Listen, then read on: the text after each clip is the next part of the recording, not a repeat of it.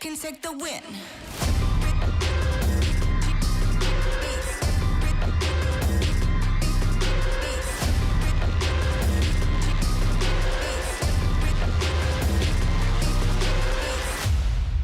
We the future that you run from, hitting harder than a bass drum, and we're only getting louder, and we're only getting prouder.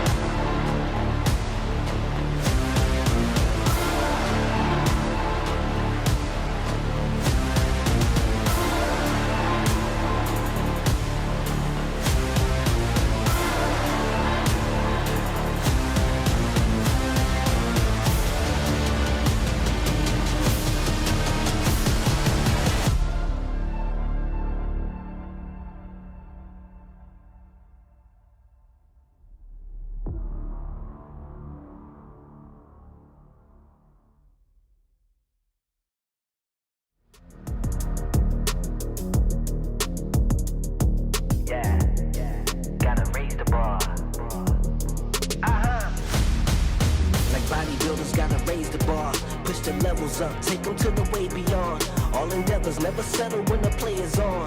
Turning measures from a little to a major one. Boom. Activated like lacking patience, decision made it. Gymnasticated so innovative can't be debated.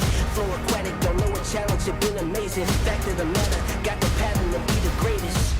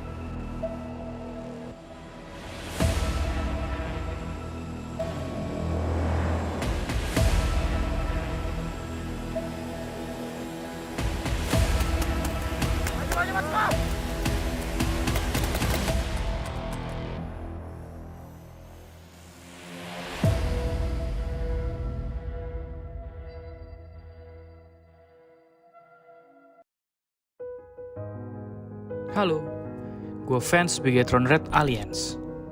Bisa dibilang, gue rindu banget melihat mereka juara. Gue udah ngefans sama Bigetron dari awal banget mereka muncul. Melihat determinasi mereka di kompetisi, jadi salah satu faktor kenapa gue bisa suka banget sama gameplay mereka. Selain prestasi yang mereka raih di kancah dunia, mereka juga selalu bisa bikin harum nama Indonesia.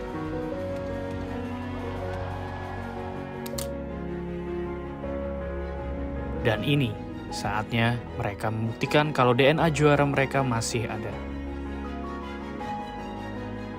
Dengan amunisi baru, gue berharap ini adalah awal kebangkitan Bigetron Red Aliens.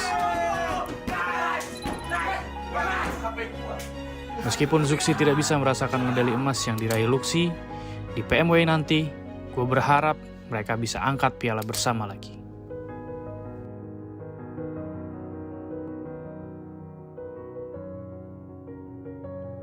Gue yakin kali ini kita pasti bisa.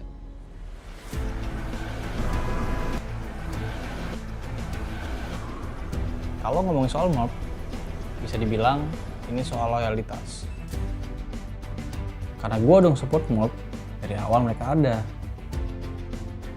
Baliknya Zai dan Frenzy, serta pemain baru lainnya, bakal bikin mob jadi tim yang akan diperhitungkan nantinya.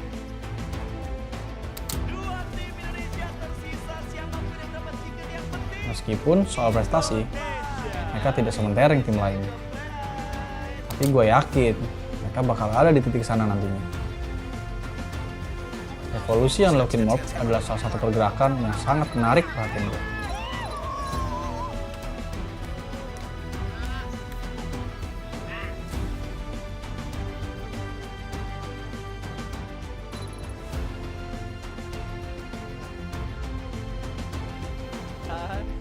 Sabar, pelan-pelan aja, pelan-pelan, jangan ngegas. Di PMWI nanti, bakal jadi panggung pertama dan pembuktian mob yang baru. Tim Indonesia yang akan mendapatkan winner chicken dinner Ryzen berhasil Sudah saatnya mob bangkit dan jadi tim yang diperhitungkan di kancah dunia. Dua tim Indonesia sudah mendapatkan winner chicken dinner. Sabar, pelan-pelan aja, pelan-pelan, jangan ngegas. Smoke setup.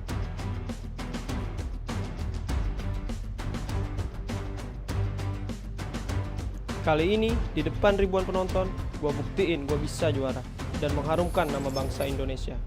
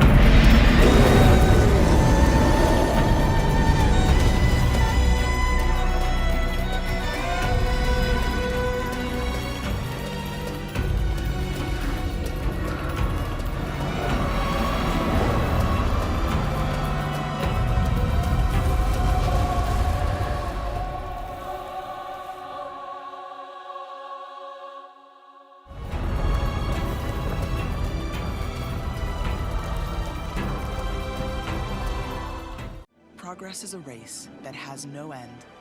After every finish line, another challenge awaits. How can we continue to push innovation in a sport at the forefront of technology? This is how.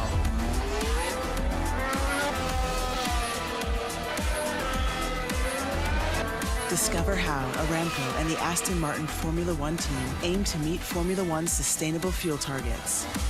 Aramco, powered by How.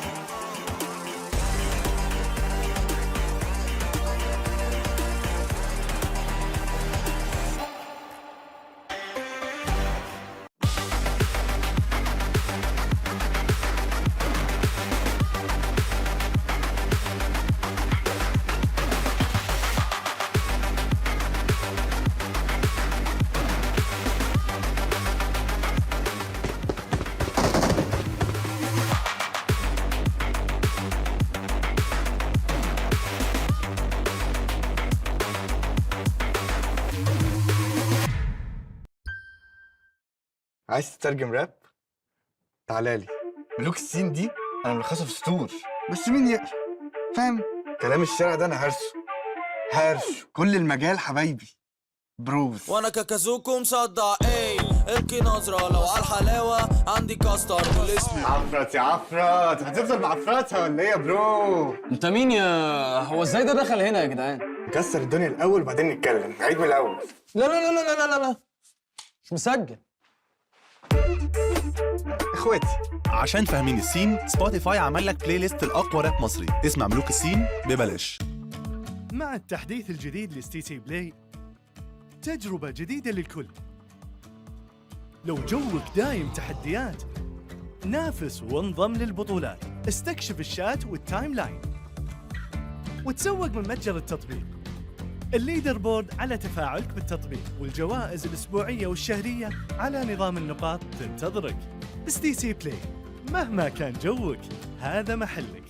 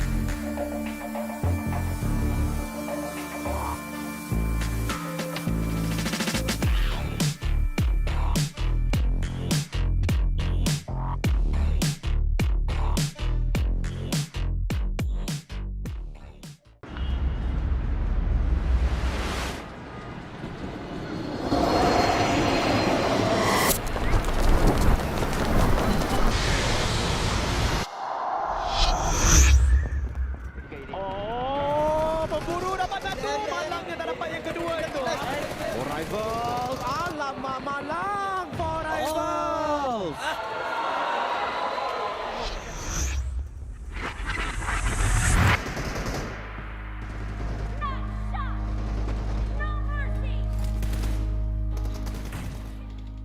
Saya tidak akan membiarkan saya berada dalam zon selesa. Kerana bagi saya, setiap perlawanan adalah permulaan yang baru.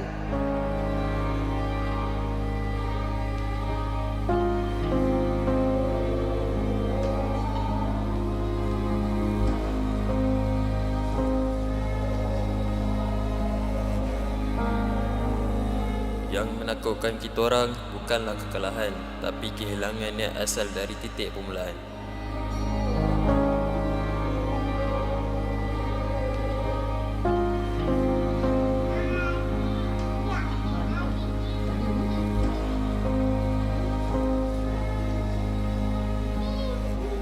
Mereka adalah punca kekuatan saya.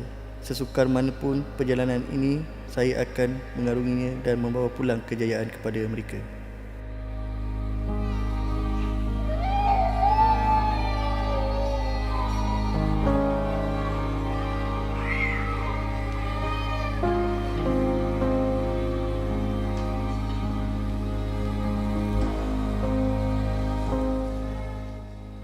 Walaupun sudah mencapai 2 juara C Championship dan pingat gangsa sukan C, kali ini saya ingin mencabar diri di peringkat dunia.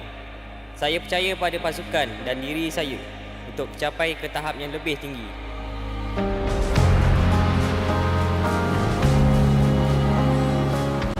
Dah bertahun saya meninggalkan halaman kampungku demi mengejar impian saya di kota ini. Semua usaha selama ini adalah untuk membuktikan diri dan mengibarkan jalur gemilang di pentas dunia. Kali ini kami telah bersedia. It's now or never. Tidak kira pengakhirannya. Kami akan buat yang terbaik untuk mengharumkan nama Malaysia.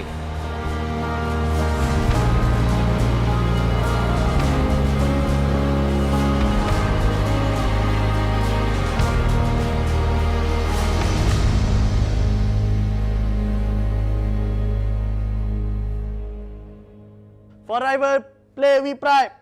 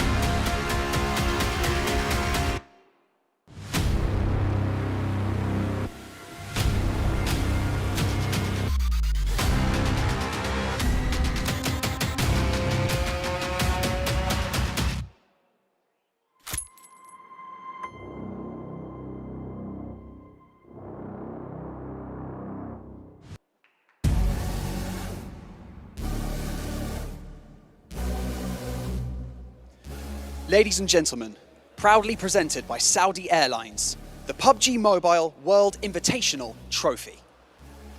سيداتي سادتي، كأس بطولة PUBG Mobile World Invitational مقدم لكم من الخطوط السعودية.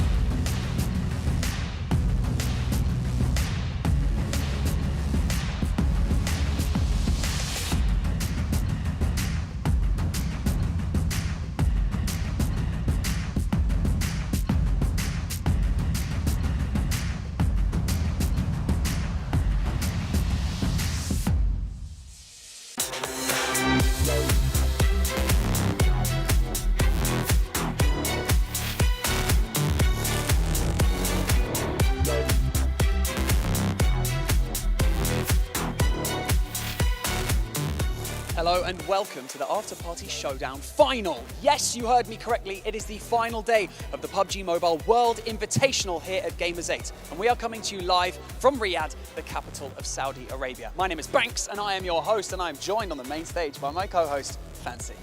حياكم الله من جديد أعزائي المشاهدين والحضور في اليوم الأخير، اليوم النهائي من بطولة الببجي موبايل وورلد انفيتيشنال الأفتر بارتي شو داون. زي ما احنا عارفين اليوم النهائي راح نعرف مين اللي بيقدر ياخذ التروفي عن منافسة جدا شديدة. ألفا 7 حتى الآن في المقدمة، لكن هل بيتغير الشيء هذا في نهاية اليوم؟ كلنا ودنا نعرف. Yes, today the lion's share of $1 million will be claimed by just one of our teams, along with the PUBG Mobile World Invitational Afterparty Showdown Gamers8 trophy. Don't worry, it's massive, so, you know, we can fit that entire title onto the trophy, Fancy. زي ما احنا عارفين الجائزة حتى الآن هي $1,000,000، وزي ما احنا عارفين أيضا أنه نسبة كبيرة من الجوائز هذه توزعت في اليومين الماضية عن طريقة اللعبة اللي يلعبون فيها كل فريق، لكن بنفس الوقت الشامبيون ما راح يكون أكثر من فريق، الشامبيون راح يكون فريق واحد فقط هو اللي بيقدر ياخذ التروفي في نهاية اليوم. Yes, prepare for our teams to throw absolutely everything they've got into all of these matches today. Plenty of rewards have been claimed so far, but only one team can be crowned champion. So, let's find out who has what it takes and go over to the desk so they can break everything down and get the Afterparty Showdown finals started. Finals started, Fancy. Finals. هل فريق فامباير اي سبورتس بيقدرون انهم يحافظون على مركزهم زي ما شفناهم بالامس؟ هل فريق الفا 7 بيقدر انه يكون في المقدمه بفارق جدا كبير عن باقي الفرق؟ اسئله كثيره ودنا نجاوبها اعزائي المشاهدين، فخلونا على طول نروح للاستديو التحليلي في بدايه اليوم الاخير معنا في بطوله PUBG موبايل وورلد انفيتيشنال الافتر بارتي شو داون. Thank you so much, gentlemen, from the stage. We are going to be bringing you all the action in our final day of not only the PUBG Mobile World Invitational, but G8 as a whole. We've had 6 weeks of play. We've had 5 different titles, but we saved the best for last. That's why we have the best analysts on the desk. Joining me, I'm Jason Kapp, and joined by Maxman and Kalars there on the very end. No, that's not John Allen. That is indeed Kalars. Sorry. That's right, it's me. Oh, James. I didn't realize. That was a good callback. But gentlemen, I mean, this is the last day of play. We have a couple of different finals, though. We have 2 different ones, right? We have the duo event, which will be concluding with this next match coming up, the first match of the day. And of course, we have our Afterparty Showdown event with the 12 teams all participating in 4v4. At the moment, Alpha 7 leading currently in that section. We had Stalwart Esports leading when it comes to the duos, though it didn't look great yesterday. I can't wait to see what's going to happen today. Yeah, I think there's a lot of changes we can still expect, especially in the main tournament, the main showdown matches that's going to be happening here. But no, especially when it comes to money, a lot of money has already been won by like sort of S2G and especially Alpha 7, right? These teams, I think that if they can get even more today, we might see a team take home 100k in prizes alone. And for me, as you mentioned here before, Jason, it was a bit of a stab in the heart yesterday. Stalwart didn't do too much. I want to see them rise back to the occasion because I think they got 0 points in duos yesterday. They came into yesterday with 30, and they're still at 30, so but still leading. So yeah, I was going to say, but they're still in the lead technically, right? Yes, it's close though, yeah. It is $15,000 as well for the #1 team, but it will break down between first and fourth of our prize pool of this one. But yeah, Stalwart Esports not having a great time, but one team we can touch on who had a fantastic day yesterday was Vampire Esports, really performing extremely well like they did day 1 of that main event. Yeah, and it's very surprising. I was looking at their stats actually in the back room. Yeah. And when you look at all the teams and times they spent in the blue, like a lot of the teams are like 30 minutes, 1 hour, an hour and 30 minutes potentially. They spent 5 minutes total throughout these last 2 days in the blue zone. They're always in the circle. They're always in a really good spot. Like their macro yesterday was on point. They always get the best position. And of course, in this tournament, if you have a good spot, you get eliminations that come naturally. Yeah, they're good at playing edge and not allowing the blue to really catch up with them. They're able to wide rotate quite happily inside the circle, which actually is quite the skill, considering that most people will dip into that blue, knowing that it's less likely people are going to be able to shoot at them from distance, etc. But yeah, Vampire, very, very precise. Okay, well, if you guys are wondering at home, what are you guys talking about? We don't know. We just joined you for the first time. We saw the stream. We're like, hey, you know what? I'm going to go watch those handsome gentlemen. Let's take a look at the format of what's all been happening the last 2 days. And, of course, today we have 12 teams playing 18 matches and 6 matches per day. But as you do notice on the right-hand side, we're going to be having Vikendi, Karakin, and Livik as well here in the map pool. And those have been extremely exciting. I still want a normal Vikendi game. I haven't got it yet. That's true. It's been 2 coastal finishes. I can't angry right now. One normal Vikendi game will be happy, but we saw some interesting things. I think that it's still really hard to adapt to this amount of maps, right, in this amount of days, and especially seeing how hard the circles have been for the teams. But some teams like Vampire, we talked about it for yesterday specifically, have found a method to the madness, and I think that if you can still crack the code, there's a way to increase your ranking. I'm calling Vikendi right now. It's going to be a South Coast finish, South of Winery. Just no. None of the fields, none of the compounds, none of nothing. But yeah, so it's been cool watching these teams try to adapt to all of the scenarios that they're thrown into. I think that ultimately all of these very wild circles that we've had so far has tested them even further, because it's enough that you have to play 6 different battlegrounds across 6 matches. Never mind the constant hard shifts, the difficulty that comes with that too. I mean, remember we talked to Sertani yesterday after the event, well, I guess after the final match, right? And he was asked by Barney and Fancy, like, have you guys been preparing for specifically these extra maps coming to the pool? And he said, no, we're just kind of, well, obviously we know Sanhok, we know Erangel, we know Miramar, we're just focused mostly on those, and we're just kind of playing it as it comes when it comes to the other 3. If you have a good macro, right, in general, I think you can adapt to pretty much every situation that comes your way if you just got a good game plan. The map doesn't really change too much, right, at the end of the day. If you know the good spots and you know where to go depending on the circle, no issue. And as we talked already, like 5 minutes in the blue zone, it seems like they are very snappy. When they have a game plan in mind, instant execution, and it's worked out great for them yesterday. 3 chicken dinners out of those matches. Yeah, the best way to exemplify it is the Vikendi rotate that they made. You know, just snap of a finger, 4-man straight to the compound that they wanted, paid off in the end. Okay, well, speaking of paying off, let's take a look at the prize pool for you guys at home and see how the money does break down, because it's a little bit different than maybe what you're used to. Yes, there is $1 million on the line. However, a majority of that money does not come from placements. It is $180,000 in total for that alone. $60K for first place, $55K for second, and you can read the rest of it. But what really stands out is the match rewards. $414,000 you can technically max when, did you know this? $33,000. I couldn't do the math. Thank you very much. I do appreciate your help on that one, yeah. 33,000 per match can be one home. And actually very interesting, looking at the stats, Alpha 7, you know they've got the potential of getting some money for like the first airdrop and also how many airdrops you get per game. They got 0.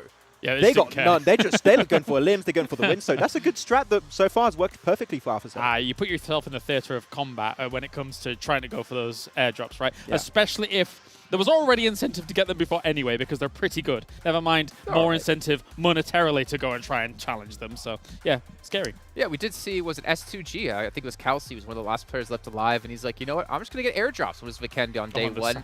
Yeah, I think it was day 1, maybe day 2. I think it was Sanhok. He was swimming around, taking them, and then came in on the beach and ruined, I think it was Alpha 7's plans. Yeah, actually, like 2 limbs, I believe, on Alpha 7, so it worked out good. Yeah, so obviously some teams have changed up their strategies depending on how things go, because they realize the money is where it's at. You can see here the best team presentation that happened on day 1. You guys go check that out over on the VOD to see who you thought was the best. But we have the best duo for 15K, fan favorite player for 10K. A lot of money being given out. The question is, there are none of these event awards for talent, which makes me a little bit sad. If there was a best John Allen impression, Colars, you would be in the money. I think I would. You're trying to bait it. You really want it to happen, but I'm saving it for later, you know? Saving it for later. To be fair, Maxman has been working on his blank impression. He has. Maybe we'll see that later on today. I have a great video of it recorded on my phone. Pretty good. On my Sony Xperia 1 Not to hype it up too much, but it was pretty good, guys. We'll see if I'll do it later. I'm not sure about that one. Blank is looking at me. I got the death stare right now, so I don't know. He's smiling. Spooked. Okay. He's got that like smile that lets you know, like the glaring eyes, but he's got a smile. And it's the moment you know an anime protagonist is going to go crazy. It's like, So it's just, I'm in danger right now. Don't worry. You got Clarissa to protect you. You got me to run away. Let's take a look, though, at the points and how it works, though, for all these teams who are participating. Remember, this is going to stand with us not only in the duo event, but also in the team event. 10 points for chicken dinner. And to be fair, we've actually seen this affect teams quite heavily.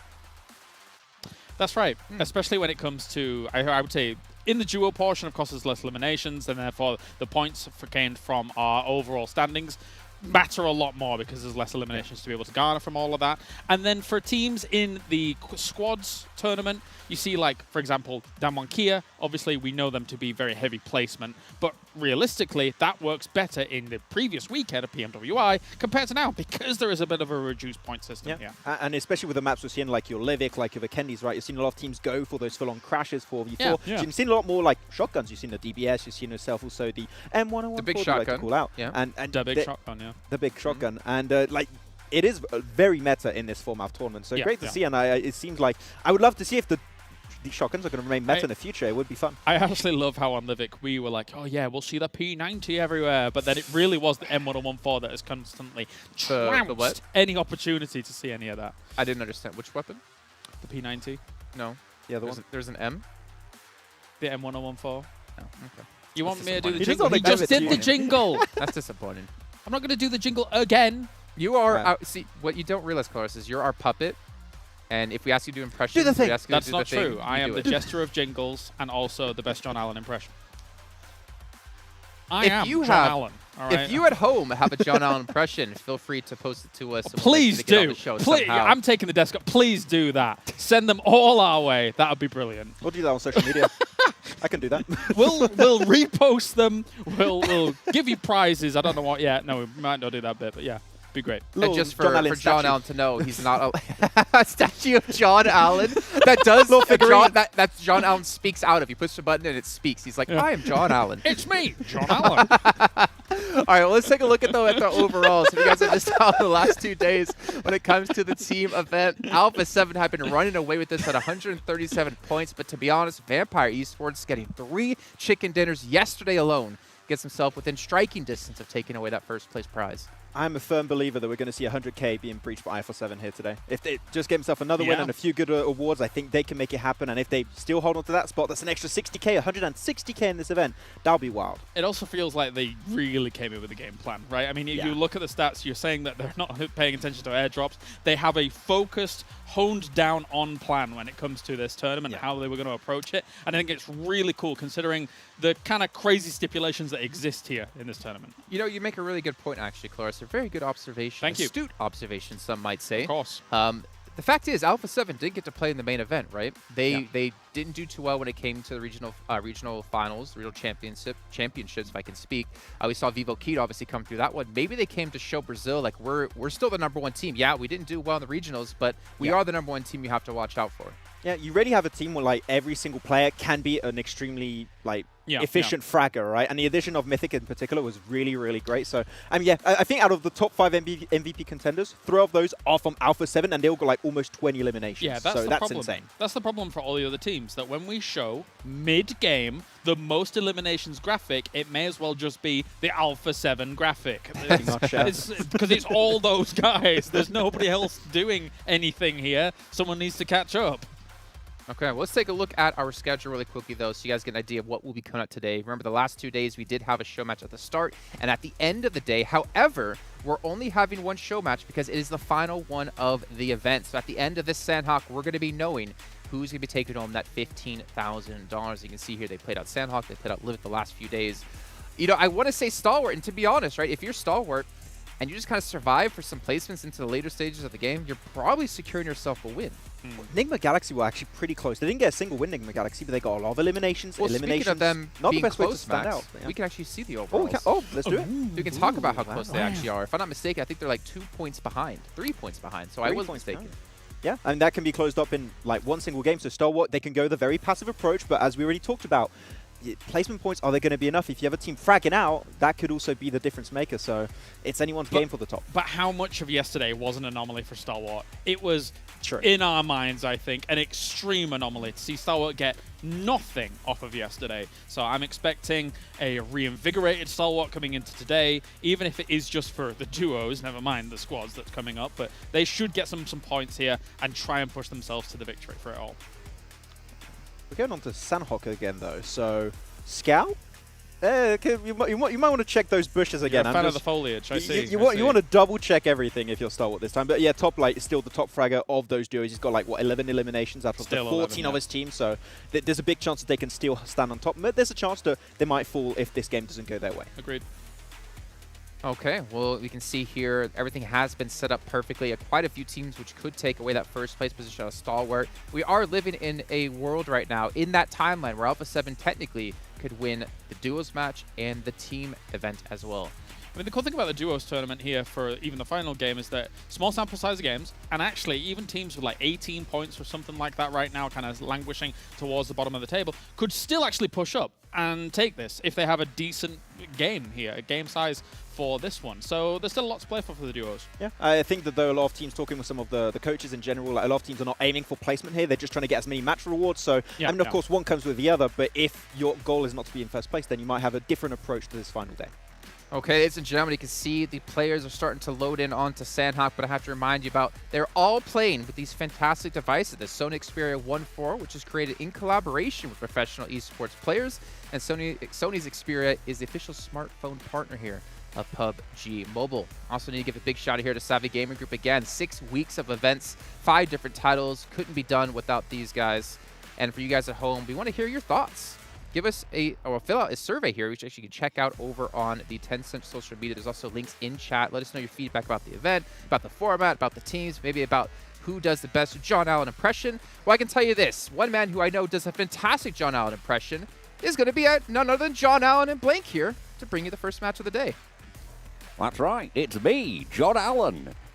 I thought... yeah, that's crazy. I thought I was casting with Kalaris for a second there because you do such a good impression of Kalaris doing impression of John Allen being John Allen. That's right. Yeah. It's a skill. It's quite meta, but yeah, we make it work. Exactly. Remember, send in your John Allen impressions from home. Let us know who can do the best John Allen impression. Yes, you might not be able to get as the deep of the tones as John Allen, but you can certainly try to imitate the Kalaris. No, there's definitely no way that they can really get that low. I don't think that range is accessible. All right, Kratos, that's enough of that. Boy. This is our final match of the duo show match, so whoever wins this will be going home with a grand prize of $8,000, $4,000 for second, $2,000 for third, and $1,000 for that fourth place. So there's a lot up for grabs here in this final show match of the Afterparty Showdown, so make sure you're paying attention. We have a couple of teams at the top there. Nigma Galaxy sat with 20, I think it was R8 with 27 points. Or Nigma Galaxy, Nigma Galaxy with 27 points. You have R8 with 26, and Stalwart sat right at the top with 30 points. Alpha 7, though, 23 points. Definitely have a shoe-in at the end of this show match showdown. And I think, if they get that chicken dinner and Stalwart goes out early, who knows what could happen. You know what DBS stands for this time? The Big Showdown, because we've got all of these teams going for the top spot. As we drop north to south, now can the end of the plane path. Early drop for Damwon Kier on the north side, spreading out across the way. Looks like could be a little bit of argy-bargy in paradise.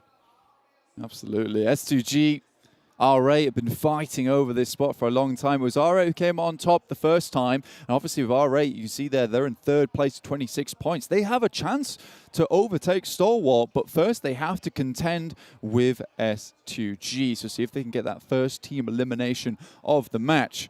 Let's see what they can do. SKTon and Prestige, see what they can get done here. Also a little bit of a hot drop in Painan. Falcons on the south coast. Deadeyes Guys on the northeast side of the river. In Painan, at the moment, it's S2G getting the better end of the deal here. Silas able to get the flush on SKTon, leaving Prestige high and dry and alone. All on his lonesome. This actually opens things up just a touch here. 7C sat in fifth place with 19 points. Yes, it's a little bit difficult to get further than 26 on R8. But if you get the right amount of eliminations, get a good placing in this match, and if Scout can bring out some of that Scout magic towards the game where he became the snake, he was one with the snake, perhaps he might just be able to get enough points for the team to sit themselves with a prize. So the highest scoring game so far that we've seen has been an 18-point game from both Stalwart and R8 in the second and fourth rounds, respectively. And so they're going to be looking at that as really a ceiling. At the moment, you were talking about 7C, they're sat 11 points behind Stalwart in 30 points in first place. So it is achievable, right? But it is absolutely a lot to play for, and you need to be fragging out your mind. Yeah, it is crazy right now because, yes, we've played 4 matches, but it's still very doable for some of these teams to overtake. And if you want to make sure that you find out exactly who wins that grand prize at the end of this show match, because there will be no more today, it's all going to be that after-party showdown, those match rewards, and who can take home the most money, as well as take home that first place prize just in terms of points alone. Make sure you are watching together with us of the PMWI over in the in-game esports center with your friends to win yourself some PMWI special sets, which are still available. And if you want to look fresh while you're playing, of course, there are the gun skins and the outfits for the PMWI. PMWI packages are on sale for a limited time, and you can also win PMWI treasure crates if you play PUBG Mobile during PMWI. I know I've been playing some PUBG Mobile during PMWI as if 8 games a day was not enough. I go home and I'm dropping right in Erangel as well. So I keep it going, and that's what it's all about. But here, right now, we are on Sanhok, the jungle. Right now, a lot of these teams feeling the humidity as they start to sweat because there is a lot of points still up for grabs. You mentioned this before. 18-point total has been a game that's been achievable, which would sit like practically down towards down one game with 17 points above Stalwart should they go out early. So there are a lot of things that have to happen before teams towards the bottom can ladder up, but there's still a chance for these guys. Well, I mean, 18 points would see all the way down to 10th place get over Stalwart, right? Yeah. If they can get 18 more points than Stalwart in this game. Unfortunately for Riyadh and Bigetron, not so happy in their current scenario, but there's still time. Yeah. And there's still points in the lobby. Exactly, John. There's still a chance to set the record here. Ooh. Additional over the 8 eliminations. So 8 eliminations is already tough as it is. Remember, we are dropping into this match with only 24 players, and already one of them have gone down from R8. We're trying to stick this one out, and why wouldn't you if you're R8? Prestige sends down towards the southwest, past Paradise Resort, to a compound alongside the road just to the east side of Boot Camp. He wants to ensure his survival because you go lower than 4th place, John, you are taking home absolutely nil. So for R8, it's all about survival at this point in time, so we'll check back in with them should they end up going down or should they survive towards the end of the game. I'm liking the little picture-in-picture there of both of those perspectives as we swap away from the player from S2G. Keeping track of this fight, though. Bigetron, close by, I think. Neither team really making the push into that compound, and in fact, you can see S2G moving kind of away from it in this scenario. Deadeyes Guys and Team Falcons haven't jousted too much either. At the moment, no one going down, but that might be about to change as Yusuf spots the player up the top, Powerful, pushes in as well. Joker pops the nade, has the pin going. Powerful has one of his own, looks to put it over the eaves. Nicely placed, but a little too long. One sent back his way, and again, just too far. Yusuf and Powerful looking to heal. Dipping in and out at the moment as the pitter-patter of footsteps on the roof side just alerts Team Falcons to the presence of the enemy team. Falcons currently landed on the ground, whereas it looks like the Deadeyes guys are taking to those rooftops, though. On top did drop down, so did Joker. So now playing on even footing at the moment. Dabig shotgun in hand, as well as a UMP, highly accurate when it comes to that close range. So very, very nice here where you want to hit that jiggle peak, spam a couple of shots off and then straight back into cover again. On top's even got the M4 on board as well, so a very nice loadout for him. Powerful crawling around the sidelines here, looking for that off angle.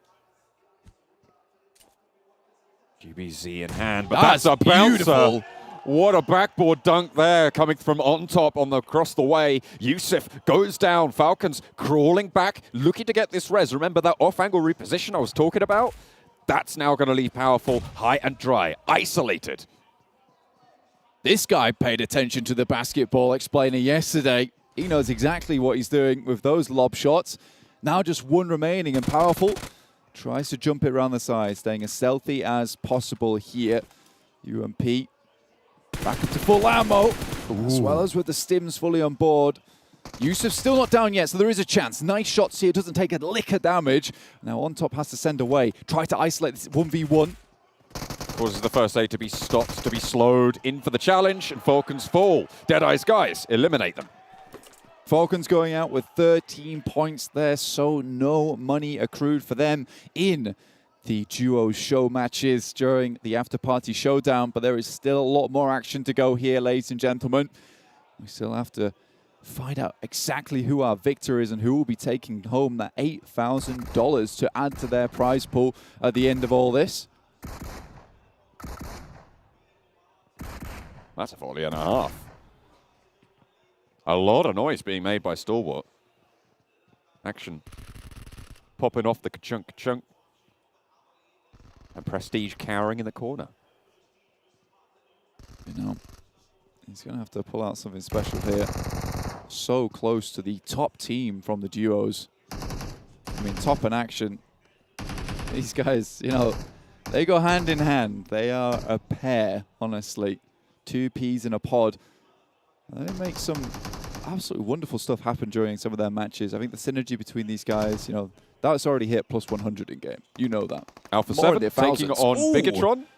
In the meantime, on the hillside, already found one knock early. Clean sweep across the hillside. S2G didn't have a shout in that fight, but now they're across the way. They should have heard that go on. 2 elimination points for Alpha 7. Good news for their push to the top. Still sitting in 4th place, though. $1,000. But like you say, 2 eliminations, 2 points found. That sends them just a little bit closer to R8. But currently, like you said, cowering in the corner. Not accruing any points so far. So Alpha 7 taking this one slow and steady. Like the Death said, it could really be Alpha 7 going home with it all in the Afterparty Showdown. Not only in the main event, but also in the duo show matches. DBS and M4 with a suppressor on the back of Prestige. So potential to be a little sneaky snake. What? I'm not Come sure. on! Actions. Fight us! He's just shooting. He's just going. Oh, he wants to alert the enemies to them. He's even taking shots over towards his teammate there. You know, practicing his aim. Why not? They've got a fairly central position too. And they know that if they want to hold on to this top spot, you know, it's not a case of just playing slow and steady. Really good off angle from Revo there, and Carrillo set that initial fight up perfectly. Riyadh with position towards Stalwart. I mean, there's plenty of noise being made by Stalwart, our top duo currently in the lobby. So people looking their way, and you do need to be worried about your back. That's exactly what Munir is doing. The only thing that does concern me about the desk pop going on from Stalwart at the moment is the amount of ammo that they're actually expending. I wonder how much they still have left in the tank. Do you think Action's swapping to just weapons he's finding on the floor? I think so. It does seem that way. He did have a Thompson before, and now he's back to the M4 and UMP. Again, that's still 45 that he's burning through. A little bit spooky. What? Yeah. Sorry, it was just a bit spooky. Next circle, just about to come through. Mainland pretty much decided on at this stage, as we do wait for that one to tick through. There's the leaderboard on the left-hand side of your screens right now. You can see not too much shuffling going on, but that gap between Alpha 7 and R8 has closed by 2 points. Only 1 point in it now. That's a fairly hard shift and actually cuts out about 25% of the circle. Yeah, with the river actually moving through there, it's going to be a little bit tough. Luckily, there's no teams over on that northwest island. We cut that out a long, long time ago. It wasn't likely to head up there, so we ain't got no swimmers this match, which is the good thing. No one getting too wet during this one. And honestly, you wouldn't want to. I mean, you're not going to dry off for a little while.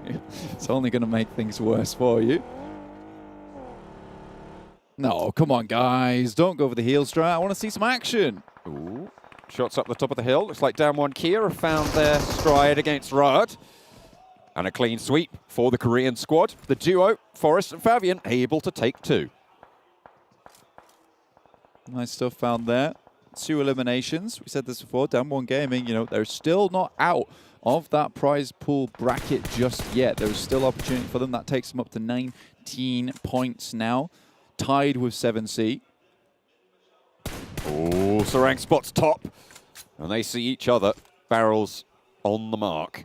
It's top, half HP. Popping the bandages. A lot of meds in the back. Smart to use the bandages now. Keep those 4 first aids for later.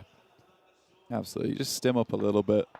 Make it happen. Sarang, though, tapping away over towards Stalwart. Those are the fingertips of giants here with the M4 slamming some bullets into you. Feels just a little bit more hefty than a tap. Scout watching behind himself. You know, he is the scout. He is the snake, so he's very aware that there could be more snakes in the circle. You know, he understands the importance of that. The serpent. Yes. From the Indian region. Proved himself against Stalwart. That's right. Game number 1. Bared his fangs against them. They weren't ready for it. Plenty venomous. Hamodi into the circle. Lord a little bit lower. Further out as well. Not quite even across the river. The circles won't quite tick hard enough to take Lord down, I don't imagine. You can see they are going to have to keep going because that blue zone will not relent. Got 6 painkillers, 2 painkillers, 6 energy drinks, 16 first aids. You know exactly what's happening here. I don't think I have to spell it out for you guys at home. I'm sure you're smart enough. I wonder what Lord has on board. I wonder if Lord has a different set of meds going through or trying to loot up at the back. We'll have to wait and see. Stalwart still playing that Crossroads compound prestige, hiding this whole time. Yeah, with the DBS as well, so he's ready for anyone that tries to rock up on his shack. He'll defend it to his last breath. And there will be a fiery breath coming out the front of that DBS. S2G, though, their initial skirmish with R8, which they did win out, in fact, and it seems like they're getting better and better at that as the days go on. They took some humility, let's say, yesterday, as R8 just immediately squad wiped them.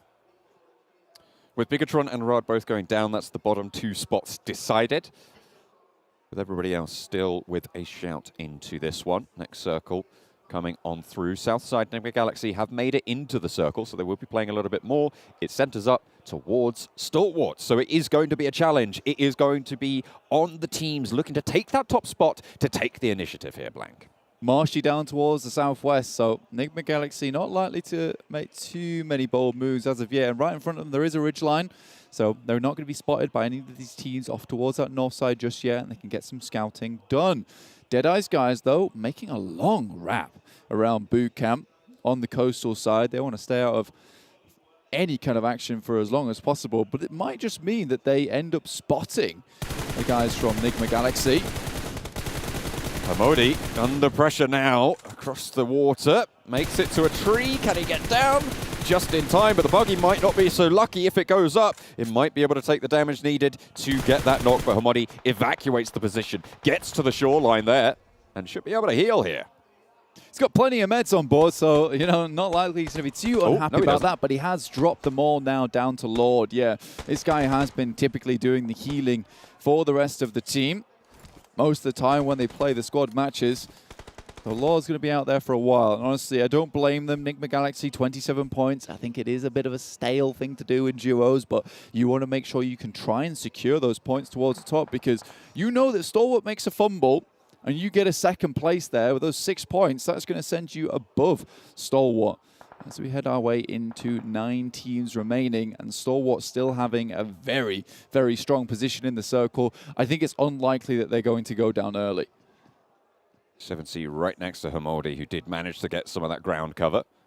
Stalwart can't quite see Hamodi's position, but I tell you, probably can if they do turn their attention that way, is Vampire Esports. You can see Fluketh up the top there, with potential oversight onto Hamodi's position, but the rock he's at right now should obscure that vision. There's a couple of trees as well, with their foliage providing sanctuary.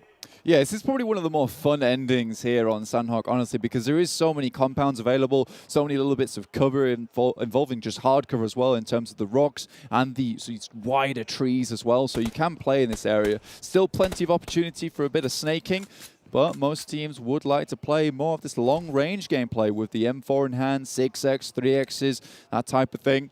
Lord, though, again, just healing it out with the level 3 backpack on board with the initial stimulant of medical supplies that Hamodi did pass off over to him.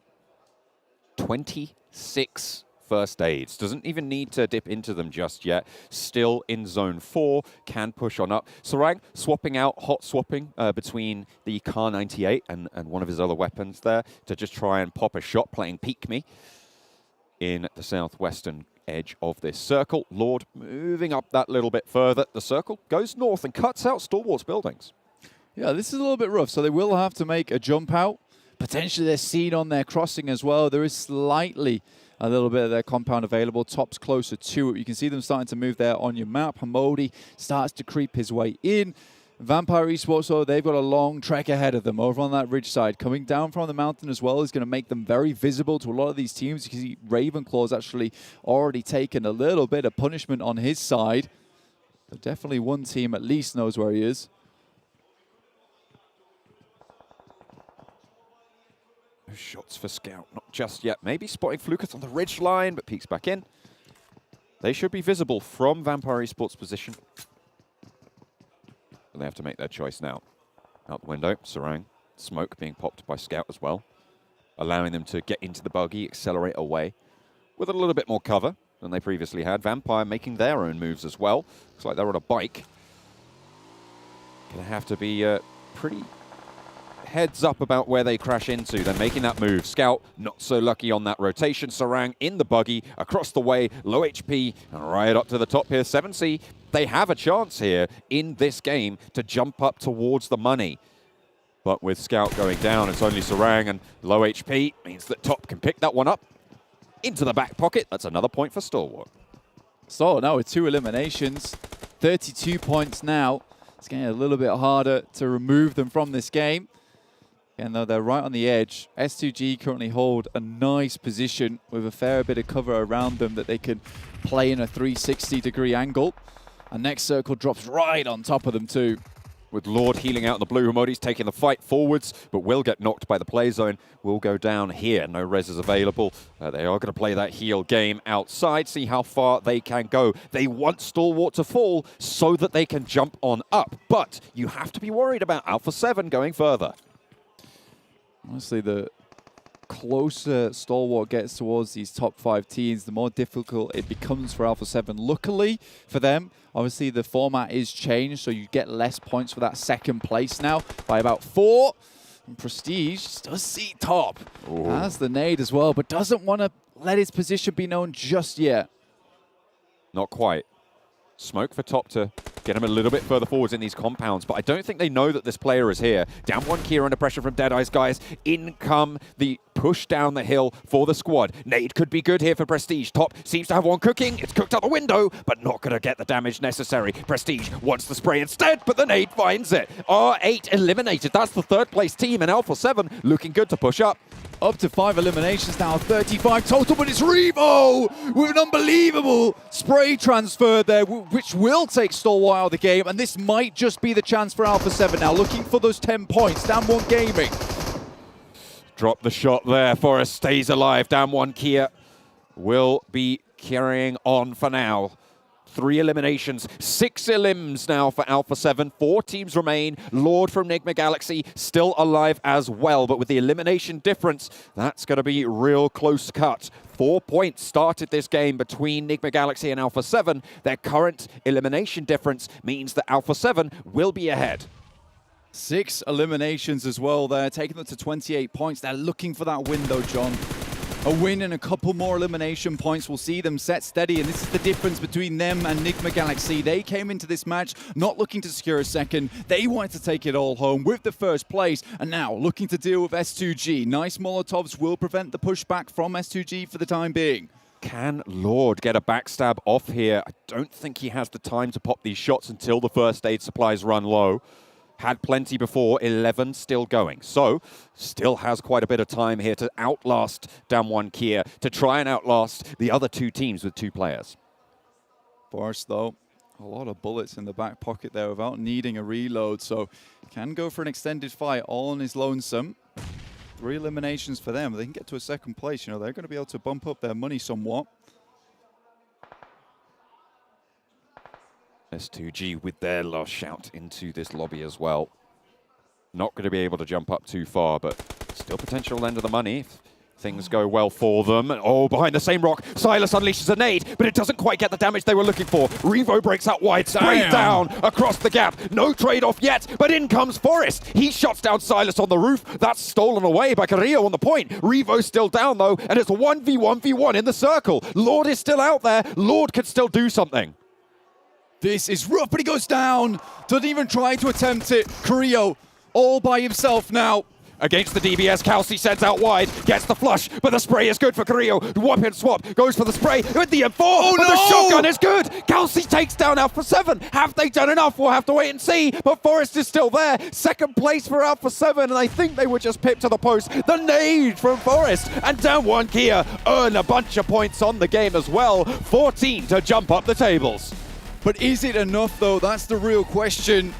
Did they make it into the top 4? We'll have to find out shortly, but what an attempt from Alpha 7. Just too little too late, with Kelsey hitting an insane headshot onto Revo as he made the cross. Smart moves overall from Alpha 7, but they just weren't able to eke out at the end. Still, second place, $4,000 in the bag, but it will be Stalwart with their deadly duo, with Top and Action, taking home the $8,000 here in our show match. Wow. And Alpha 7, to be fair, will still get plenty of money on the game, on this duo's performance. That's the power of the DBS. Around the side of the rock, it shut down one of the strongest players in our lobby. It was really rough there, but we're going to head over to the match rankings presented to you by STC. And Jason Kaplan. Wait, what? We're not even doing the match results, we're doing the overall results. All right, so Stalwart Esports taking themselves the title here of our duo tournament, 37 points, and they get themselves $15,000.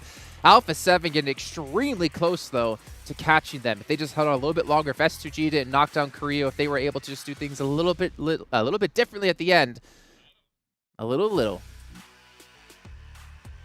I mean, ultimately, I knew that coming into today, I said Stalwart had been stabbed in the heart a little bit from yesterday, but there was no way they were going to have 2 bad days in a row. They started off with enough, is fair to say here, to get themselves the #1 spot. Alpha 7, though, and actually a few of these teams were hot on their heels towards the very end. Yeah, actually, Nigma Galaxy trying to go for the heal strat, Lord trying his best, but heal strat in this format, you're not going to get too many placement points from a second place, right? If it was still like the 15.4 chicken dinner rule set, then sure, that strat would have been viable.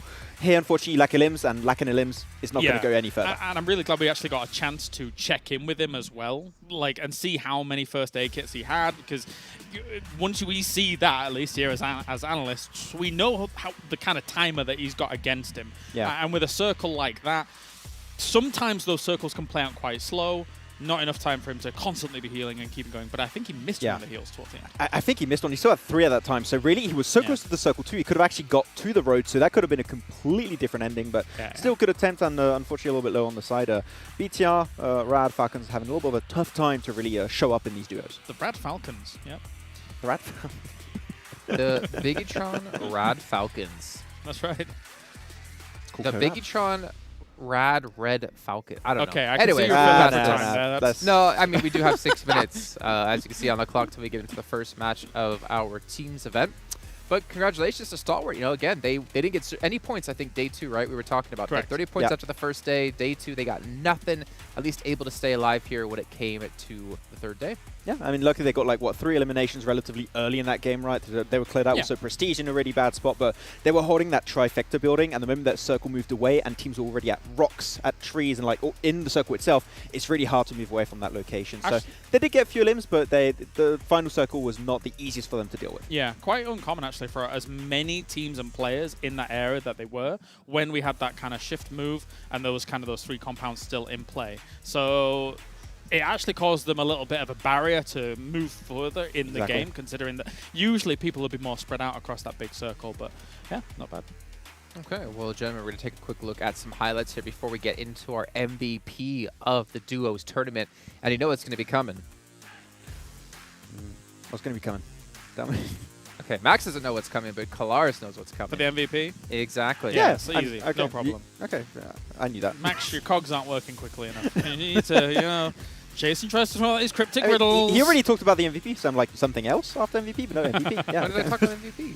He said about the MVP, like see who is going to be winning. Well, we really did justice to these highlights, guys. Good job. As, a nice little nade to finish things off for down one Kira as well, to finish off that scenario. Yes. Okay, Stop. Max. Are you ready, Max? I'm ready. Okay, let's see our champion stats here. It's actually not the MVP just yet, but I hope you got your predictions ready to go. Just a few. Obviously, the best duo coming through. 587 average damage and average limbs of 3.8. Not too bad. That's actually really good. And then they had a 0-point day, right? Yeah. For the duos. Like 3.8, you got to say, like, day one was insane. And also, the few games they got here was great. But their first day was absolutely mental. Like 14 eliminations in 2 games total for the whole squad. Of course, like, that average is going to be extremely high. Yeah, a great day, then a dog water day, then an okay end. Not bad. Hey, if it gets you enough to win the whole thing and win $15,000, I wouldn't complain at all. But then you have to ask yourself, who's going to be the MVP of this? I'm going to go first. I'm going to give you guys some time here, not because I know who it's going to be. I think we have it in mind already. Okay, so we'll 3, 2, 1 countdown and we'll do it. So 3, 2, 1, and then we'll go, right? 3, 2, action. Top. Oh. No, it was like top, so I meant like go. Oh, yeah. Yeah, you were counted down like a movie slide. Action. Exactly. Oh, we're all wrong. Excuse me? Joke's on you guys.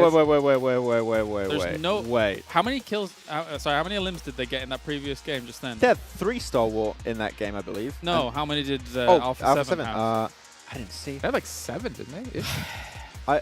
Okay. So did Action just get them all and Top did nothing in this game? If that's because Top had 11. He had before 11 this game, coming so into today.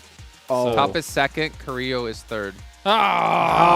So close. We're all wrong. Now, don't you two like idiots making fun of me? Yeah, but you were definitely, you were way off. You were another game. I think we're all I don't know what you were off. doing. We were all equally wrong. But No, Revo we is all right here as the secret MVP of the duos, and of course, potentially moving up the ranks when it comes to the team event. As I have a producer laughing at me in my ear. That is not appreciated. Supposed to be on my side. So thank you so much for that, Addy. But obviously, with 2 minutes left to go before we do get into the main event here, the team event, I'm really excited to see what's going to happen because Vampire Esports, as we saw in the main event last week, day 1, fantastic day. 39 points in the first match. Yeah. Day 2, non-existent. I'm worried that because they had a fantastic day 2 yesterday, maybe they're going to fall off here in day 3. Maybe they're going to repeat the performance of last week. That's the thing. Like, they are currently a contender for first place, but if you want to catch up to Alpha 7, not only must you have a good day like they did yesterday, you must hope Alpha 7 has a bad day. And unfortunately, from what we've seen so far, Alpha 7, they're looking hot. They had 2 great days in a row. Yep. I don't expect them to fall off today. I think it's definitely a competition between the top 3. When you look at how far that they put themselves ahead, of course, as you say, Alpha 7 really looking primed. And after taking away this 2 days, it feels like they came in to this stage the most prepared, knowing kind of what game plan they wanted to go in with across all the battlegrounds, to be perfectly honest. So yeah, it bodes well for them in this final day. Okay, well, gentlemen, we do have 1:20 left to go before we can head into this match. It is time to get things ready to go. But once again, before we do hop into this match, I'm going to give a big shout out here to Aramco, one of the sponsors of this event, to make these 6 weeks possible, as well as Saudia. Again, without these fine companies, we would not be here today watching some of the finest PUBG Mobile action the world has to offer. But speaking of finest things the world has to offer, go over to our caster duo of John Allen and Blake. That's right. It's me, John Allen. Again, I'm going to keep doing that until it dies. I think it's DOA already, honestly. I'm so sorry. Yeah. I think it needs to stop now. That's not my fault. Cease! I didn't start it. You know, look, looking at these teams at the moment in the Afterparty Showdown, I love Down One Kia. They're probably one of my favorite teams, okay, right? But as a European caster, I do have to support Alpha 7 now in their pursuit for glory, for victory. So I think we need to pull a 7 Worlds Gaming. Are you ready for a 7 Worlds Gaming? I think so. You think so? Yeah. Let's see if we do the same thing. You ready? On 1, 3, 2, 1. Do Brazil! There we go. Oh, it's perfect. It's perfect. We're ready for this one. We're getting into game. It's Erangel to start things off strong and steady. We'll be getting the match very, very shortly here as we do see our playing path. You can't see it quite yet, but I'm going to fill you in regardless. We're heading from Quarry all the way up to Stalwart, so we're getting that southwest up towards the northeast playing path. John. Cutting straight across the diagonal here. Should be fairly open. Looking at what a Stalwart going to do. I mean, we've seen them basically go Novo every single time, even in these 12-team lobbies. Potential to be a little bit late on that one, but they can drop around those roads very pier, try and pick up some vehicles, head out that way. Nothing really too tricky for a lot of teams. Yeah, this is like a very nice playing path for a lot of different teams here. If you're trying to get over towards the eastern side, let's say Milta Power, Lipovka, slightly more difficult, but there is plenty of roads here where you can pick up some of the vehicle spawns, especially even Georgia Pole. You know, if you head up towards Hospital, I think there's like 2 buggy spawns up on that side as well, so you can really pick yourself up some quick vehicles and get moving. Most eliminations swept there with 19 eliminations so far, John. That's kind of a surprising one for me, considering he's done so much here in the Afterparty Showdown. And I think, you know, because Fluketh and Stone both had such a good PMWI, he's showing up here in the Afterparty Showdown to try and earn as much as possible for his team. Mythic there topping the tables for headshots, as well as Stoned on 4 as well. Bumping it up to 6 in this 18-game series. Oh, Revo doing so much work. I mean, these guys are the top 3 for eliminations as well as knockouts. It's really good news for them in terms of their performance. Nadalims, though, is pretty tight at the top 3, the maximum that we've seen. Absolutely. I think, you know, Mafioso as well as Revo, you know, they're both very, very good players. You can see how high they are in the knockouts, but I think every single player on Alpha 7 does play their own particular role. You know, Carrillo's very, very good when it comes to those clutch moments. And I really do like the addition of Mythic. I think he's provided this amazing defense for the team. You know, he's not always the most flashy player in the world, but when it comes to preventing teams from wiping them or getting a quick swivel on teams that are flanking from the side, you know, that is where he absolutely does shine. Ooh, a little bit of spice here for 7C and Bigetron as they hot drop on top of one another. A little bit spooky for them up in Severny, but it's a nice place to start for yourself, especially with the circle. If you didn't quite catch it, or you're just joining us now, it did head up towards that northern side of the map. I would say fairly central over both the middle islands, well, towards the north of the island as well. So we don't have a huge amount of water in this one. So it provides some pretty decent rotational paths for a lot of these teams. Stalwart, on the other hand, all the way down towards Novorepnoye, they're not going anywhere. And you would know that they drop Novorepnoye every single time if you are tuning in to the PMWI. And if you watch together with us for the 2022 PMWI Watch Together, you can head over towards that in-game esports center, watch with your friends to win yourself some PMWI special sets. You can look fresh as anything doing it as well. If you're grabbing those gun skins and outfit, the PMWI packages are on sale for a limited time, and you can also win PMWI treasure crates if you play PUBG Mobile during PMWI. That's the key part of that one. That's the key part. Make sure you're playing during the PMWI, because we are coming to a close now. You know, we're in our first match of the main event. There's no show match at the end of the day. We already found our victor for that in Stalwart Esports. No second runner-up for them this time. They're taking it all. That's happy days for them. So as we head through the next 6 games, I'm going to say 6 games right now because we're really in just that very beginning of our angle right now. Do you think any team can start to challenge Alpha 7? Because they are ahead. But not by... No, I don't think. All right. I don't think anyone. I don't think anyone's gonna. All right. Yeah. Okay. It's gonna be very. All right. Yeah. I get it. Alpha 7. They're just way ahead of anyone else right now. To be fair, I mean, we joke around, but they are astonishingly far in the lead for the fact that they've only played 12 games, being 27 points ahead of Vampire Esports. I mean, it feels like it's going to be a really, really hard task for them to catch up to that. Right, over these 6 games, you're looking at close to 5 points extra per game. for Vampire Esports over these next 6, right? Yeah. And a team like Alpha 7, to outperform them by that margin is very, very hard. Absolutely. Zuxi, though, N249 blasts Erang out of Erangel there. And he'll take the first elimination reward of $2,000 going over towards the Bigetron Red Aliens, and Zuxi picking up that one. Well, that's the thing as well, right? I don't think Alpha 7 are going to be dethroned at the top, but there are plenty of teams that could take a couple of chicken dinners and look towards out-earning them. I mean, S2G, for instance, right? A lot of money found for them. Sneaky. They're sat in 6th place, right, at the start of this game, but they have a lot of cash on the cards, and that's kind of the really exciting thing about this Afterparty Showdown. It's those in-game bounties. Yeah, they love Sanhok, man, because they are able to get that first team elimination a lot of times. And, you know, it goes either way for both R8 and S2G. You know, they take their chances with one another, right? It's like either R8's going to get that $5,000 or we're going to get that $5,000. And I mean, both teams would take your chances on that.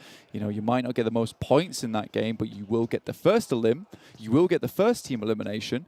And you know, that could add up to a total of $7,000 on the game. Just 3,000 under getting that chicken dinner. I mean, even if you're taking a coin toss on the fight, right? 50-50, on average, you're getting $2,500 per game. Yeah. If you're hot dropping. Exactly. That doesn't include the first elim either. So, you know, there is a lot to be had for S2G. And I think that drop over towards Sanhok is nice. Zuxi, though, on a tear right now with the M249. Taking it. Close quarters with 7Cs at the moment. Zuxi with the mini Uzi will just look to finish it. And this is good news for Bigetron, right? A team that seemingly dodged the money so far in the previous 2 days' games. They pick up that 2,000 for that first elimination, and they're looking to try and take out the rest of 7C. Not so good if you're a fan from the Indian region, though, as Scout and Spray God look to defend. Missouri takes a fair bit of damage there, but Zuxi will knock another, and Spray God now just Scout all on his lone. Has to pull something magical to make this one happen. It's very unlikely, and Zuxi, an absolute machine with the M249, and Luxi lobbing that one over the top. It's simple pickings for BTR. $7,000 earned. First match of the day.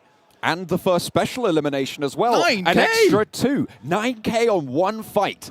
Incredible result for Bigetron. I think they started on, what, like 11, 17, something around that sort of mark in the teens. So nearly doubling their earnings in one fight.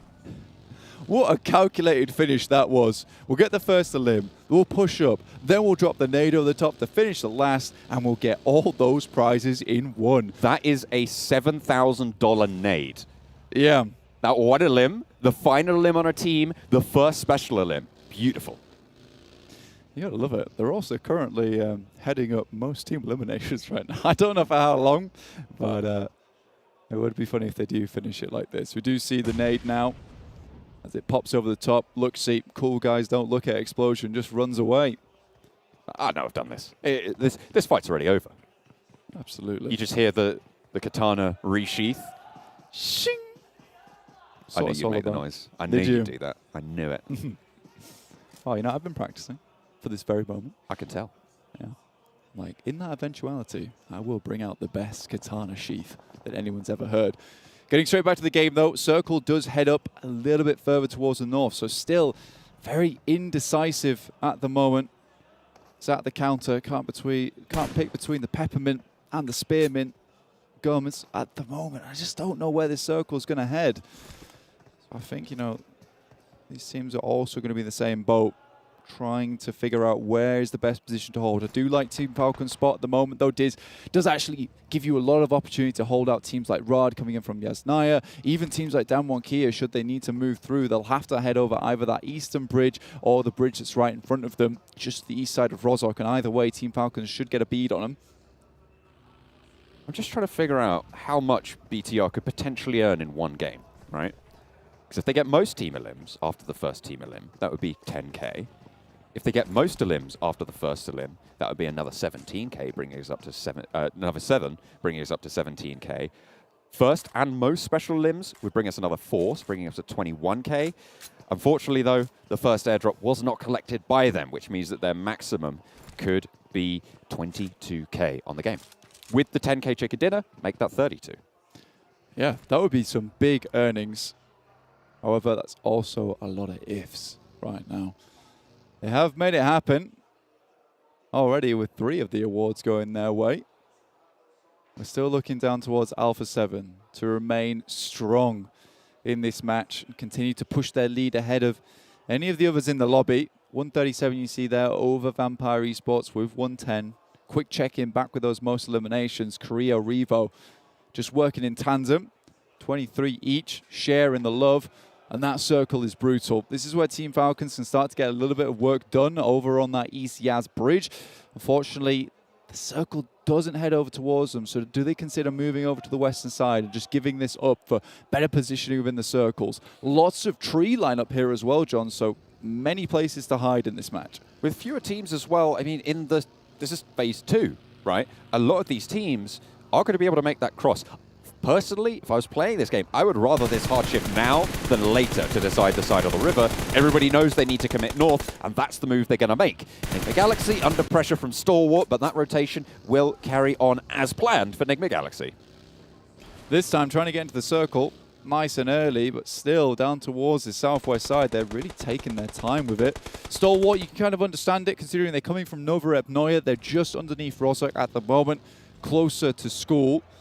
Deadeyes Guys starting to move their way across that East Island bridge, but RA currently with a lineup on the bank side looking to prevent any of these rotations coming through, but they will have to deal with both Nigma Galaxy as well as Deadeyes Guys. Oh, they're coming back, in fact. Okay, they've swung around. Turilov and Chari in the Dacia. Just going for a little cheeky spray. Fortunately, you can get through that tree. Maybe a lesson or two for Maxman. Stop driving us into trees on our games. But they won't be impeded on this roll around the sunken city. Deadeyes Guys keep themselves on the south shore, though. I don't know if that was a new airdrop or the one that they'd looted before. So I think there's a few reasonings behind it that you can go for. Perhaps you spot R8 on the bank side. You don't want to take your rotation just yet. You wait for the next circle and then head in late. Or they were just looking for most airdrops on the game. On the other hand, Nigma Galaxy have taken a really long wrap, but it's BTR once again. Zuxi absolutely killing it this match.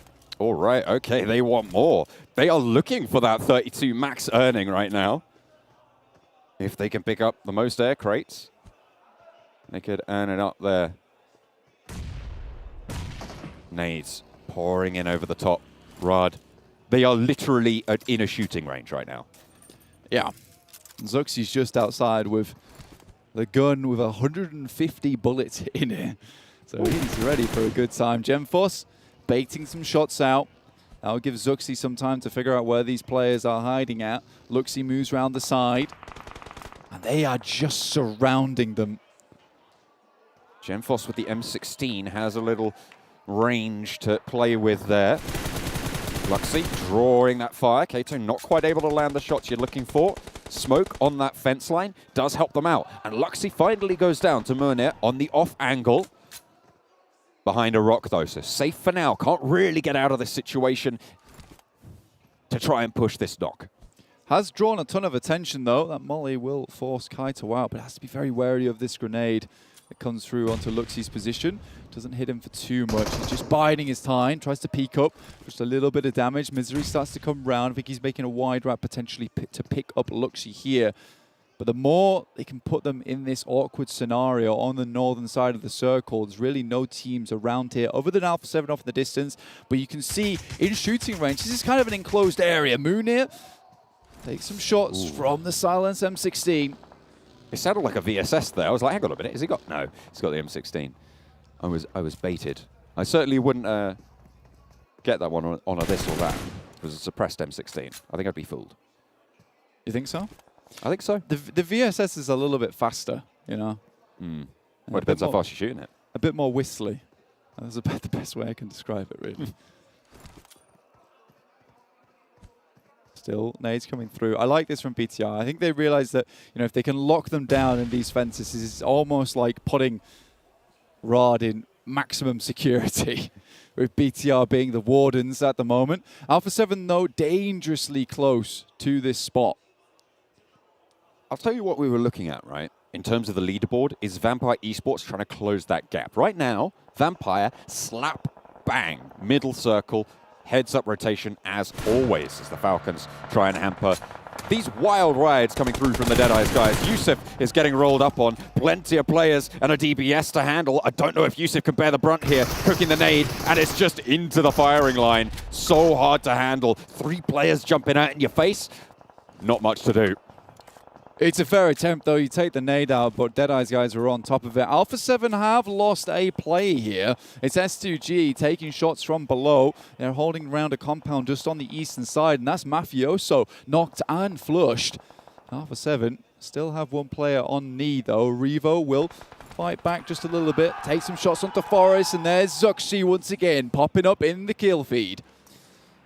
Bigetron Red Aliens, 6 eliminations now, with that flush coming through. Potentially another one as well to add on to the tally. 7. So they are really gunning for this top spot. They're gunning for the money. They've already earned themselves 9K on this game, and they want more. 7 elims, certainly the top in this current standing. Zuxi feeling relatively motivated during this game. You know, not always in the main roster anymore either, so it's nice to see him coming in and doing some formidable work. Favian, oh my lord, that is some fancy driving. Has to put it in reverse as he spun out with the tire, nicely finding the rock there, so somehow finding Sanctuary. A hard south shift means there's more distance to go as BTR, hang on a minute, Genfos did get knocked there. Desha at the back, out in the zone there. More team elims for Bigetron, of course, would be good. But if Alpha 7 are on the case, that's going to be all the harder. Down 1 Kia, eliminated by Nigma Galaxy. Yeah, Revo causing some serious problems for BTR at the moment as Zuxi's also knocked. I believe it is just 1 player remaining. And Desha, who wants some serious revenge on BTR, might just be able to make this happen. Luxy getting flushed out there, leaving BTR on 3 with 1 knock. A little bit isolated. Nade from Desha, over the top, a little bit far. First aid coming through, Genfos knocked. Needs to push up. Carrillo just not letting it go. Not quite getting that knock, but Zuxi, fortunate. And the run looks to be stopping. Somehow, Desha is still alive. It looks like Alpha 7 haven't taken that fight. There's a squad elimination, so they are up to 2, but Bigetron, their run is cut down. Still, fair amount of points in that game, just with eliminations alone, up to 9 on that match. Will have earned themselves a fair amount of money, which is all you can ask for.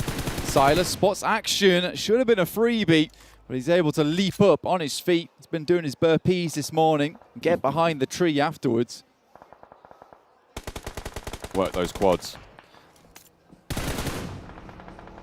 Try and pump it up. Stalwart getting rolled up on it. Looks like the Deadeyes guys, they tried it once before, but it's not going to work when top's on the case.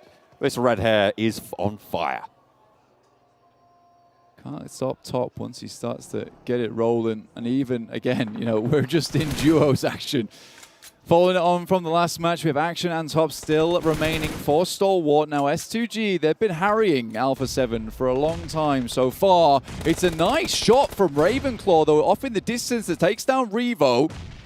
Putting more nades down range as well is a massive result if they're able to land them. A little bit short, a little bit right on that push, but that one's good. Kelsey, though, chiming in against Alpha 7. This is excellent news for Vampire Esports if Alpha 7 go down here. Carrillo, they played spoiler to Bigetron on the north side, but it looks like they're getting shut out themselves out in the circle. Last player for Alpha 7. Carrillo needs to heal. Shut down by action. Raze doesn't get the off angle, and Carrillo goes down outside the play zone.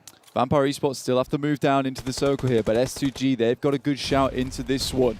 Vampire Esports, 0 eliminations on this game, and if they want to catch up to Alpha 7, currently at the top with 137, probably more after this game as well, they do need to get cracking on with some of those eliminations because the team's starting to dwindle. Only 18 left alive here with 5 teams still with a gun at that chicken dinner. At the moment, Alpha 7 at the end of that game, 143 points. Vampire Esports yet to score, which puts them 33 points behind. A blinder of the game necessary. It won't be achievable in this current lobby, I don't imagine. R8 in an engagement with Nigma Galaxy, SK Todd. Sprayed, but not taken down just yet. Not out of the mix. Freak, not so lucky. Taken down. Ralph Lowe, R8, taking this fight and doing well so far. Amodi, nade over the top. Wants to put ID down for now. As Ralph getting rezzed. Freak as well. Needs to be picked back up for Nigma Galaxy to have power here. Stops though. Flushes out one player from Nigma Galaxy, and R8 are just sending in the explosives. It's almost as if you've got a plane dropping over the top with the bombs on side, but it's S2G laid low and bare by grenades coming through from Vampire Esports. Another one comes through too, now just top alive behind the blooming smoke.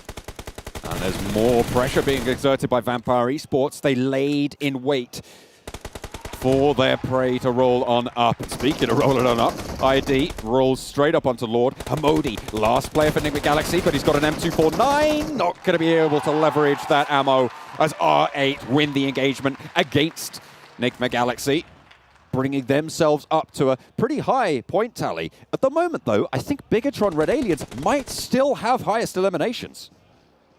Maybe, John. Stalwart does go down as Vampire Esports start to rack up these points. A back-to-back to finish the day yesterday with 2 chicken dinners. Now, they're looking for that coveted turkey here. 30K in 3 matches, John, would be insane. Oh, Schweppes looks for the back shot. Now they can sweep down this hillside in a line. They have every elevation covered. Prestige finds out all about it. Shots raining down towards Ravenclaw, but there's pressure from the side, and this is coordinated pushing coming through from Vampire Esports. They are on the money with these angles. SK-Ton trying to sneak it around the side, but Ravenclaw far too heads up, out in the open, gets traded, and it's all Vampire Esports all day. What a way to close it out. 3 chicken dinners, one after another. How do they do it? Here in the Afterparty Showdown, Ravenclaw swoops down the side and hits a beautiful flank. They call him Ravenclaw because he swipes. What an incredible game coming through from Vampire Esports once again, and they are looking to move up above not only Alpha 7 in terms of prize money, but including the actual points at the top of the leaderboard. Goodness me, John. What a way to start things off. They are definitely not out of it yet, and Alpha 7 needing to put a little bit more work in to keep that gap there. They still have some buffer to work with. They absolutely do have a little bit of a buffer to work with, but not too much. I mean, yes, I think it's around about 20 points perhaps ahead right now, roughly, of Vampire Esports. But regardless, they are really making one hell of a run to catch them up in these final moments. And Vampire Esports, you know, they are in this sprint now, John. Absolutely. They were 33 points behind at the middle point of that game. 19 points on the game. That's an excellent margin to make up. We're going to head to a break. We'll be back with the desk.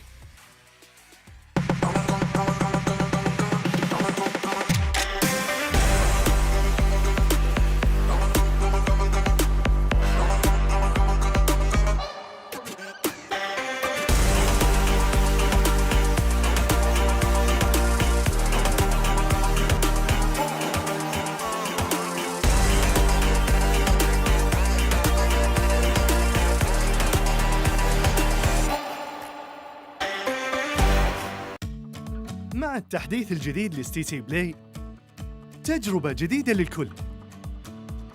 لو جوك دايم تحديات، نافس وانضم للبطولات. استكشف الشات والتايم لاين وتسوق من متجر التطبيق. الليدر بورد على تفاعلك بالتطبيق، والجوائز الأسبوعية والشهرية على نظام النقاط تنتظرك. ستيتي بلاي، مهما كان جوك هذا محلك.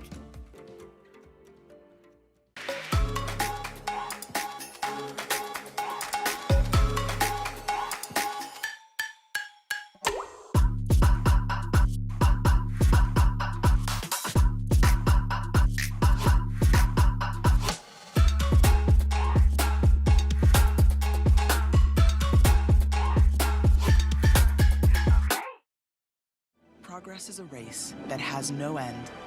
After every finish line, another challenge awaits. How can we continue to push innovation in a sport at the forefront of technology? This is how.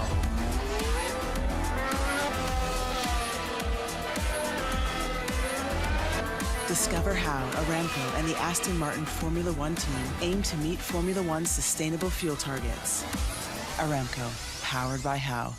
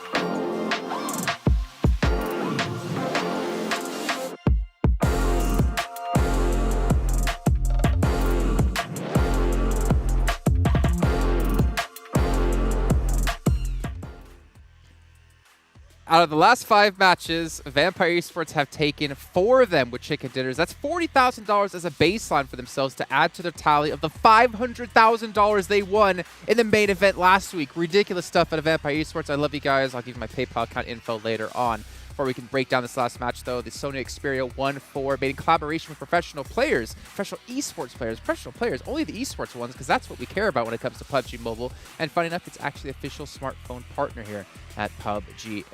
Gentlemen, let's take a look at the match rankings, though. We already know who took home the chicken dinny. And they got themselves 19 points. But I will say that, what's wrong with chicken dinny? He did say chicken dinny. Chicken, you did say that, yeah. Yeah, what's wrong with it? How's that weird? It's pretty weird. Yeah. Continue. They got 19 points. Yes, they did. And, I mean, considering they got this many chicken dinnies in 4 out of 5 games. All right, Max. Okay, Still I can handle weird. Colars, but, it's obscene. Actually kind of obscene. They're playing the circles better than these other teams around them. Yeah. You were mentioning Ravenclaw was scouting very, very well to be able to find themselves these certain positions that they're taking mid. And nobody's crashing them. Nobody's trying to push into them. They are just holding strong, holding firm. And the cool thing too is when Ravenclaw was scouting that one compound that was in the circle at the end, the execution was instant. He was there for like, what, 10 seconds tops. And the team was already on the move, already aiming for the compound because everyone was fighting. They were hearing all the fights up north. They're like, this is the prime time. This is the Goldilocks moment to push in that exact position. They send it, they get the win. I mean, it's the exact same rotation they do every game on Erangel. It keeps working time and time and time again. I'm going to say it. They cracked the code and no one's going to compete there. Cracking the code. I mean, to be fair, at the very end as well, with the position they had, they could pick and choose their fights. I was talking to you about this, Colaris. They're just sitting like, we don't want to fight. We can disengage because they have the high ground. But also, at the same time, the shift we did have, I think 2 zones before that, I think even Avenger was pointing out while in the talent room we were watching. The hard shift south? Only like 2 teams were even near that zone, and every other team had a transition down. That was very rough. If you're a Vampire Esports when that shift comes, there is concern because you know that there are a lot of fights going on north of you, and eventually someone should, all of those fights kind of conclude and then teams crash down in towards that compound potentially. But it was a little bit of fear from the rest of the lobby. I feel like if maybe 2 teams actually try that, maybe they displace Vampire or kind of cause them a little bit of wound. But it's difficult to just say it and be able to execute it on the battleground. And I'm just connecting the dots right now, actually, because when you think about it, they got 4 chicken dinners out of the 5 last games, right? That's all on different battlegrounds also. Yeah. And we talked about how hard it is to adapt to all of these different maps. They got 4 battlegrounds already in their pocket because they just dominated on those games. Yeah, it's the fundamentals that they're bringing to the game are just so strong. Never mind the knowledge of the map, etc., and things like that. It's the fundamentals that they bring that are head and shoulders above a lot of these teams. You know what, Clarus? I want you to bring up something you did say in the green room while we were watching about Empire Sports, because you were saying this wasn't a team that you went into the event that was like, okay, they're probably going to win the whole thing, or they have a good chance of winning the whole thing. No, agreed. When we were kind of prepping things and obviously looking at how it went down, taking a look at all of these from Sanhok once again, but like the fact that Vampire in their region looked great. There's no denying that. They looked good, but then there's question marks. How are they going to approach these 18-team lobbies? Did it very well, did it very successfully. How are they now going to approach these 12-teams lobbies? They've not really changed too much from how they approach the 18-team lobbies, but now they've got even more room to work with here in the second weekend. So it's kind of, after the initial kind of small learning curve of the first day or so, now they've really, as he said, cracked the code.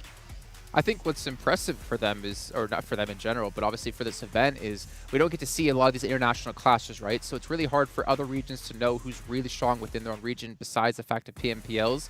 But this is a good like sporting ground to show the, the world what you have. Vampire Esports for me could be a very strong contender when it comes to PMGC if they get in. Yeah, I mean, we saw it happen with Mongolia in the past, right, with Zeus, and now also with the likes of Stalwart. They just dominated and then just like put Mongolia on the map. We've seen a very similar thing happen here with Vampire. And for their first international tournament, not only winning, the main tournament, potentially also winning here the Afterparty Showdown back-to-back, right, is one of the most insane statements I think I've seen in a long time in PUBG Mobile Esports. And to talk about other things we were talking about in the green room, I think a lot of the talent roster here on the English-speaking talent has said, this team has made big fans out of us across last weekend and into now this weekend because of the way they're approaching the game. So, kudos. And to kind of show you their domination, we're actually going to dive into their stats over the course of yesterday. We're not going to include this first match today out of them, but this team, averaging 1,300 damage, but also, for me, more importantly, those limbs per match is pretty impressive. Again, considering the format of this event, where it's 10 points for chicken dinner and eliminations become a lot more powerful. And it's even more insane when you think that they're not even hunting limbs, right? They just come to them because you have a good position.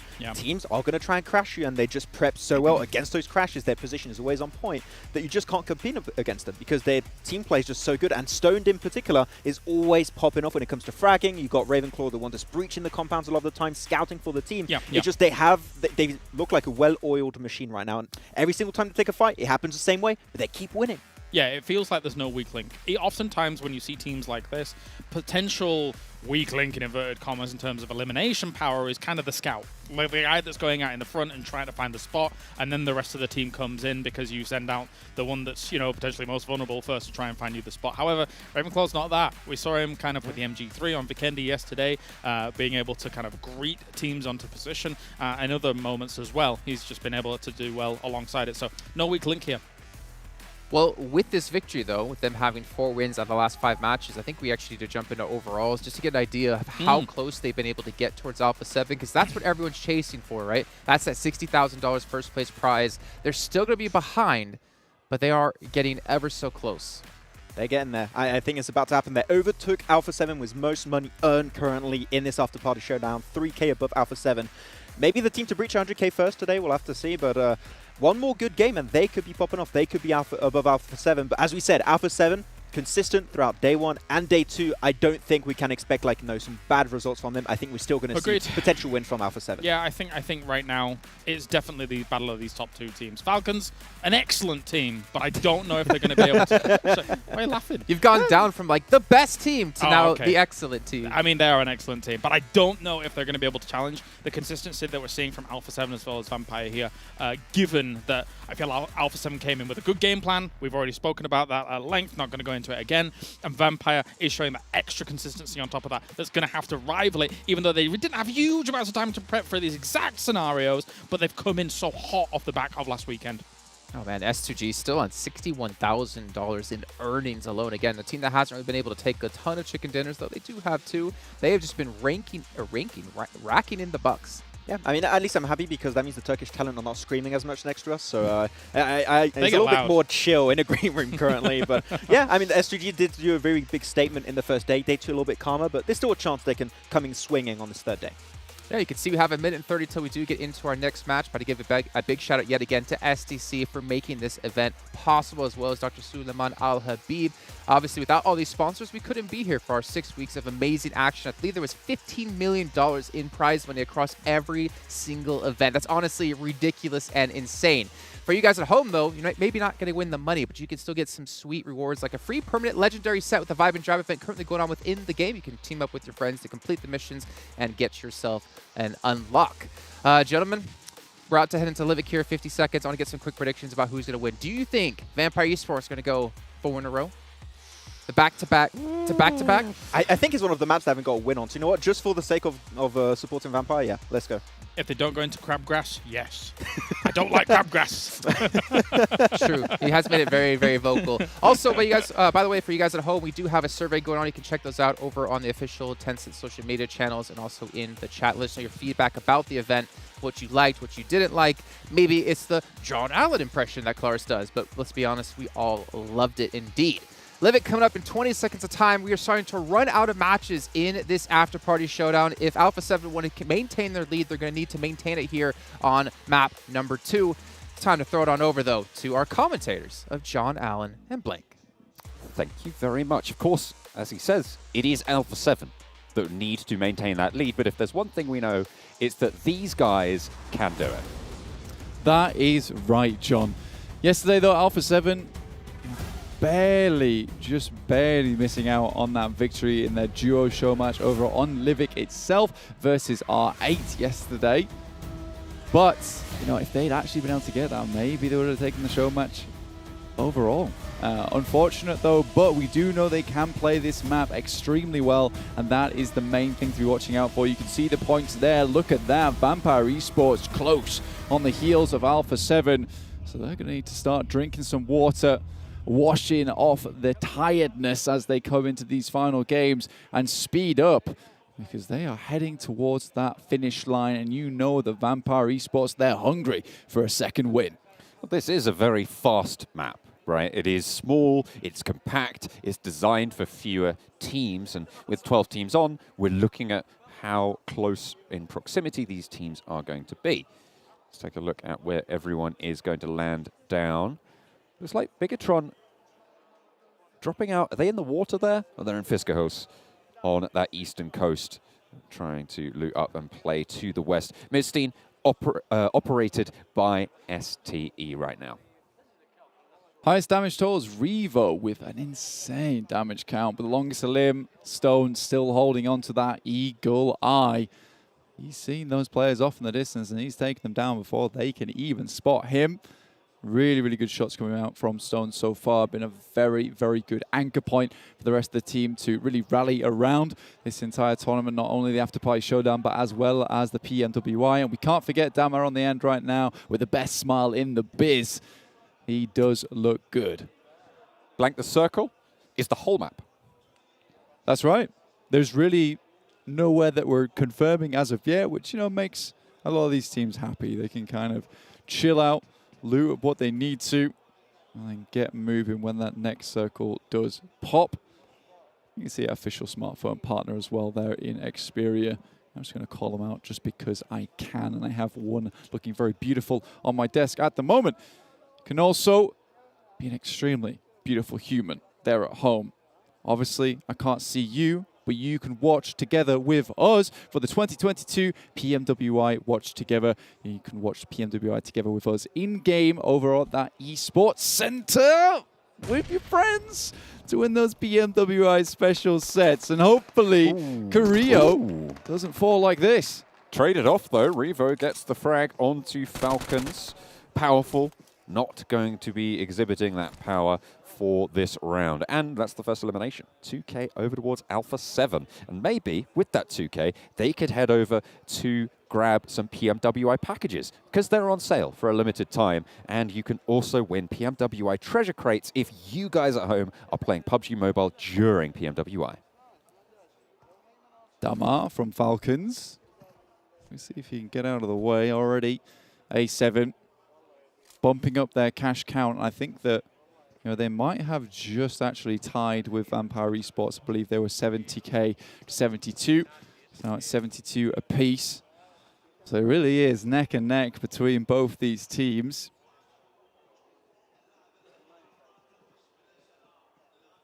There's the M1014 from Damar.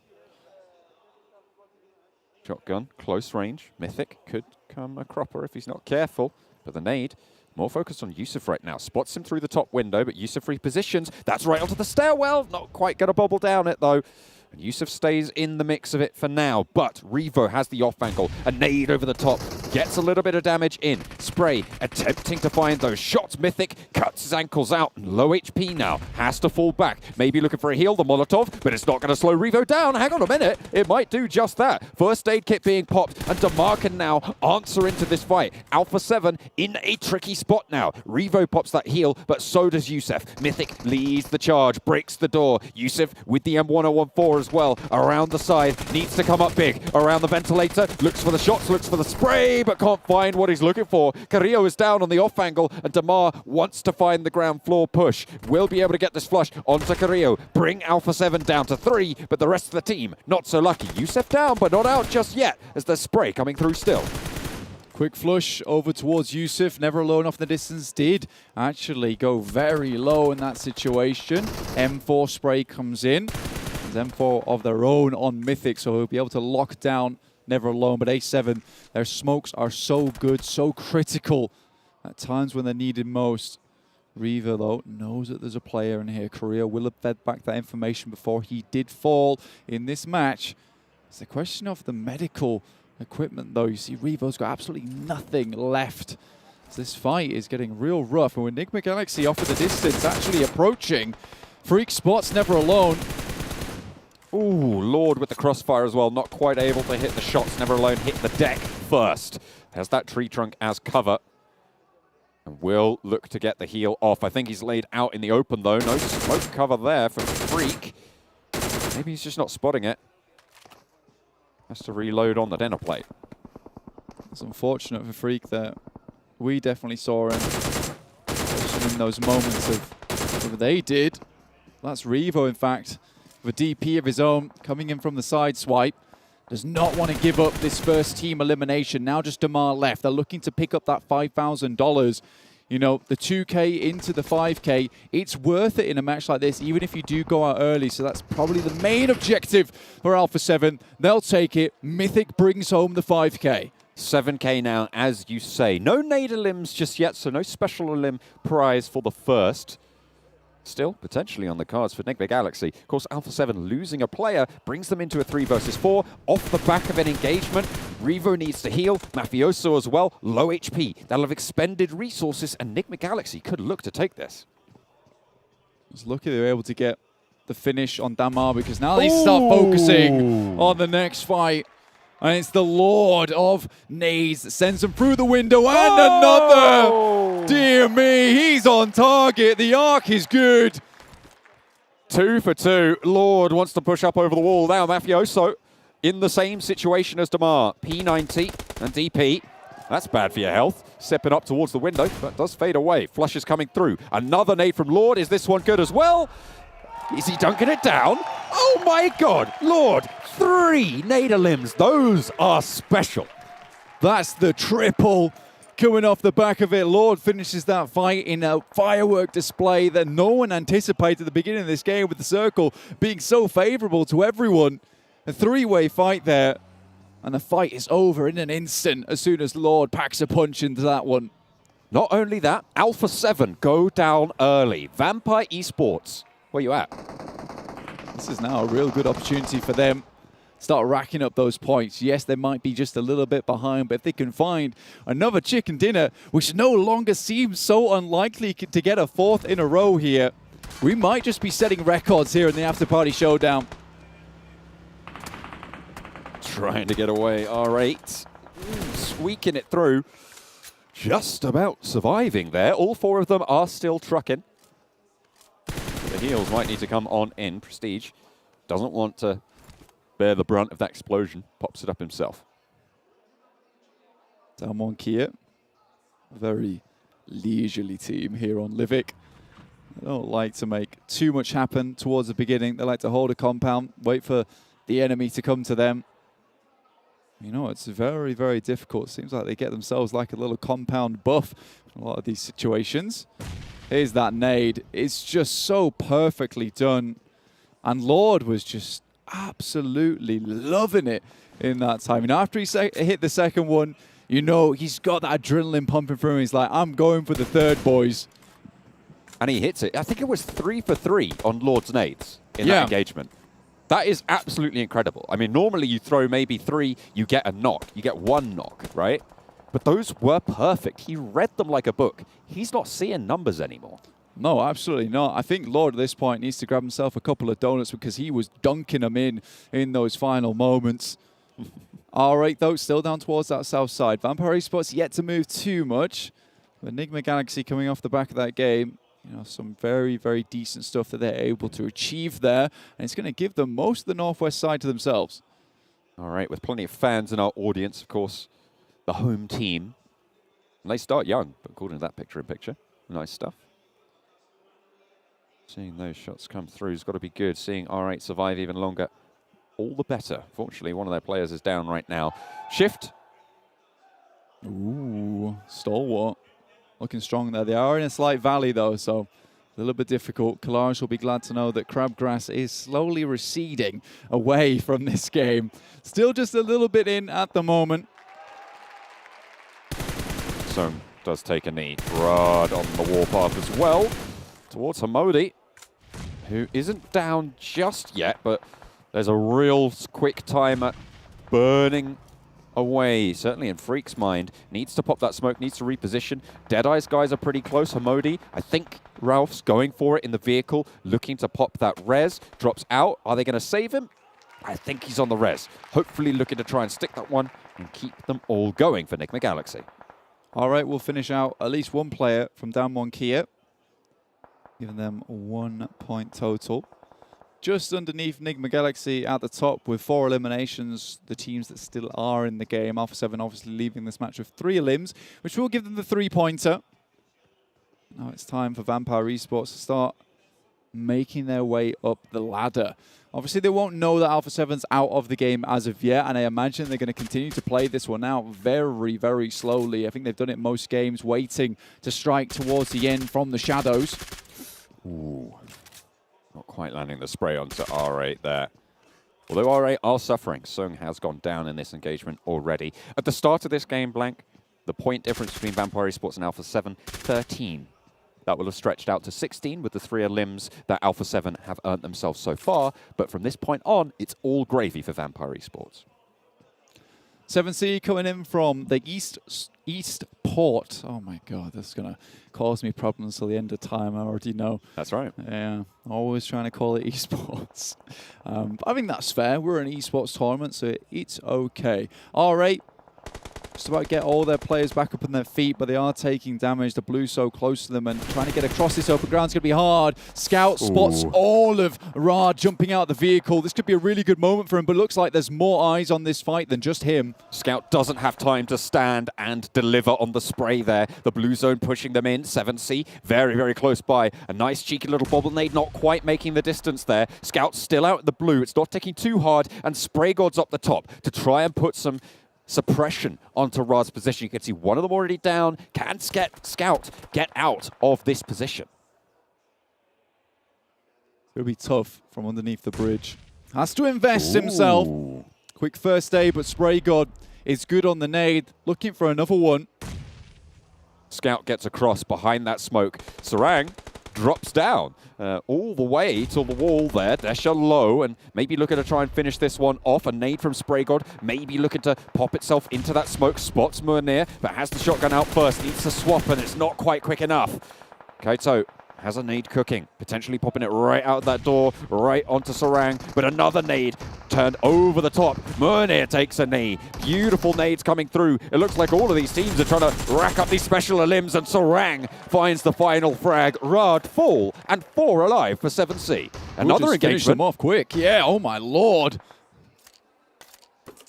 It's already all over for that side of the engagement. Nigma Galaxy, Deadeyes guys, right at it on the northern side here, just south of Cronus, on that Crossroads compound. 2 players alive for Nigma Galaxy, 3 for Deadeyes guys, but Hamodi trying to channel Lord, try to pobble it around the side. Can it get the damage? Not quite. Turulov stays alive. Lord did start this fight out pretty strong with a couple of nades of his own. There's another. Everyone's taking an absolute leaf out of the book that Lord wrote on the bandolier of grenades here. Not too sure how 7C went down there, but they do go down nonetheless. 2 auto shotguns around the side. Only Turulov as he hops around the side, but Hamodi's on the swivel. The drop shot's good. And Deadeyes Guys eliminated. Nigma Galaxy take the dub. Down 1 Kia. Lose a couple of players. This is the beginning of the fight. It is so hectic. The M1014, everyone's loving using this weapon in the game. It sounds so good. It feels so satisfying. Why wouldn't you use it? Now, Vampire Esports need to start making their way into the circle. Obviously, Stalwart, a very, very good team, will be in their way. BTR, unfortunately, will take the worst end of things, though. R8 on the back right of Vampire Esports' route of ingress. Nades flying, not really too much found. This could be good if it's on the money. Absolutely perfect onto ID 77. And that's going to slow R8 down, but S2G going at it with Stalwart right now. It's going every which way, but S2G bearing massive amounts of damage right now. Can't quite find what they're looking for, and they might just go out here. Eliminated Stalwart, only Scry falls down. That's going to be a real quick revive, but down 1 Kia don't want to give them that space. Huge amount of casualties there for S2G in a very short amount of time, and top action Pika don't take any kind of damage in that fight. Scry was the only one standing in front of the team like a meat shield, but with this circle centering right up towards the middle, everybody has to push in. So it's anybody's game, but Vampire Esports still in this one. 4 teams alive, still remaining, and 12 in the lobby. Vampire Esports have the freedom of already being outside. They have this high ground position over these 2 compounds. I feel it's looking quite good. Could it be the back-to-back, back-to-back? We'll have to wait and see, John. It will be one hell of a moment if they're able to make it happen. Nigma Galaxy, you can see them off in the distance just with their 2. Down 1 Kia, extremely close to Stalwart, but there are shots been taken down towards Pika. Smoke trains sent out. But now they've got to go against the Korean shotgun meta, which seems to have been adapted by... Choo-choo chews them up on the crossing. Down 1 Kia shuts down to Stalwart Esports to start things off, but they have got the numbers advantage. They leverage it, and they turn things around. Nigma Galaxy had the off angle with 2, but in the meantime, Vampire Esports swarm the hill. Looking to close it out for Nigma Galaxy. With 2 players still on a split here, looking down towards Stalwart. There's nades coming through. Pika's taken down. Ralph's looking to finish off top. This is looking so good for Vampire Esports now. Just Scry pushing out for Stalwart, up towards the Vampire Esports position. Hamodi finds the sidelines. Ravenclaw, a pivotal player for Vampire Esports on those off angles, is curtailed. 3 players on the hillside, and they have to move towards Nigma Galaxy. They have the information, but like you say, the northwest shift up towards Nigma Galaxy, anything can still happen, but they're really lacking of cover, and should they need to move in just a little bit further, it might be tough, but still, Stalwart with 2 players, getting one back up on their feet, another nade gets sent through. I think that's through the window, John. Oh, is it gonna go? Not quite. Not quite getting the damage. Stalwart back up to 2 players, alive and kicking. Fragging as well, if they can help it. Action. Around the side, Scry still alive as well. The nade potentially there, but Ralph wants to slow down Stalwart's push as well. Close, right up and in their grill. Ralph wants to pop that nade. Hamodi wants to take the fight with Vampire Esports. Scry spotted by Schweppes. Vampire Esports sweep down towards Stalwart. Ralph now on the rock. They'll see this position, and Nigma Galaxy are split up. Hamodi takes the shots over the top of the hill, but 3 players strong for Vampire Esports. They swing it out wide. Ralph tries to pop the nade in, and not quite finding the knocks, not quite getting it done. There's one from Hamodi. Looks to shut down the push from Vampire Esports. Around the side of the rock, M1014 in hand, but a sliver of HP to play with. Stops, pushes around the side. There's the spray, and it is back-to-back, 4 in a row. The Vampires dominating here. Dracula riding strong, but we've got to change that right around because it is back-to-back. Call this team a la carte. They are not stopping here. 18 points already. An unreal performance from Vampire Esports. How do you stop them? Nosferatu, Vlad the Impaler, Dracula, Alucard, as you said, and now Vampire Esports. These guys draining the points from this lobby. I don't know what you do at this point. If you're Alpha 7, you are terrified of this team. Absolutely beautiful stuff. And with that performance, Alpha 7 knocked off the top spot. Could it be the two-time, the back-to-back tournaments? The match standings brought to you by STC. What is going on here? Vampire Esports are taking on the whole lobby and showing no remorse. 18 points for this team as they take the lead over Alpha 7 to get one step closer to locking down, as John Allen said, the back-to-back events. I mean, even if they're not playing center circle here, they just have the 2-2 split. They just keep pushing, just leapfrogging the edge of the circle. And once they have access to that high ground position, we were pretty much saying in agreement, right, Kalaris, it's game over. It's GG. It's going to go the way of Vampire.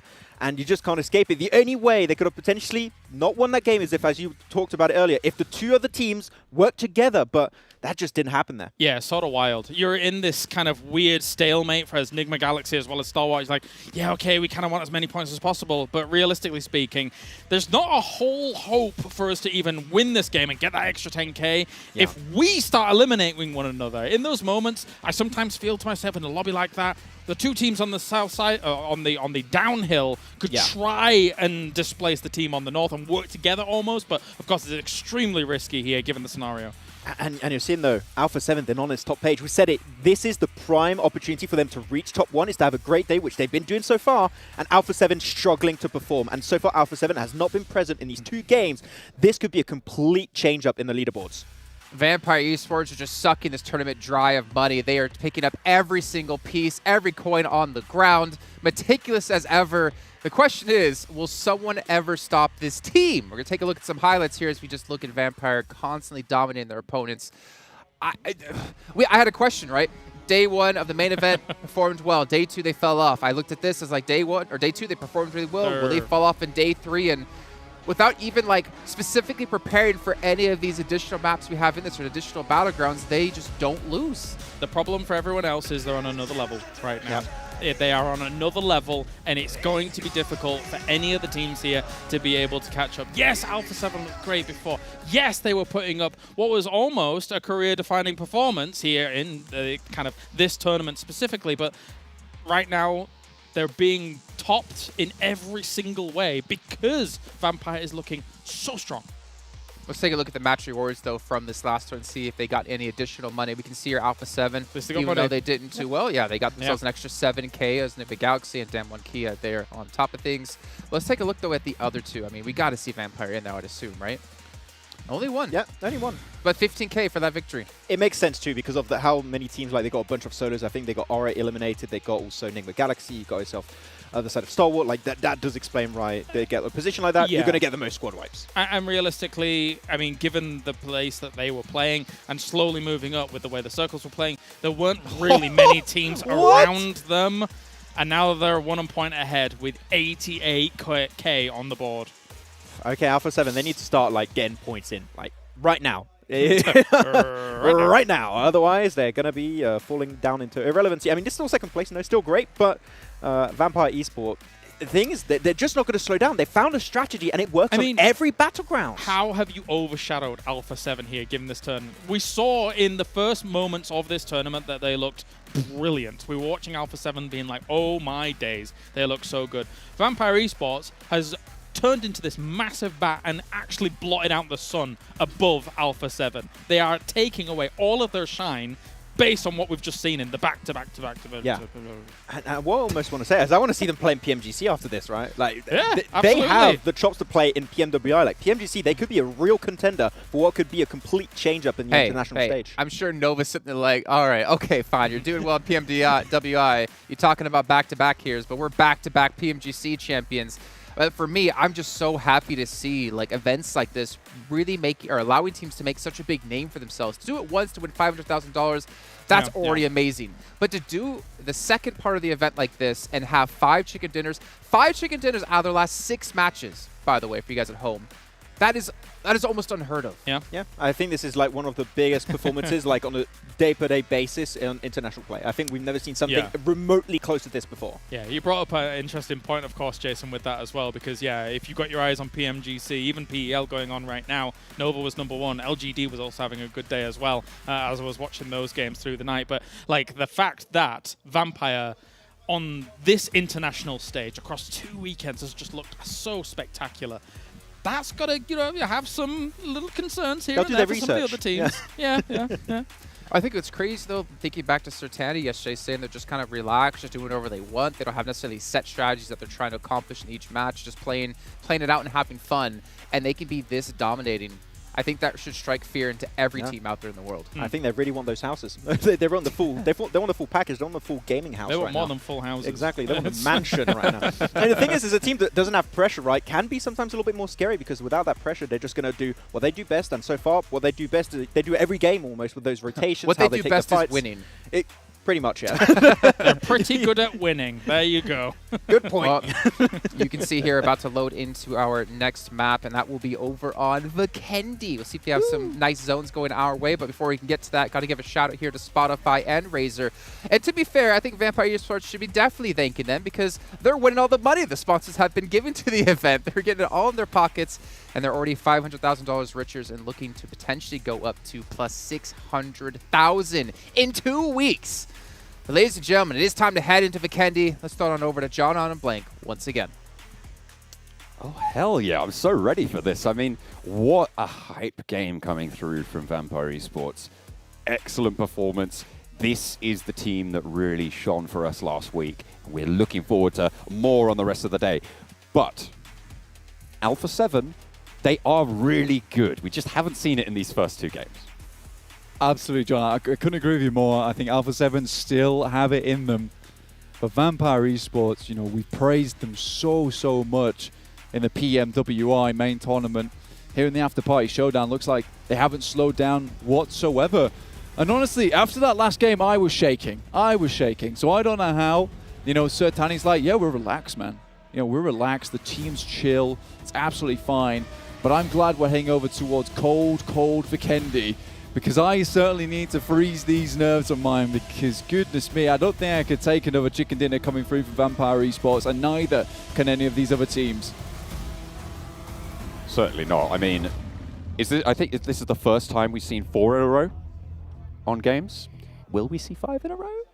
Ooh, maybe. That's the question. I think 4 in a row was done a while back. I think it was in one of the PMPL CIS regions.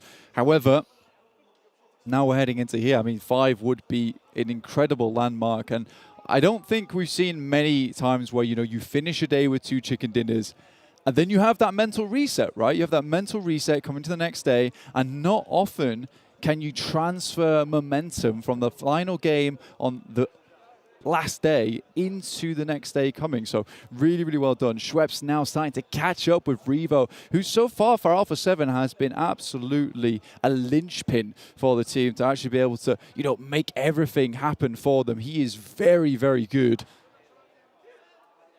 Drops coming through for these teams. Coal mine down to Milner. There's everyone finding their spot. Potential for an Abbey conflict on the south side of proceedings between, I believe, Damwon Kia and R8. Could be even going out towards Volnova on that drop. Mavatra currently 7 Cs and Falcons going at it. Okay. Vikendi Circle. Vikendi Circle. However, Vampire Esports, once again, as well as Alpha 7, yesterday's, I think it was the first day's Vikendi, was extremely good for both these teams. And realistically, it can be again. This one's not so heavy on the coastal side, though, so there's not really all that opportunity to control the roads if it does start to shift downwards. But Cosmodrome currently controlled by Alpha 7 with Vampire Esports over towards Sabava. Now, I'm going to put it this way. I've said it before, but if you are not watching the 2022 PMWI Watch Together with us, you're missing out. You're missing out big style. So send your messages to your friends to get cracking. Open up the in-game esports center and watch together with us, because this is some historic moments being made right now in the Afterparty Showdown. And you could also win some PMWI special sets, but I don't know. I'm getting a 50-50 split right now. Those PMWI special sets do look insanely good, John. But right now, the esports competition also insanely good. Well, you never know, but I'll tell you what, you can look good. Looking towards either, try to look good. Powerful shuts down this push with 1, with 2. Beautiful sprays coming through. Falcons with plenty of off angles. They tried to play this last round and didn't go so well. In their engagement that they had, they went down pretty early, but this time around, it's working out. Dunked over the top. Can hear the Turkish Charlotte next door go wild for Spray God. I've got pretty wild for him too. Aladdin looking up towards Never Alone at the moment. 2 players down for them. Yusuf also on bended knee. Taking a nap in the snow at the moment. Can't be too comfortable for him, but they have to wake him up sooner or later. They do manage to get 1 player up from 7 Seas. In the meantime, R8, they do take a knock. Let's see if Damwon Kia can secure themselves the first elimination of the map, but it's going back and forth, it seems. Ooh, another nade right over the top from Spray God, getting that flush and that knock. 7C pushing on forwards. More eliminations, special eliminations coming through for 7C, earning that money. Can they put that final nail in the Falcons' coffin? $4,000 accumulated just there, right then. And Spray God, who's been incredibly good for the Indian roster so far, moves around the side. DBS cuts him apart. Splinters left in the body. Last player alive yet again, it's Damar against 7C. Spray God gets taken down with a swift little headshot from the AKM and forces back Aladdin as well. Low HP from a lot of these players, and Aladdin, the last player in a 1 versus 1. 7C will fall, and the Falcons will fly, staying alive with the first team elimination. $5,000 for the home team. You'll take that one. Damar blows away the 7C team with that dazzling smile of his. They just couldn't handle the blinding lights. 7C's unfortunately washed away by the Falcons, and now we're heading back over to Damwon Kia, who are currently in this engagement with R8. A little bit of a struggle for them so far in Volnova. Very awkward terrain to play in with so much high ground available to you. You get on all tops of these rooftops. I've seen players do this before. It's good fun. You can see Forrest already in a cheeky position, but I think SK-Ton, he has a similar idea of where this player is hiding. You need to be so careful, as you say. Players can be anywhere. And seemingly, for a lot of them, they can do anything. Trying to get out onto the roof side. R8 want those high ground positions as well. Forrest might spot SK-Ton on that little window there, right by the door. I think he knows. The nade in hand. Forrest trying to thread the needle. Not quite getting it in just yet. I'm getting cuteness overload juxtaposed by the fight going on between Damwon Kia with the R8 fans. It's really, really nice to see the turnout here at the PMWI. Even moving over towards the Afterparty Showdown as well. So many people coming to support their teams. What a bobble, though. Bounces off several different objects. You know, the trigonometry was not good from Forrest there. Not quite able to get those angles right. Prestige very close to Onba. As we get a little replay. SK-Ton getting knocked and a nade over the top. Fabian traded off, maybe? Not entirely sure what happened here for Damwon Kia. Yeah, okay, there's backup, and they did get that res. As we tune back in with the fight live, and Damwon Kia still trying to get something done. Unfortunately, R8 take that knock in response. Onba won out that DBS trade. Yeah, felt bad for his teammate Fabian, who got a bunch of shells right to the back there. Sent him flying forwards, face planting. Stalwart spots out Riyadh, moving up. A lot of teams still in that south side. Early doors, so the zone won't tick. And these maneuvers have to be made fast. The thing about Vikendi Blank is that there's quite a lot of buildings, right? There's quite a lot of closely packed compounds, so a lot of teams can exist fairly centrally in these circles. But what that also means is that rotations in these circles become all the more dangerous, because you're always going to have those teams looking out your way. With less teams, maybe a little bit easier, but Vikendi still very treacherous. A land shift on the circle means that we won't have any further Vikendi circles. I might have spoken too soon, though. If there's a hard north shift, okay, sure, but... I think this would be classed as a Vikendi circle, honestly. Those coastal circles, kind of atypical to what you normally see on Vikendi, considering, you know, there is one team that has a great position, but it does feel like when you start to get these central spots where there's so many compounds still involved, so that's going to be very difficult to determine where the best spot to be is. Stalwart passing by the Vampires at the moment. No shots taken as of yet. And Carrillo, as well as Alpha 7, move down to a compound further towards the center. Vampire Esports still hedging their bets over towards that western side. This play for late game has been really working out for the Vampires so far. We've seen them able to just fend off engagements, stay out of the mix, and then come in swinging late. Over these last 2 games today, it has proven to be highly, highly effective. And similarly, in last week's games, a little replay onto the crash from Riyadh. 1, 2, 3, and there's the 4th going down over towards Desha. Raze did take a tumble, but that's resable for S2G. Yeah, S2G were having none of that crash from Riyadh, which I think has become one of their weak points in this tournament, which is just some crazy crashes. Every single player getting taken down in the first couple of moments, or at least a couple of knocks. It just makes the recovery so difficult. Nigma Galaxy down 1, and R8 still at it. Down towards the south side of Volnova. That's still a ways to go to get back into the circle here on Vikendi. Playing a completely different game at TDM at the moment. The blue zone, zone 2, is manageable. Zone 3, it'll start to get inconvenient. Zone 4, you got to get out of there. That is unbearable at that point in time, yeah. Hamodi, honestly, has had a really, really bloody good run here in the Afterparty Showdown. A lot of eliminations, very skilled player. Came into the scene and made a good splash, but the sound of that will send him packing. That's a real big splash right there. DBS. It's in the meta. It's going to be seen so much more. You can imagine, especially in this urban compound-based play here in Vikendi. Nigma Galaxy decides to leave Damwon Kia as well as R8 to it.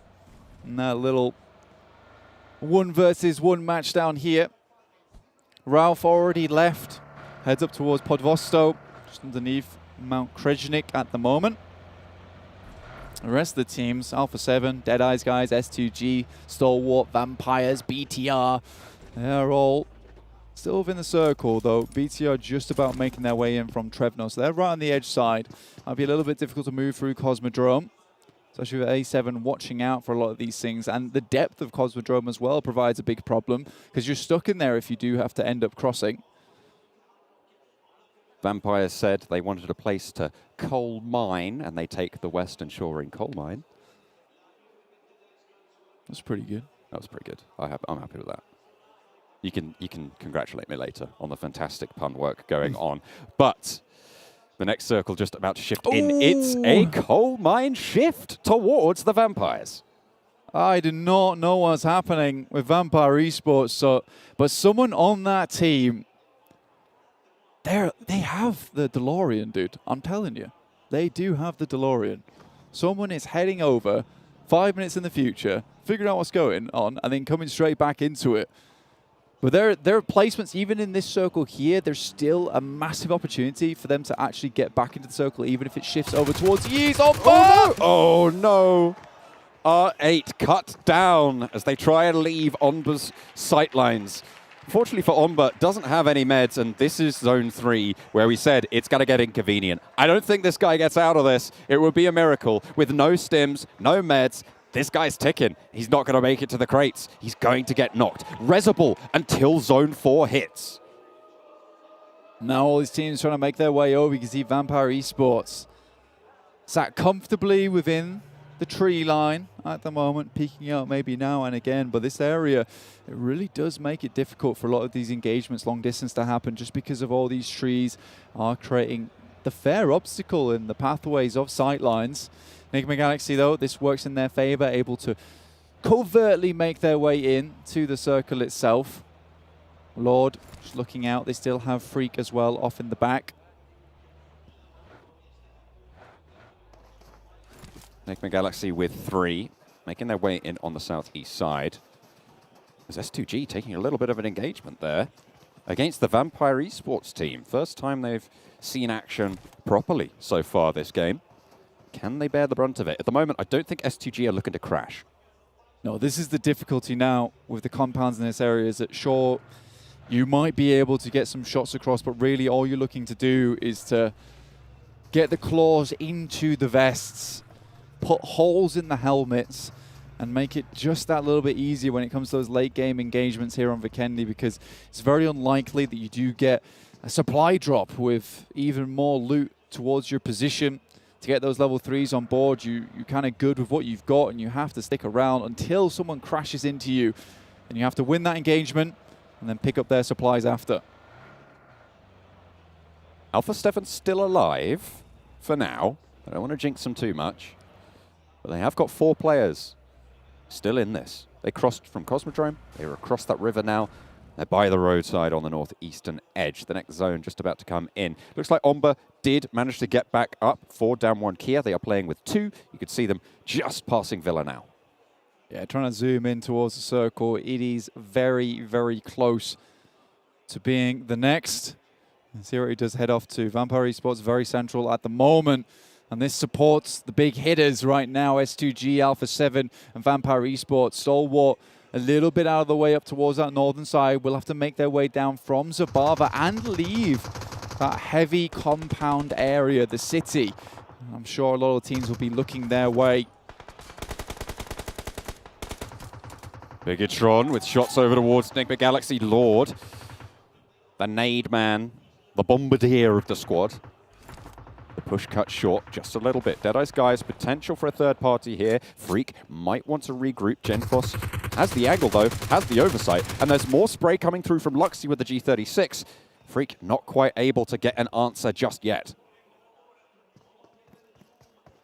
Still impressive that Nigma Galaxy were able to get up here.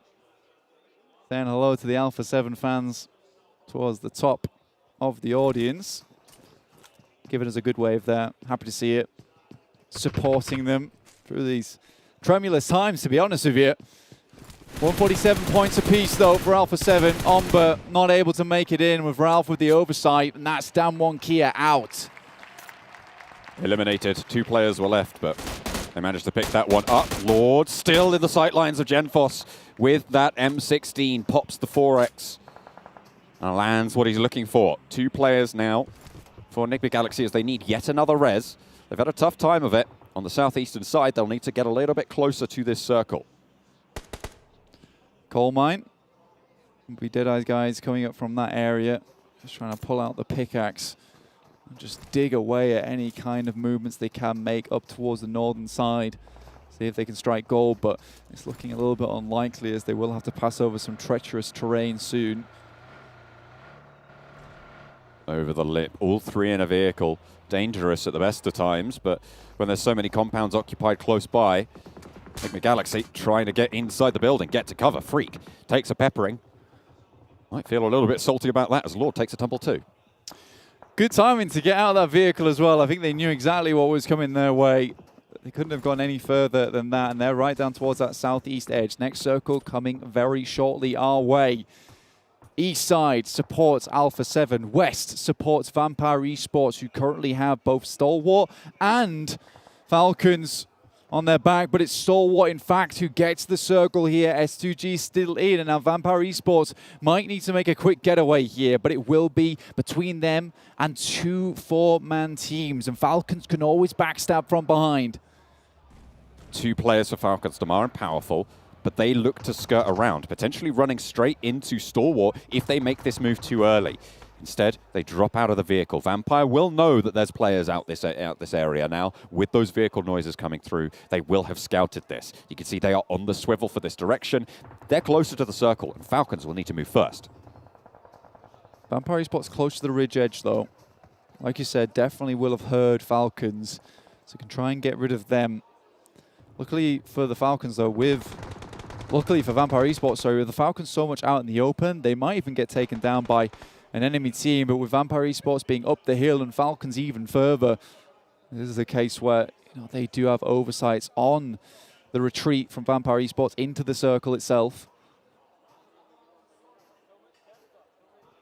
Damar looking for that opening. The circle pushing them now. Damar will have to leave. The nade's not really in range to get too much done. Vehicle is available. Looks like they might push for that. Alpha 7 taking the fight on the north side with Bigetron as well. This is across the way on the northeastern side of conflict. Things are going to start to pop off. Things are going to get a little bit spicy in these next couple of minutes. Nade's been sent in by Falcons at the moment. Immediately, Vampire Esports, they reposition over to a spot where they may not know that they're here. Not where at least that first grenade did take a bit of damage. And Vampire Esports looking to just move now.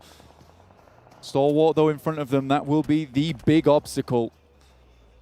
If they can keep themselves covered from Alpha 7's angle, the Deadeyes guys can be handled at their back. Spray over towards Chari, who's staying alive behind a rock. Turulov has a brilliant lineup here if he can land this spray. Look at that position. Step up, get that spray. That's what you're looking for. But teams are starting to fall like flies. Nigma Galaxy going down to just one. Lord still alive. Vampire Esports getting punished from the top rope. And now Finally. Chari, last player alive. Vampire Esports still have 4 going if they can get those reses. But they need to push. They are out of the zone. And they do not have a lot to play with here. Lord may get a taste of his own medicine. Takes a little bit of the nade. And there's the DBS around the side. Switch to the G36. But Lord's on the floor. Will put him down. And S2G stay alive. S2G still going strong here. Stalwart now moving slightly out, down towards Vampire Esports' position. They still have 4 alive, though. That is the main thing. Falcons, they move up top side, so now they have eyes on down towards Stalwart instead. Alpha 7 looking to deal with them, but a nade flies backwards into their face. And it's Revo, though, with a good one. Another one coming down from the top rope from Bigetron, though. Genfos needs to get res. They don't have a lot of time to do so. A beautiful nade from Revo will find 2 players from Bigetron. In comes the push. Alpha 7 looking to sweep here, challenge the Vampires, and Stalwart on the far side. Bigetron suffering. They cannot stand the might of Alpha 7. Brazil reigning on the north side. Revo just went for the full squad wide with Carrillo getting the last elimination there. Revo, you cannot say he has not been a fantastic member. Top just underneath, though. This is dangerous for Vampire Esports. How do they make that cross? Stone stays alive, stops as well. Getting sprayed down on the corner, stops falling. Schweppes getting sprayed down as well. Top wants this angle, wants this fight. Stops crawling in. There's Stone getting taken down on the off. 2 players for the Vampire Esports. Will this reign of terror be brought short by Stalwart on the south side? Ravenclaw still there, but Schweppes is burning. Stakes flying back and forth all the way and finding time and time again the hearts of the Vampires. Stone getting flushed. S2G want a part of this pie, but I don't think this is something that you want to be chowing down on. Stops, naded out on the backline as Top leads the charge. Coming in for Stalwart with the micro Uzi, and somehow the reses are coming through. Vampire Esports revive themselves. 2 players on the inside. Scry, action, Top, circling around now. 3 alive for Stalwart. The fire comes in, the brunt of the sun trying to take down the Vampires, and S2G coming at a crucial moment. Carrillo finds way into this one, and then Ravenclaw will go down. The Molotovs are too strong. And now A7 looking to pick up the pieces. At this crucial juncture, with it so close at the top, Alpha 7 stay alive. 4 players, they have the outside angle. Damar down the bottom might be able to pick off 1 or 2, but what can Stalwart do from inside this compound? Stalwart looking to regain a little bit of composure here, but Revo has just not stopped this entire after-party showdown. He's looking to show the entire world what he's made of here on an international stage. They know where Damar is, seemingly. You can see Revo scoping in on location. Stalwart back to 4. Pitched battle between 2 Titans. Damar from Falcons surprisingly still in this game. 1 goes down, unfortunately, and that will be powerful out. And Falcons will leave just as quick as I mentioned them. Just 1 player still remaining now. Revo on the roof. Pika spotted. Repositions. Stays alive. Scry not taking damage there as well. Discipline. Revo is just so quick with it. And the circle moves away from them. So both teams in an engagement that does not really favor anyone. Nades are being held by the entirety of Alpha 7. Damar gets taken down from afar. Alpha 7 leaves no rock unturned. We said this is a team that knew what they were doing. Alpha 7, a pretty poor start to the day. But they are turning up the heat here on Vikendi. Stalwart, though, not going to be easy to take down by any stretch of the imagination. Nades, utility, pouring on in towards the backline. Pika looks for the spray. Mafioso caught short. Pika opens up with one. Over towards Mafioso. Cuts him down out in the open. Carrillo steps out wide and is forced back by the sprays. Pouring on in from Stalwart. Stalwart just need to hold strong at the moment, but the nades are just coming thick and fast from Alpha 7. Revo still holds on to this high ground position, John. Brazil looking to try and push through here. Stay strong at the top. They didn't like being second fiddle. And this time around, they will have their retribution. Vampire having already fallen means that top spot will go the way of Alpha 7 no matter the outcome of this fight. But that chicken dinner is worth $10,000 with a nade over towards action. It brings them 3v3. Evening things out, but Revo will have to leave this high ground, and Pika steps just shy of the Molotov. Will move back out again. That nade goes off the side, does a little bit of damage, but it's not quite enough. The smokes are absolutely everywhere. This kind of warfare is just blind shooting. Ooh, Revo caught on the drop there. A beautiful spray from top around the side. Not going to get the flush. Not just yet. Mythic is there for the res if it's there. And Carrillo sprays through the window, but he can't make it work. Top needs to find more, but finally he's taken down. It's just Mythic. 1 versus 2 for Alpha 7 to take home the chicken dinner in this Vikendi match. But the spray from the back is just too much. It is Stalwart. Unable to take home that 10K, but the points they put up there will see them very steady, looking at that 60K in first place. They are now fairly ahead of Vampire Esports. Again, even off the back of 4 wins in a row, Alpha 7 still make up the difference. And it's getting very, very difficult. 3 more matches to go now, John, for Vampire Esports to try and get a lead, but I don't know where they're going to find it. It's going to be so close. Those 2 games with Alpha 7 not performing in the first 2 games of the day leave such a great question to be answered in these last games as we find these final moments. Vampire, again, in the conversation to be tournament champs. Yeah, it is ridiculous at the moment. Winner chicken dinner coming through. 1,800 damage here on Vikendi. I mean, they were really putting in the work, John. They absolutely were. What a performance from Stalwart Esports. They absolutely took that fight in their stride. Top on the inside of that building. What a way to close it out for them. Finding that last frag as well. Beautiful stuff. What coordination. But Alpha 7, they take that top spot back under their control.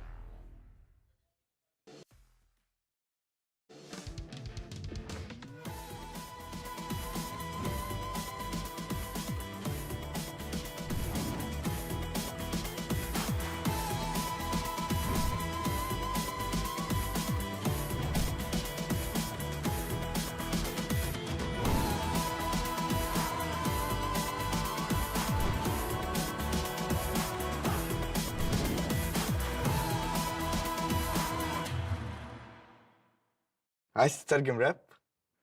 تعالى لي. ملوك الصين دي انا ملخصها في سطور، بس مين يقرا؟ فاهم؟ كلام الشارع ده انا هرش كل المجال حبايبي. بروز. وانا كاكازوكو مصدع القي نظرة لو على الحلاوة عندي كاستر والاسم عفرت يا عفرت، هتفضل معفرتها ولا ايه يا برو؟ انت مين يا هو ازاي ده دخل هنا يا جدعان؟ نكسر الدنيا الاول وبعدين نتكلم، نعيد من الاول. لا لا لا لا لا لا مش مسجل.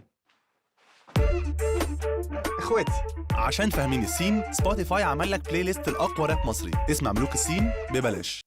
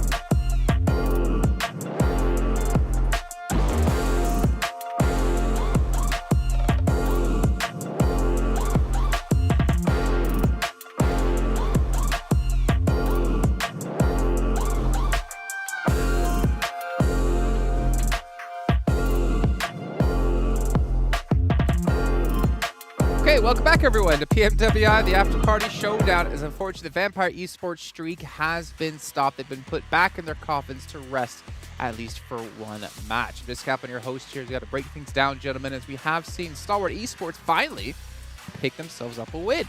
Yeah, it was good to see finally able to get himself a good finish there. Playing with the DBS, it was actually Scribe that did a lot in that finishing fight.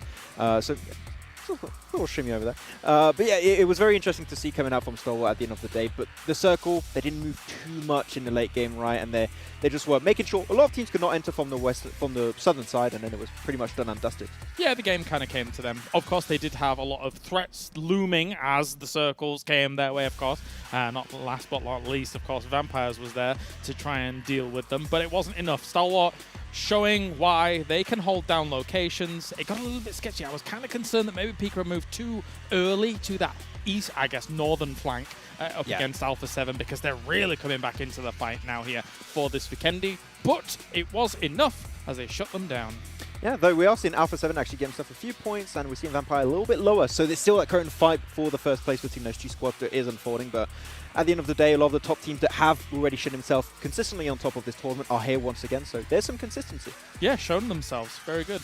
Yeah, well, it was a very awkward fight and very funny fight, actually. I really enjoyed it between Vampire, STE, and then S2G actually potentially came to be the saviors of Vampire Esports. If we thought about it. They mollied themselves. Oh, we don't talk about that, Molly. I thought vampires were immune to fire. No, maybe not immune to fire. No, they hate fire. They hate fire. They actually hate fire. You know who also hates fire? John Allen? That's not where I was going with it. Oh, okay. I'm sure he hates fire as well. Probably, yeah. Take a look I don't know at where you were going. I was like, oh, I'll revert back to an old meme. What was your answer you were going with? I didn't know where I was going with that. That's the problem. So I'm glad someone broke the silence. I've saved you. I've saved you. Thank you. It's fine. Yeah. If that's Here exactly. it is. There's the volley that we're talking about. Alpha 7. Himself. Keep in mind, Alpha 7 were 1 point behind Vampire Esports, and with them getting, was it the 11 eliminations, super important game for them to show up, considering that lead was slipping away. They already had a 30-point plus lead. Like going into day 2, even into day 3, they were still around that marker. So now they're like, all right, well, you put the ball in our court, Vampire Esports. Well, here, have the ball back. I think especially the moment they saw the Vampire was eliminated, they knew this is our time to get back into the league, create a little bit of a buffer for ourselves, because they didn't have a great start of the day. The 2 first games are a little bit invisible, so at least they are present a little bit more. But Vampire, there's still a chance they're going to come back swinging. So I think it's going to come down to the last game to see who between those 2 teams will be taking the trophy at the end. No, definitely. I could only agree. Okay, well, what about our match rewards? Let's see how much money the teams were able to secure, at least the rewards in particular for some of these teams. Because, again, that is what it's about, the money on the line. And 7C, all right. They're getting on the board here.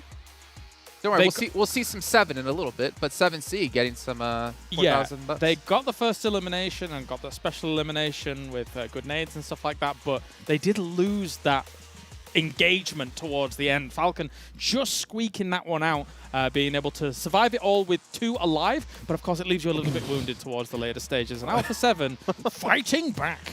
If they got the win there, that could have been a 22k game right there for them. They would have been almost at the 100k margin, but you know what? Still getting himself 12k in this game alone. Alpha 7, they're still here. They don't want to be overtaken by the other team. So I mean, Alpha 7 are here to play, and as you already said many times, Jason, they came in prepared, and really the preparation they've made before the event is really paying off. Yeah, it's such an awesome battle though between these 2 teams, going head to head. I mean, back and forth. Obviously, it could have been Alpha 7 just struggled. They get in their own heads, and their mentality is completely broken. But for them to bounce back and then pretty much just say to Vampire Esports, we're not going to go quietly here. We're going to still fight for the number 1 position. I think we're seeing probably one of the sickest rivalries we could potentially have developed now in the rest of 2022. Oh, yeah. Alpha 7's clearly proficient at Vikendi as well. If you think about them getting the win that they got, I think it was day 1 on Vikendi, correct? Day 1. It was won by Vampire yesterday, actually. Yeah, and then Vampire, and now Alpha 7 almost being able to eke out against Stalwart. But again, I've said 1 billion times on these desktop in the last 2 weekends that Stalwart's an excellent team. So it's no kind of disrespect to them for losing out against Stalwart that were playing this compound and defending it for so long. So they were very warmed up early in this game about the angles that they need to defend, especially when Alpha 7 had kind of gone for that sweep around. And then they once again, okay, these were the angles that were potentially giving us a little bit of problems earlier in this game. These are the angles that were benefiting us in this game. So they approached it very nicely. And you were talking about it during that game also. They did leave 1 building of their compound open, and I think actually it was maybe not that bad of an idea, because that building there in particular is very easy to nade. If you want one team to crash there, you know exactly what 2 spots to nade in particular. So if that was the game plan, you know you can easily at least eliminate 2-3 players, which is what they did there versus Vampire. And also, on reflection, to be like, was it the right thing to leave it open? If you do commit one to that, then you're a little bit too spread across that compound. Start to get back, So I'm kind of, I was questioning myself there, and I think that's probably the best play. Okay. Well, you know, we look at overalls, which obviously is extremely important when it comes to points, but what about when it comes to money earned so far within this event? Alpha 7, I imagine, should be first. Actually, okay. Well, that was from, I guess, this match. No, that's completely wrong. So we'll just ignore that. We're not going to look at this anymore because it doesn't matter.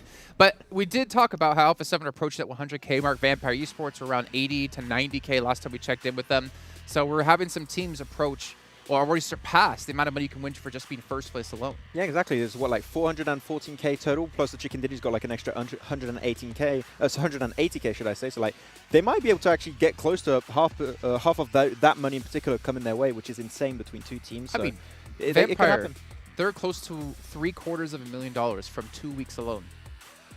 I think that's one of the highest earnings in like one tournament alone in PUBG Mobile Esports. Like, they're catching up. I think the top winning out of PUBG Mobile Esports as a whole is Nova, was like 5 million total. Like, they're getting close to $1 million here with this event alone. Yeah, it's kind of crazy. Crazy indeed. Okay, well, so looking obviously into our next match of the day, we do have Karakin coming up next. I'm curious if you guys have... Okay, no, we're actually going to the match rankings, reward rankings for this one. But look at this, only 1,000 difference between these two teams, our top two teams. Jeez. I mean, we already saw, you were expected potentially Alpha 7 to break that 100K mark. I have a question for you, I suppose, then, Max. Did you expect maybe Vampire to do it? Because I didn't expect them to get to 100K, but it's very feasible now. It is definitely like, how many matches do we have left now? Like 3 currently remaining. So, okay, even Avengers time, three are remaining. So, very doable for both teams to reach that one. Of course, you need to get some good games in these 3 last Never mind matches, the standings money. Exactly. Like, definitely, you're aiming for that one. And on top of it, you've got that battle for 60K for the first place. But that's clearly not the goal here. Here's to get as much money in these games. And so far, these two teams are dominating. Well, S2G, I find it interesting. Wow, it's taking a second to think, letting the room breathe. That's fine. There's no rush. We got 5.5 minutes. You. I was fully on board with you. Yeah. I think one thing that stands out for me as well. Bigetron? No. I think one thing that stands out for me as well is the fact that Stalwart, this is their first win here, technically, when it comes to the Afterparty Showdown. So I expected this to come in a bit earlier, if I'm totally honest, given their credentials. But it's nice to have it on the board now. 41K, not bad at all. Important for 7C. I believe they're bottom of the table when it comes to our overalls in points, but they're 9th place when it comes to money. And that just shows, again, it doesn't really matter necessarily about where you place in the matches. There's all of those rewards you can get within that match, which amounts to, well, technically 33,000 every single match. So great job by them to build a little bit of extra money. Again, it's not quite Claris's day rate, but we'll get there. But you know what they can do with that money? You know what they can do with that money, Cloris? What can they do with that money, They Joyce? can easily buy themselves a Sony Xperia 1.4, which is actually made in collaboration with professional esports players. You can actually see it here on our desk. We cut back to that. It's also the official smartphone partner here at PUBG Mobile Esports. So great to have them on board here, and great to have all the players as well showing what they can do on these devices. Here you go, right here. Oh. Remember, they have security tags on these. So the phone is so good, the security is really tight. So I tried every single day. Yeah, what you guys can't see is actually on the other side of the cameras, we do have 7 giant bodyguards staring us down. It's 3 snipers. And then we have a John Allen off to the side. Yeah, and 7.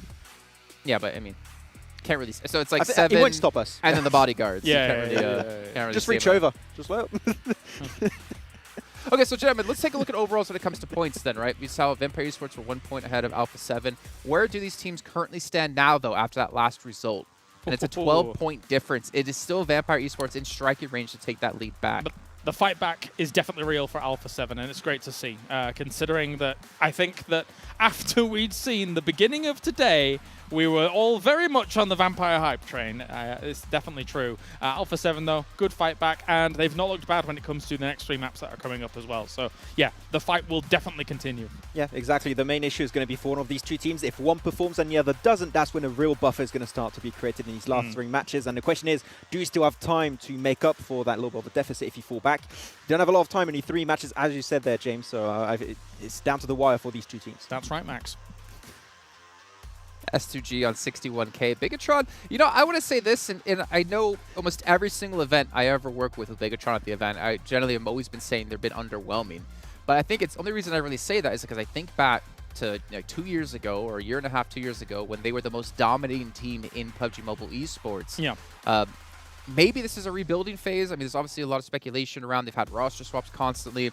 I would love to see them, pop off yet again, potentially get into PMGC and restore the greatness that is the name BTR. It's very difficult to stay at the top in any esport, never mind PUBG Mobile, where the competition is hyper competitive as a whole. Yeah. I mean, if you're at the top, one, you always have a target on your back, which Bigetron Red Aliens did have for a long time. And two, you need to keep innovating. And in a game that's slowly getting more and more figured out, of course there's changes here and there and stuff like that, that then also becomes more difficult as the rest of the world catches up around you. So it's difficult to stay at the top. And I think it's clear to say also when you're looking at BTR, right, they're already set for life when it comes to their past esports career, when it comes to their content creation. Luxy and Zuxy are set for life. Exactly, they're set for life, right? But the fact that they're still present says to me at least that there's still something they wish to achieve. They want to be back to their glory days. So I don't think we're going to be seeing a... I'd like to see it. I think we'll see BTR back to their glory days eventually. It just takes time with these roster changes to get to that point. I mean, they are the OGs of PUBG Mobile Esports if you think about it. Like them, Scout. Thing is, we have so many new players come into the scene that can compete against these old guards and surpass them when it comes to skill. It's fantastic to see them be able to stick around at the top level for so long, to be completely fair. But as we can see, we have 1 minute and 20 left until we do hop into Karakin here. We're going to have to bring in new commentators. But before then, we remind you guys about MasterCard and Saudi Investment Bank, making sure this event is possible. If you guys haven't tuned in the last 6 weeks, well, where have you guys been? At least you tuned in now here for the best title of the event with PUBG Mobile. Also, if you guys at home, make sure to be taking screenshots of your favorite PMWI moments. And you can post them up with the hashtag PMWI Best Shot. And you guys can win a cool PUBG Mobile statue, though it is not Jod Allen, unfortunately. Also, we still have a survey going on for you guys to make sure to check out in chat, also through Tencent social medias, and let us know about what you like, dislike about the show. All the information is going to be there. So thank you guys so much in advance for filling that out.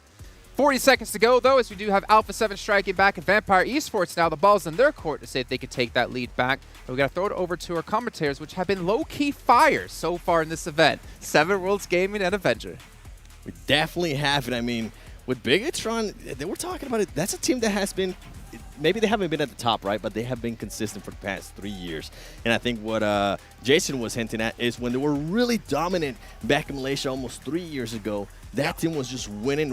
I was actually getting a chance earlier to talk about that with Zuxy, saying how long they've been doing this and how they still want to continue to do this. So honestly, I think the team might be just, it might just not be their style with the current settings that we might have.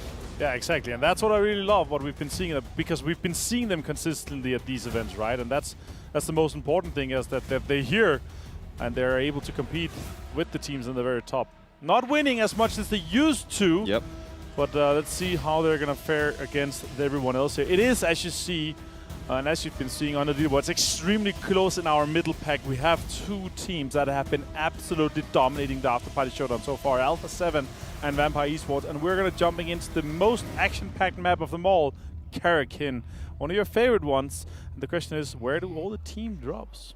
And we have been seeing some crazy hot drops in here too, and we have been seeing some even crazier third parties with those teams going to Al Habar, and then they even end up going a little bit more to the south. But the things that you have to worry is that when you're having to rotate out of those urban areas, there's teams that are just going to be set up, especially with the rage lines that Karakin is able to provide. Yeah. If I'm not mistaken, I think Vampire Esports actually ended up having a great performance in one of the Karakins that we have played. And guess what? In regards to top players, no surprise there to see Revo and Carrillo, 32, 26 apiece, and now we're starting to see some of the Vampire Esports players coming in. It's crazy that they've been able to maintain as much as they have, but that's also why they are still on top in terms of match rewards. They have been getting so many eliminations, and now another standoff with Falcon and Riyadh. Munir goes down to Powerful. Can they turn it around, or is Falcons taking this one home early on? So many fights on Karakin so far in the Afterparty Showdown. Yeah, and even though we do have the battle there at the top for first place, keep in mind we are still going to have those match rewards that all of these teams are going to be trying to get. First elimination is going to be 2K. Who's going to be able to get it here between Rod and Team Falcons? Team Falcons, if I'm not mistaken, they have gotten some of those match rewards in the past. Can they get it here as well? I know the crowd is going to love it, and here goes the push from Team Falcon. Powerful, able to spot a player there from Rod. He's going to be the push. Oh. That was close. Really that nice was very drop. close. a lot of damage too. Trying to reload. Kaito's really low. Just on 30 HP currently. Powerful. Reloading with a really good advantage on that corner. Can he push and make something happen here? DPS in hand from Munir though. Really good push from Powerful. Takes one down. Kaito really low. He has an idea where he is. He's going to push him. There was a bit of a disconnection there from Team Riyadh. I think they were trying to bait him out, and ultimately they ended up losing those players. And guess what? It is going to actually be Deadeyes that ends up getting the first elimination. Team Falcon took a little bit too long, and now they're going to have to worry because Deadeyes is going to be making a push here towards them. This is what I was talking. The third parties in this map are just insane. And then while we're at it, 7Cs is also making their way up. True love. And as I say, 7Cs being able to knock one of the players there from Falcons. Deadeyes, Sharice getting knocked. Can't use it, clutch it up. We have seen him being able to clutch it up before for his team. He's able to spot one of the players there from 7Cs. Backs them up a little bit. Crazy to see that. Let's see Deadeye guys here. Oh, Sarang goes down. Yusuf also gone down, and that is Team Falcons out in 12th place. 7C actually managed to get that team elimination there. That's really good to see here. So. And that's what Jason was talking about earlier. Even though the team is currently last in the standings, they are definitely not last when it comes to the prize pool. This team has been able to collect so much of those match rewards, which, I mean, it's great to see, but I am hoping that somehow they can pull it off and at least climb up the leaderboard a little bit. It's going to be impossible for them to get all the way to the top, but at least, you know, save some face. And by the way, for everybody watching, make sure you watch PMWI together in-game sports center with your friends to win PMWI special sets. And don't forget the PMWI packages are on sale for a limited time, and you can also win PMWI treasure crates if you play PUBG Mobile during PMWI. Black Zone starts again here. Some of the teams might have to move out of it. Let's see what happens with this fight, though. Deadeyes guys at 7C has not expected his Turlov here with the Saiga comes out. Surprise! There's no helmet and only with one helmet, so level one vest, no helmet at all for him. But the players there from Deadeyes actually trying to rotate some of the C4s that are going to be coming out in that rotation there. But Deadeyes guys is going to be working perfect as they're able to catch 7Cs by surprise. Now it's only going to be just one player standing from 7Cs. They have gotten some match awards. Look at that, sir. Just being able to lock into people. It doesn't matter who it is. Rod losing another player. They were trying to be sneaky. They were trying to third party that fight. It ended up backfiring for them. And now it's only Saran from 7Cs being alive. And Deadeyes, you best believe they're going to be hunting him down. Super impressive there by Shifu. Being able to do that. Oh, it's just crazy. Turlov now. The Deadeyes guys are pushing, trying to finish off 7C. It is one more elimination that would give them another full team vibe. In that case, that would be huge for them. Also, Desha in the distance, kind of disengaged from that fight. Sarang trying to move around, really hunting him. And there's this point here, Turlov leading the charge. See all the players right there. Sarang trying to save at least some points, trying to see if he can maybe go for some other type of match reward, which is going to be really hard because he's going to be cornered right now. You can see him pushing one of the players from Deadeyes. He's going to be able to knock one. Can he reload in time and knock some of the other ones? He's able to knock another one. Can he get the third one? He might be possible to clutch up the 1v3, and he is able to clutch up the 1v3. 7C Sarang adding that to the highlight clip. I cannot believe he managed to clutch a 1 versus 3 situation like that. And remember, they got another team wipe, so they have 2 already. That is huge for 7C. And also managing to get the first one here. Bigetron replay for that case. Nice push and bait there for Genfos. Great play from him. Now we have Damonkia on screen with the Alpha 7 in the distance now. AR8 is pushing Rat, and Rat Desha here is going to be taken down in 10th place. And that is R8 putting a team elimination on their board, but only 1 elim point for them. Bigetron now here with the somewhat standoff for S2G. Silas there, you can see him silently jumping in the distance, trying to get back to Hamsi. Bigetron continuing to change the roster. You can see actually Lux is not there. This is going to be huge for Vampire Esports if they do end up losing a player this early on. Luckily for him, he was able to find a rock and just... Why did they go for that? Is it because they saw the fight with S2G and Bigetron, I assume, and they wanted to third party it? Bigetron was just 4 guys strong, so it kind of turned around for them. They have to use some smokes. In this case, is stoned out in the water. This could be really bad for Vampire Esports. They have already actually lost one player. Are they going to end up losing another player? Sarang does end up getting eliminated, but keep in mind, you said it earlier, 7Cs that end up eliminating at least 2 teams. Can anybody else catch up to them? If not, it will be another 5K for 7Cs. And I mean, that's not bad at all. 10K for being eliminated so early on. I would be happy with that. And talking about it, Vampire Esports does end up getting one of the players knocked. Bigetron currently trying to figure out how they're going to make the push here for Vampire Esports. There's only 2 Vampire Esports players alive. And if Vampire Esports got eliminated right now, that would be huge for the standings, Avenger. Yeah, for sure. Let's see how far they can take this one. Well, we're seeing this fight, actually. One of the players from Alpha 7 just got knocked, and I think he's going to end up getting eliminated by Damwon Kia. That's not what we want to see. Information is coming out from Shreps' high ground position here, but the case of Bigetron potentially trying to push. And you see Misery here. Well, 1 helmet, 2 vest is pushing aggressively on Shreps' location. Now we see Sarang with that 1 versus 3 again, super well executed. Even with a DPS and Saiga push, Deadeyes Guys could simply not withstand the power of Sarang and his well-timed movements there. Now back to Misery. What can he get out of this push? Can he maybe surprise Shreps in this situation? Rest of the Bigetron guys also pushing in. Liquid, Genfos coming into this location. Sox in the back. Scar in hand, UMP, and MP5. So somewhat short-range shots are coming in now. 336 for Shreps. He found them now. He knows he has to disengage from that location. And I think Bigetron is going to get caught by surprise with that damage that the Vampire Esports player was able to cause. Slow down a little bit, and they need to be careful because Fluke might be able to get an angle here on them. Does have a 3-time on that M4, and we know how deadly the M4 can be. He's going to aim down. Can he knock anybody? He took too long to cause any type of damage, and I think that might have been the best choice. That way he can try to make it to his other teammate.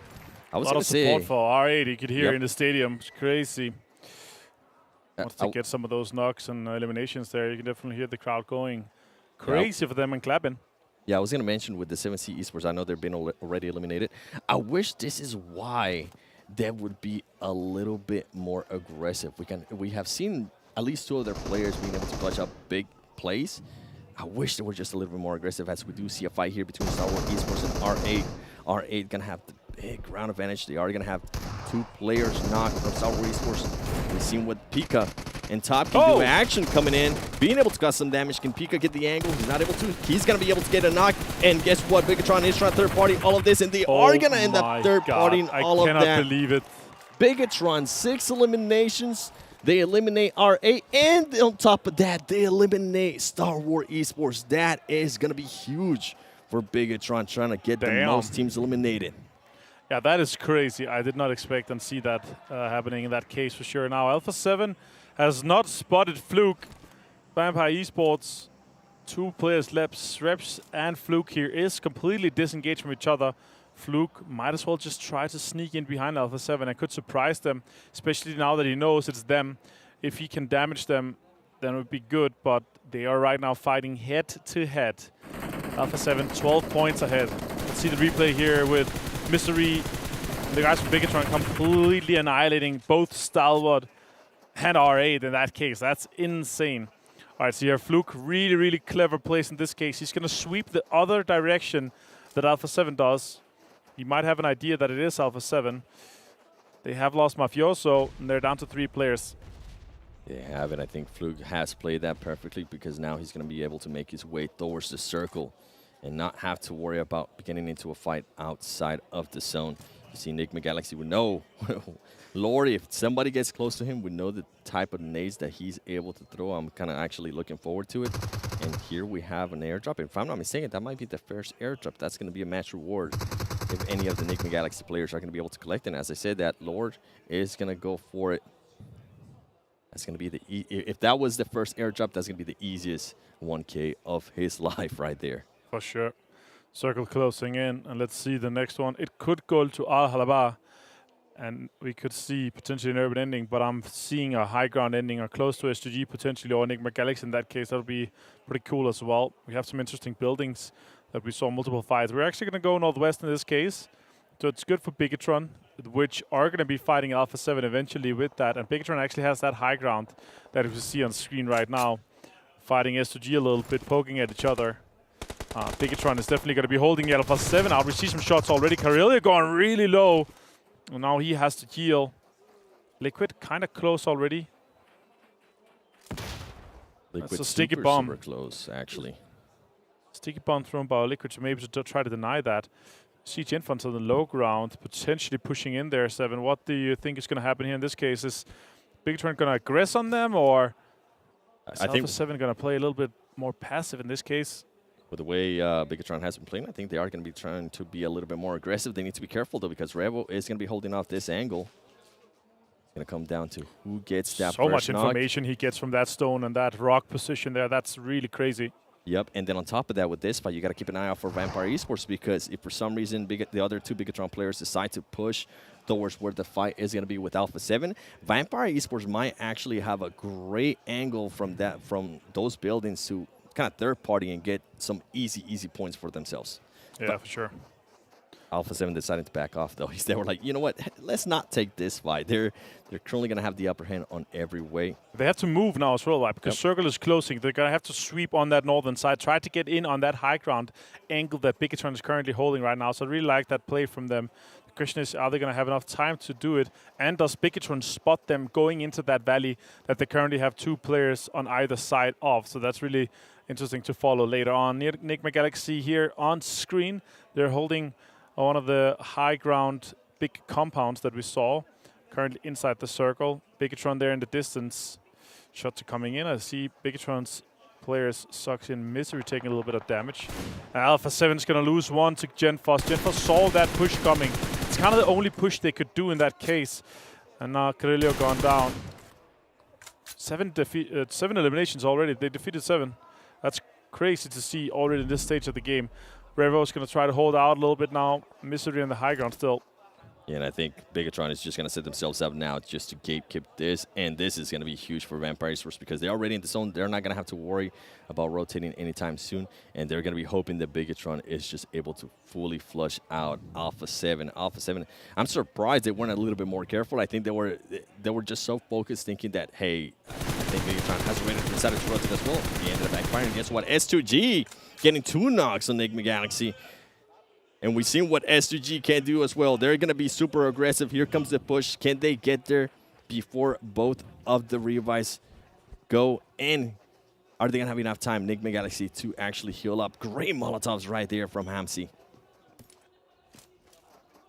Let's see the push. What's going to happen? Freak trying to deny this push here from S2G. Really good amount of utility used in this case here. Silas trying to silent move around this corner. He's going to be able to Saiga in hand and force swap back to Saiga. Lord trying to defend. Oh, that's a good shot. Silas. Pushes Freak now. Oh my god, great push from Silas here. Super well executed by S2G. And that's another elimination for them. Revo sitting in blue. He's going to try to have to survive for as long as possible. Bigetron still holding on. And Bigetron is now the only team with 4 players left alive. This could be the game. With this Western shift we just had for them, this could be the first game that they're potentially going to be able to win here at the Afterparty Showdown here at PMWI. Yeah, they're going to be looking forward to. You can see this is actually going to benefit a little bit more because now Bigetron is deciding to push off from where Alpha 7 was. Revo might actually have enough time to just make that rotation into the circle. It comes down to how many heals does he have, as he is the last player for Alpha 7. What it looked like at some point, it was going to be a great game for Alpha 7 with Vampire Esports losing 2 players at the start. It has now completely backfired, and even though Bigetron has rotated a little bit from where they were, they can still see that line of sight straight where Alpha 7 is going to need to rotate. And the interesting part is, that right now Vampire is not going to have an amazing game. Yep. But Alpha 7 was 12 points ahead. So if they just have a little bit of a better game, our last 2 games are going to be so tight. It potentially could come down to some of the last fights in the last game to see who's going to be the winner of the Afterparty Showdown. I'm going to be looking for all of that, and I'm more than likely going to end up losing my voice. I'm really looking forward to that we have a very, very close. And, I mean, that's just yeah, that's just the fights for first place and second place. If Bigetron has a great game here, they're gonna be pushing from 5th place also to 3rd place and trying to fight Team Falcons and Stalwart Esports. So we can see a lot of changes here on the leaderboard. And as we're talking about changes on the leaderboard, guess what? Them 1 Kia currently having Sung, one of the players, out healing. S2G keeping an eye on it, and this is what happens when you're in Karakin. If you don't make early rotations, you're gonna get caught off guard. But can they connect on this? Fluke actually being able to connect with that, the M4, and I think he's going to be able to get that elimination as well. No way. No way. That is an insane spray down from that distance. Fluke from Vampire Esports coming out of Thailand to show us how they are playing. So dominant they've been so far. It's crazy how mechanically gifted these guys are. MC trying to defend this push potentially from Damwon. We have Song pinned out in the blue right now, but the other guys obviously want to push this angle so they can get him back. Yeah. Oh, they're trying to crawl up silently. Oh, that's a shot. That is not good. They just pulled the Jason Kaplan. They accidentally shot right there. DPS Sadly in hand, for though. them. DPS in hand. What? Oh! Countered with the Saiga. DNBR. What's going to happen? He's trying to pre-fire the corner. The jump. Oh, more shots. 4 more left. He's going to find him. Oh, my God. That is perfect. Super important clutch for Damwon in this case here. They can push in and take that high ground. MC tried to get a little bit too much flare there. I think he was trying to go for the jump shotgun shot. It didn't end up working out. Damwon, now as you mentioned, soon is going to be able to make that push towards this circle. And guess what? Bigetron, with the 4 players that they currently have, are going to be able to be the only team inside the new circle. Vampire Esports making the rotation, and this is why I've been so impressed. We've been talking about it in the back room when we've been watching these games from Vampire Esports. That composure that team has is just absolutely great. Rebel actually taking on some shots here to Liquid, and he's going to be able to get the knock. He's going to have to get off that heal off very fast, and I think he might be able to convert this elimination, or at least an extra point for his team. That's going to be great for Alpha 7, at least saving a little bit of points. And honestly, that elimination right there, that extra point, could make the difference if you're going to be the champion or not. And also, they've survived so far for this long. 4th place now guaranteed for them. That's 4 points from placement, plus the eliminations they've gotten as well. Guaranteed 6 points at this 6 points total. At this point, is going to be very important for them. Smokes are coming out. He could swing up on that, and this is going to delay Bigetron for a long time, and that could actually give the upper hand to Damwon in this case. 2 eliminations and 4th place guarantees. Bigetron have to delay this. They're going to prioritize going into the circle, I think. You can see them moving there in the distance. 2 more first hits only for Revo, and he has to use the bandages to try to heal up back now, right now. And next circle's going to pop. It's going to do even more damage. He's going to be forced to be using the first hits. Shreps and Fluke still alive and doing well, but the circle has gone west, as you saw there on the top right minimap. With Bigetron, 3 guys alive, it's looking really good. Revo's going to be found by Genfos. Pops out, finds Genfos. That is crazy. Plus, he put a little bit of damage towards him. The question is, are we going to see an elimination more going their way? Or is this going to be the opening that Vampire or potentially Damwon needed? Yeah, and that's exactly the opening that Vampire Esports, you can see as soon as that knock went down, they started to move up, and they started to position themselves a little bit better here for the fight that's going to happen with Damwon. Damwon still has 3 players. Come down if Fluke can use this cover that he has to at least get a knock. Being able to connect with some shots. He is going to be able to knock one of the players there from Damwon. Does he have any extra utilities that he can throw? He's not going to have any.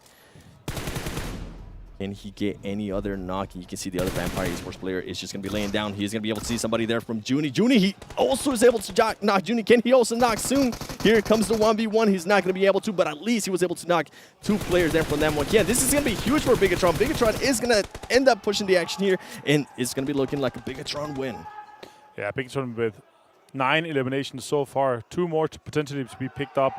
But I think Song is just going to deny this case here. That he doesn't want to give up the points for this situation. So it could be the very first Bigetron Red Aliens win here for the PMWI Afterparty Showdown. That is great. Good to see here for these guys to redeem themselves. And obviously they've had somewhat of a rough run, but now, as you were talking about, they could be pushing themselves up to 3rd place, 7.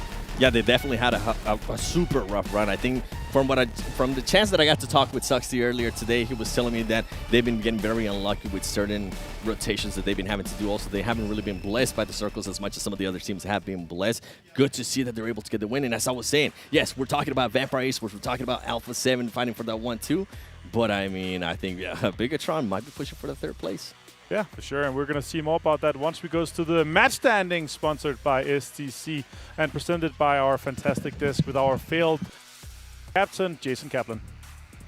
Thank you, Russian Arnold Schwarzenegger. Bigetron Red Aliens, 19 points for themselves. Finally, as you said, getting themselves a victory. The question is it coming too late? First place is going to be out of their reach. However, some extra money could be going their way as they over double, I believe, their earnings in that last match alone. Damwon Kia coming in big, though, with 9 points, and Vampire Esports with 8. Keep in mind, there's a 2-point difference between Vampire and Alpha 7, so not going to quite claw away at that lead, but at least making it a little bit closer. Yeah, just making it closer. I'm telling you, it's going to be down to that last game between Vampire Esports and Alpha 7 on Miramar. Is going to be exactly happening that way. I believe, at least we'll have to see. But, I mean, BTR, I was a little bit scared that game, James, because we were seeing them have this massive split for the longest time. Like, if a team decides to crash on one of their locations, it could get a little bit dicey. But luckily enough, at the end, they regroup, they get the win. Yeah, pretty steady pace for them to approach the circle and hold down many of the angles. I think they also benefited from the fact that a lot of the teams coming in from the east as well as the west side from them came in pretty wounded again, like kind of 2 members of each squad as they kind of was the bleed off. And of course, in this game, there was a massive cluster of teams fighting out from the very word go in the northeast, which makes it even easier to move through Karakin here. Yeah, making it easier to move through Karakin, but again, obviously as we do progress through, we're going back to a little bit of normality here for the teams. We have Sanhok and Miramar to come up next, so none of the newer maps can be coming in. Sanhok's going to be quite interesting as well because we did have Vampire win the last 2 matches of yesterday, but we've seen Alpha 7 be extremely strong as well in those maps in our prior days. But this was a nice little shot at BTR. Again, I feel like every single global event we ever do, they always do have that like one pop-up game. They always at least get one chicken dinner throughout the event.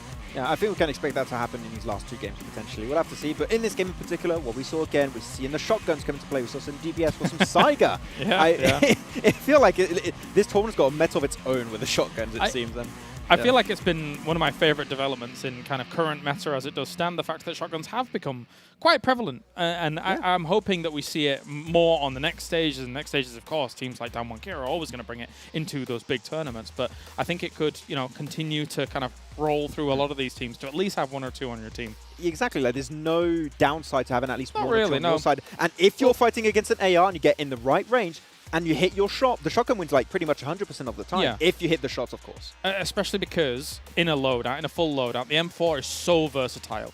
A lot of the teams will navigate back to the M4, right? And just have that for their close range, even the long range, 6x sprays, etc., and things like that. So having a shotgun is very nice for the close range.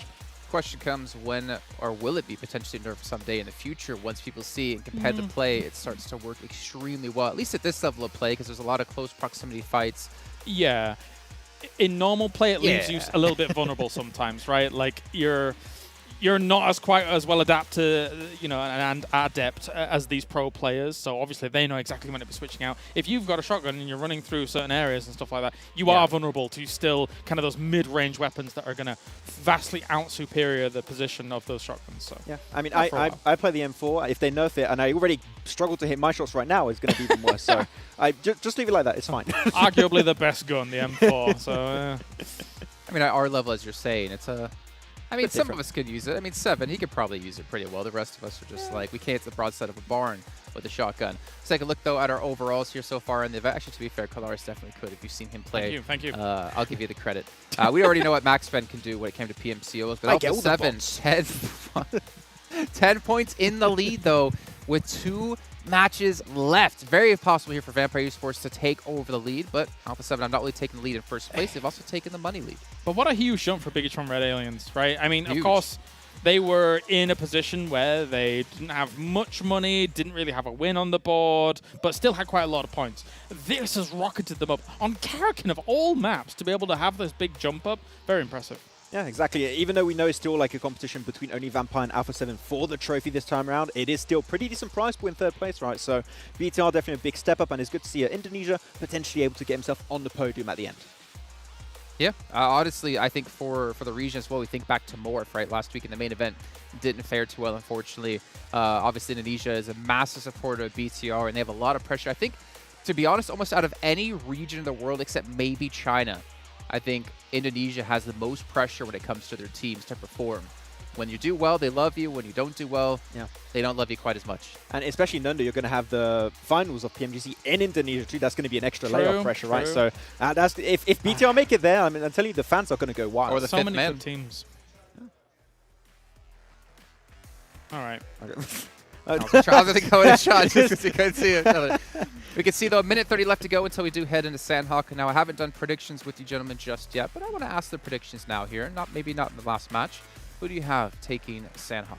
For this game, I'd like to see S2G. No, they dominate when it comes to Paradise versus RA. I want to see them come back in this third day, so S2G. There you go.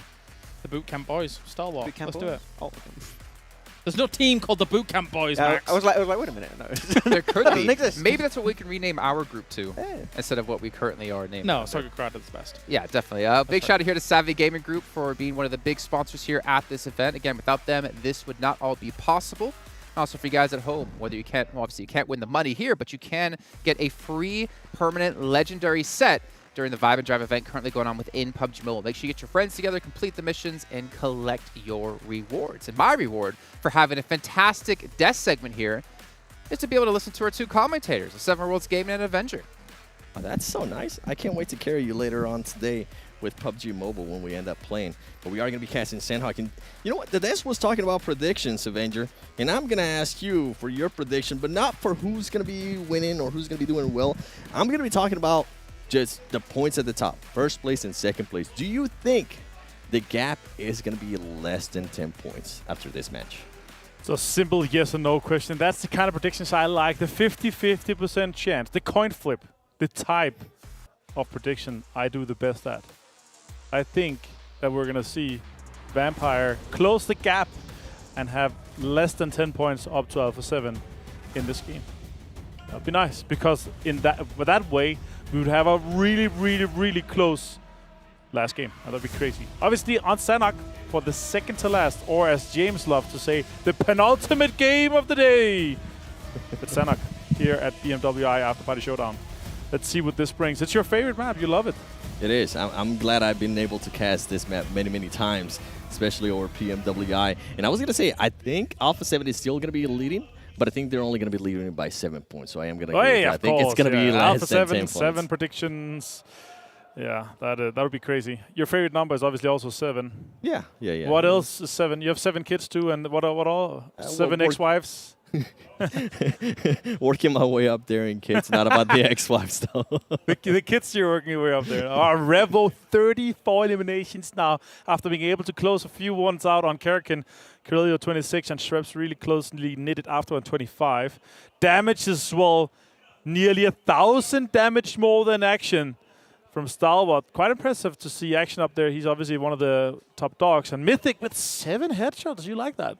Yeah, I mean, Rebel 2, 5, and then Silas from S2G. And we're actually already having a fight that we've been seeing over and over again here in Paradise. S2G, they love landing here. Are they going to be able to back off RA? And is any of these teams going to end up losing one of their players? And I was going to say, I'm with you. It's so surprising to see Action from Stalwart Esports there at the top, at least within the top 3 of the damage, because Stalwart Esports, to me at least, has been a little bit disappointing. I was really hoping that that would be one team that was going to be fighting for at least first place. Look at this movement. It hasn't worked. Yeah. Working really well right now for S2G. They could be wrapping up and have that high ground on this roof. That would be really good. Of course, thanks to Sony Xperia for sponsoring here and being our official smartphone sponsor for the PMWI and Gamers8.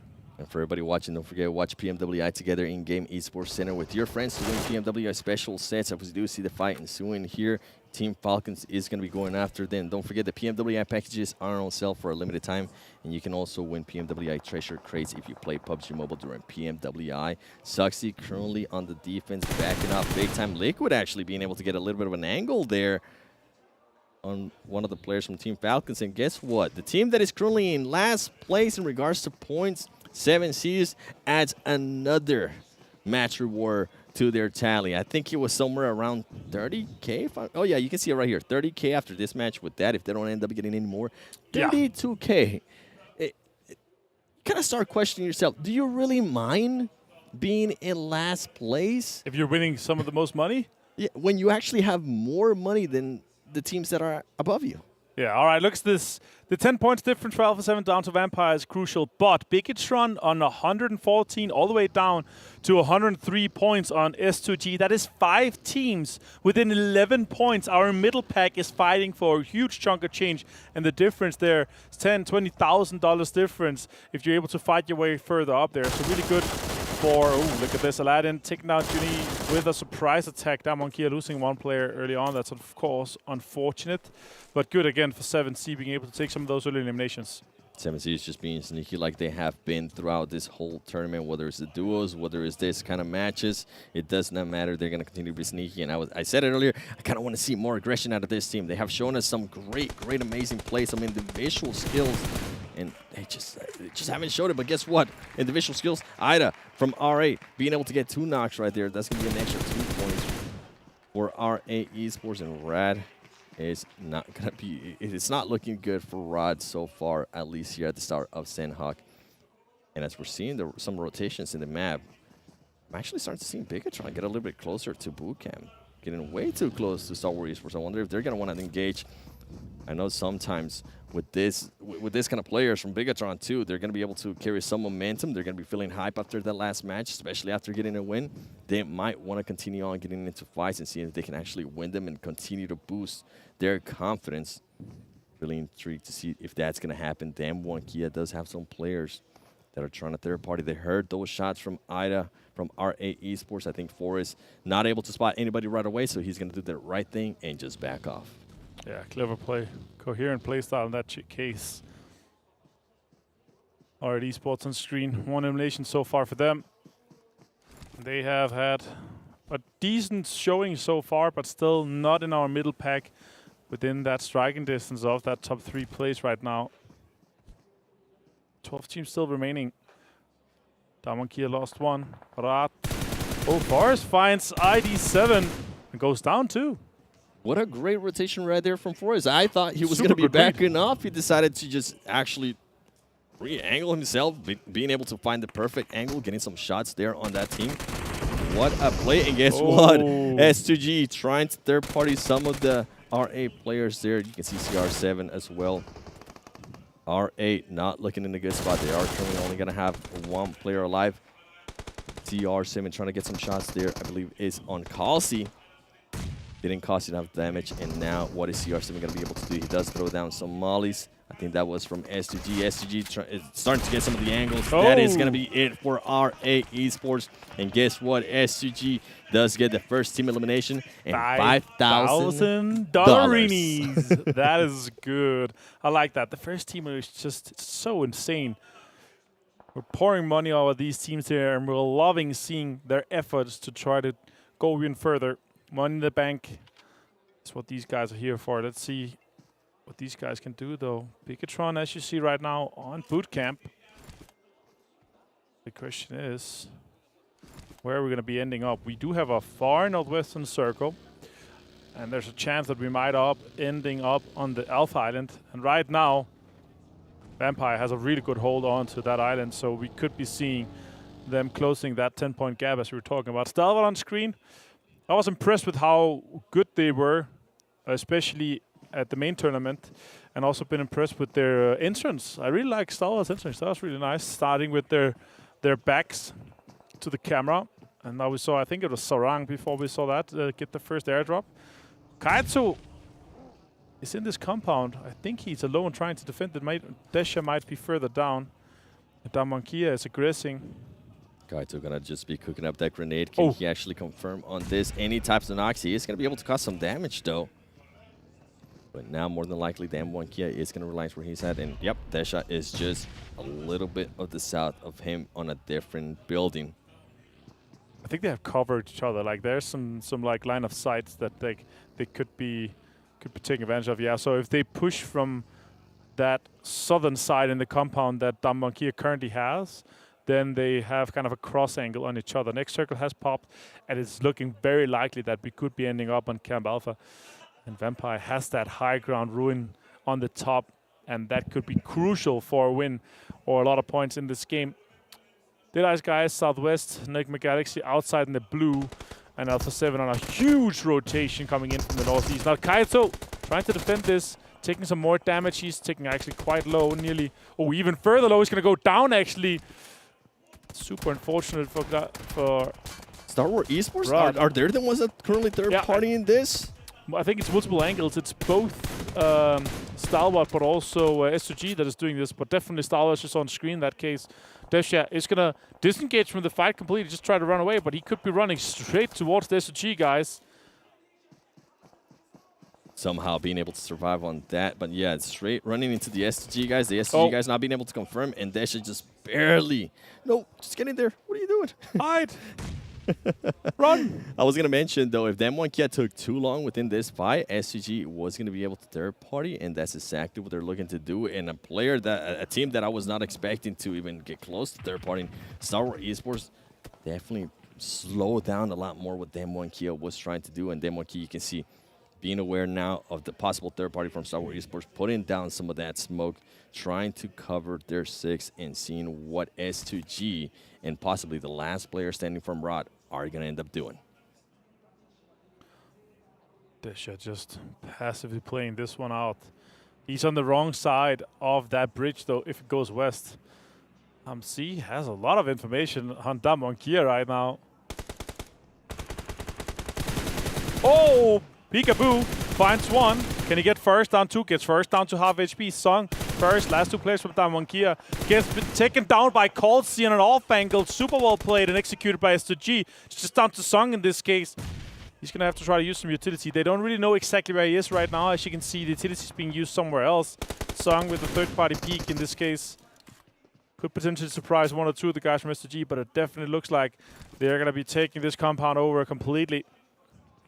And Sung now keeping an eye here on where Silas is going to be going. Hamsi is able to knock some doors. He is going to realize where the last player from Damwon is going to be. The DBS, can he end up connecting? He is actually end up getting knocked and soon clutch up here and end up knocking another of the players. Surprisingly that he actually doesn't have any DBS by himself. He is going to continue to make the push here for Ray C. I think Stalwart Esports is still helping out in this fight, trying to cause some mayhem themselves by third party from very far away. Ray C with the DBS very close. He's going to lay down some Molotovs and try to control where Sung is going to end up going from Damwon Kia. Meanwhile, they're going to be able to slow it down a little bit, heal, and figure out what their next move is going to be. And if I'm S2G, yeah, that's exactly right. Just back off a little bit, see if you can maybe pick up your players and reset. Definitely want to try to convert this one here. Shots are coming in on Sung again. Sung taking half HP again. He has to heal constantly. Soon we're going to be seeing a circle pop in 30 seconds or so, or even earlier. So I'm going to use some utility. Nade into that corner could be great. Could be hitting 1 or 2 of the players from S2G. That's a great nade. It's going to take potentially 1 down. No, it is not. It's going to bounce in and stay inside rather than go out the door that he was hoping for. That could have taken both of them down if it actually bounced out the door. Molotov used as well. He's limiting some movement for S2G. They cannot just run into this house in this case. QB set in hand. Luckily for him, they aren't going to have to rotate anytime soon. They are still within that circle. But if they do, whichever team ends up surviving this, they better watch out, because all those other teams that are on the other island are going to be waiting. Now you can see S2G trying to make that push again. Are they going to be, can the Damwon Kia player, Sung, can he hold them off? The DBS is going to be coming out again, and there you go, Racy able to get the finish on Damwon Kia. But Stalwart Esports making sure that they let their presence be known as they do end up knocking Racy. Colsey just in the distance trying to hold an off angle, some information. Maybe it's because they know that Desha is still there, that they're trying to hold him out. Nigma Galaxy in the blue still. I'm expecting a heal situation. I see 8 first aids in this case. Definitely expecting that to be happening. Let's see how many they get. And a 3 backpack as well. He could be dropping bullets. He could be dropping other utility. Just give him 25 first, and let's see how long he can survive for that case. Now, Vampire here, we'll talk about the high ground, is actually not going to come into that hard of an effect in this case here, because you can see as on the top right, the blue zone has moved north and has a lot of the river inside, and the bridge is still inside with our tin too. Stalwart actually sitting in this center compound with Bigetron lurking on that south side. S2G starting to make a push here on the last player from Riyadh. They have already eliminated Damwon Kia. This is going to be feel real good if they're able to eliminate the last player from Riyadh, and they're going to do so right there. Nice. And it's Alpha 7 now starting to third-party fights from S2G. So many third parties going on. I'm kind of enjoying the split currently that Alpha 7 is going to be doing. But I feel like if the circle does end up going to the West Island, it's going to be a super hard rotation for Alpha 7. especially if Vampire Esports is somehow able to realign themselves, where you can actually see where the bridge, where people are going to be rotating. On top of that, you're going to have 7Cs, Stalwart Esports, and what is Bigetron going to end up doing? You know what I would love to see? An actual bridge ending where everyone is just forced to be fighting on the bridge for the control. That would be crazy to see.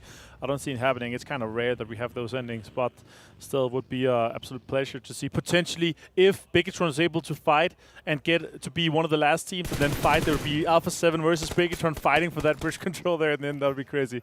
But let's see what happens here. S2G, those 7 eliminations so far, the vast majority of the eliminations in the game so far. Actually, they have half of all the eliminations so far in this game here. That's kind of crazy to see.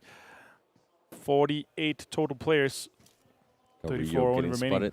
Carrillo getting spotted there by the S2G players, making the back off a little bit. They know that Alpha 7 is currently lurking.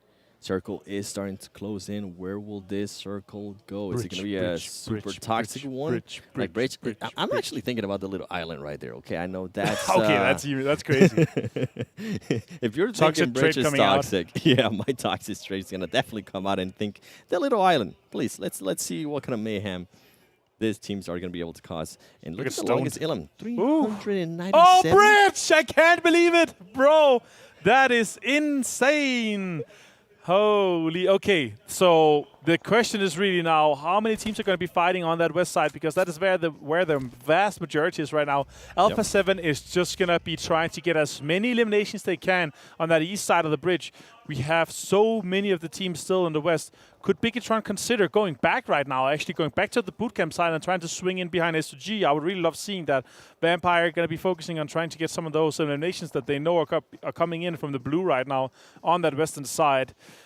See still Deadeyes Guys, 4 players from Deadeyes Guys currently trying to get in, and Vampire is going to be trying to check for that. I'm actually hoping Bigetron decides to full send it to Stalwart Esports. That's going to be in front of them.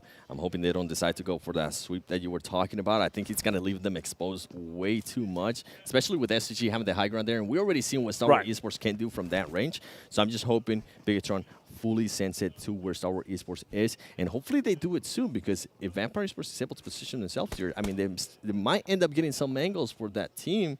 And Deadeyes is also going to start sneaking up. So if they are going to make a push, if they are going to make a decision, it needs to happen soon.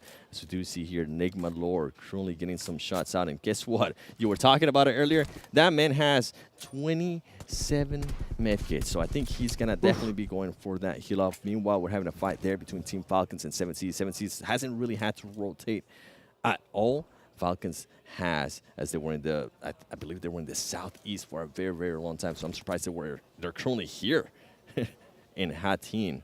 7Cs though, trying to figure out what Team Falcons is going to be doing. They are going to be able to get this revive just in time, and 7Cs is actually going to become a little bit more aggressive, trying to figure out where the Team Falcon players, Never Alone, and the player that's currently knocked are currently at.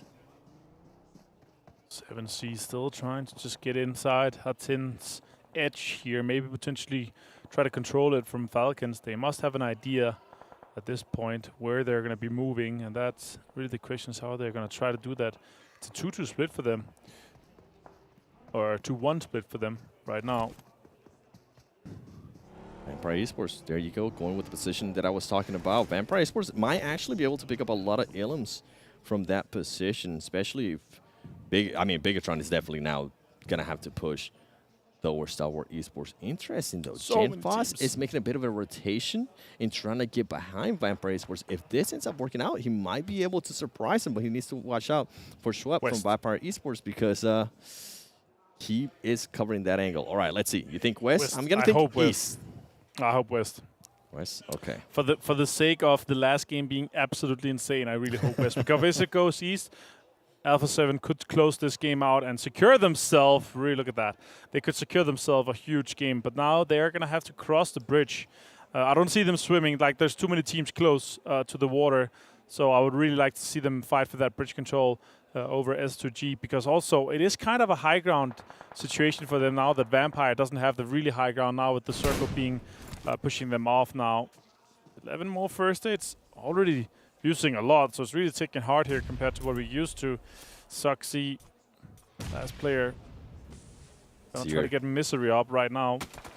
Only knock. This is what I was talking about. Oh, Bigetron just took way too long to make that rotation, allow Vampire to position themselves, and on top of that, Deadeyes making their way up just way too much. They should have made that push a little bit earlier there to Stalwart Esports before the other teams were able to position themselves. And now, the big question mark here is how is Vampire Esports going to end up rotating from this height advantage that they have, considering that Stalwart Esports is right next to them. And the longer they end up taking, Deadeyes is just going to start sneaking up on them. You can see Team Falcons currently set up. And I think Alpha 7 is going to go for a bit of a swim here. I love that they ended up setting up Mafioso there for a little bit of a distraction. So hopefully they don't hear the players swimming under. You can see Aladdin covering the bridge. And some of the other teams are currently just focused on all the 5. Vampire Esports, I was talking about how are they going to end up making that rotation. No. It doesn't end up working out. One of the players does end up getting knocked. Can Top get the other knock on Vampire Esports? They are. Vampire Esports ends up losing 3 players on that rotation, and it was just such a tough rotation. And guess what? While all of that was happening, Alpha 7 does end up losing some players as well. Yeah, that's kind of important for our last match to be really close here. If Alpha 7 end up being the winner of this game, it would be rough. Ravenclaw trying to survive a little bit. Shots are coming out towards him already. That is not good. Hit's going to hit the ground and go out. Alpha 7's going to be happy for that, but they have their own problems right now. Vampire going out in 8th place by Team Falcons. Impressive to see. Now Stalwart is going to be pushing into this circle here and try to take control of that bridge. S2G go down. This circle is going to definitely benefit Alpha 7 as they're going to have the control of that bottom bridge.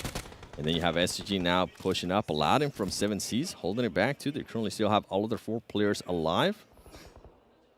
And somehow Nigma Lore, slowly but surely, making their way up as well with Deadeyes. Alpha 7 Mythic is going to end up getting knocked. Rebel being able to pick up Carrillo. Here comes the push from Stalwart Esports. This is going to be huge. 7C is actually being able to spot there the push from Stalwart Esports, and they're going to be able to stop it. Nigma Galaxy actually being able to stop that push, as well as S2G. This is such a huge benefit right now for Alpha 7, being able to reset themselves, recover the players that were knocked, trying to figure out what they're going to do if the circle does end up moving not in their favor. Look at that. The AWM coming out. Big boy gun right there. Ray's gone down. 7C's going to have an elimination. They are looking really strong right now in this case and from this angle. Coming in from the north, a lot of control. 4 players alive as the only team. S2G, though, they go out and they have 10 points total. That's going to be important for them. Nigma Galaxy, 3 players alive. Alpha 7, 3 players alive. And Falcons. Ooh, that's good shots here from Sprayguard. Could connect onto Revo. Does not get him down, though. Hamodi does get Carrillo down. And Alpha 7 is in a world of trouble in this case here. They have only also gotten 1 elimination so far, and the blue zone is pushing them 7. Rio getting knocked there. Nigma Galaxy is going to spot one of the players there. Aladdin from 7Cs. And guess what? Raouf is going to continue to make this push. Is he going to be able to convert? Oh, Revo misses the shots there with the DPS. And somehow Nigma Galaxy doesn't want to take a fight with bullets. They actually want to take a fight with all of this utility. They're going to go for the special eliminations. Can they actually confirm on this special elimination? Good nades. Being able to knock Mythic. the players. Mythic somehow being able to survive, and he ends up getting eliminated. Now Nigma Galaxy continuing to make their push through. 7Cs trying to defend this, trying to actually recover Aladdin that's currently knocked, and somehow Nigma Galaxy still has utilities after all of that. That is crazy. The fight now is going to be between Nigma Galaxy and 7C Esports. Can Nigma Galaxy make a huge clutch in this moment here? They're getting 1 player down right now. Ooh, Spray got jumped down in perfect timing. So Erangel is going to deny that push under the bridge. So it's going to be forced to be a fight across the bridge. And they're going to be having to... Oh, that's a really good Molotov. Raouf standing in it. He's on fire. He's going to be going down to that. Potentially, Hamodi finds 1, though. They have to turn this around now. Really good nade. Takes Raouf down. Spray guard on point with the utility. Something that we're not keeping an eye on here. Yes, this fight's currently going on, but guess what? There is still 1 player alive from Nigma Galaxy, and if Laurie can somehow find an angle and connect some shots with the players there from 7Cs before they start going down, that could be a huge difference. You can see him right there. He's currently setting himself up. Can he convert on some knocks? It is going to be 3 players. It's going to be super hard, but ultimately 7Cs, guess what? The team on last place, coming up and continuing to add up that tally in regards to match rewards, adding another 10K to their tally. I know that's going to feel good for them. And interesting for 7Cs, they actually went back to the original roster. I didn't think I see Scout OP right there, so wonder if they were actually just wanted to use them yesterday. Yeah, exactly. And crazy game here in Sanhok. We were hoping for the bridge. We ended up ending just west of it, and it became complete mayhem. But unfortunately, it did end up being a little bit more points for Alpha 7 than it did for Vampire. So they're going to extend that lead a little bit. So our last game, Alpha 7 is going to have a little bit of an advantage. Yeah, I think our prediction was definitely way off, and I'm pretty sure, regardless though, that next match is going to be super close. But you know what? I think the Des is going to be looking to break this down with the match ranking brought to you by STC. He's 7. He's gaming. He's 7 Worlds Gaming. But 7C Esports, the ones that take the chicken dinner. 18 points for them, 10,000 bucks in their pocket as well. Remember I said before they might have been bottom on points, but they weren't bottom when it came to money. Well, now they're definitely not going to be bottom on points. And Nigma Galaxy as well gave themselves 11. But the real focus is here down towards the bottom. Alpha 7, 5 points for themselves. And unfortunately, Vampires will not be on this front page. It's all going to come down to the final match here, gentlemen, between those two teams of who will take first place in this event. Are going to be required if you want to have that fight, and who's going to be taking home first place. It's going to be a close one on Miramar, and we have seen already a Vampire dominate over on Miramar, so it's still anyone's game when it comes to taking that first place. You would think Vampires wouldn't dominate Miramar because it's so sunny and there's not a lot of shade. And that's the end of the analysis segment. Thank you very much, Jason, for that one. I'm here all day. Yeah, that's right. I think they may have been sweating buckets, though, when it came to Sanhok, and considering that Alpha 7 was going out quite late in this game, but really didn't convert too many points, right? So there was an opportunity here for Alpha 7 to kind of get a little bit more of a lead. It didn't really materialize, but they have still, I think it's like a 13-point lead or something like that. Double digits, yeah, I think Well, don't worry. We'll know exactly how many points when we get into our overalls in a little bit. In the meantime, we're going to get into our highlights brought to you by Sony. And again, Shotgun's doing so much work here. And we did get to see the drop at boot camp, but I feel like we didn't get the action we were expecting between, was that Stalwart and S2G? Yeah, I mean, we did have the... No, it was S2G versus R8 that keeps on happening every time. It's like the battle for 7K, who's going to get the first blood, who's going to get the first team squad wipeout. And S2G did come out on top of it most of the time. R8 were not really willing to take the fight, but at the end, that spot, very nadeable. And 7C had some really, really good nades. Prop to them on that one. Their utility was on point and really did get the better of the side of Nigma. Yeah, their split actually across Hartin as well as the bridge is kind of interesting, because it's very clear that they are always keeping one on that bridge, which kind of actually stops people from moving across the bridge. And they worked out pretty well here once again. So kudos to them for being able to pull that off, considering it's a bit more of an unconventional split. Okay, let's take a look at our match rewards here in this last one. See how much money some teams picked up. 7C, there we go. Another 3K alone added on top of their 10K. Not to mention potentially any other money they won on the second side of this. But S2G, again, another 5K for them.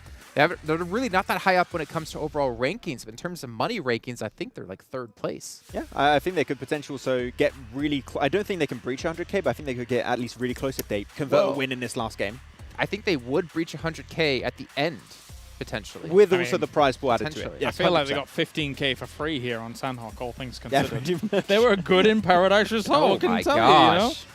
Look at this. Oh, wow, airdrop, special limbs and limbs. That was a big game. Yeah, the airdrops are actually pretty lucky because they're barely moved from Hatim, right? So it's just like, whoop, right on top of them. Easy 1K. I mean, can't complain.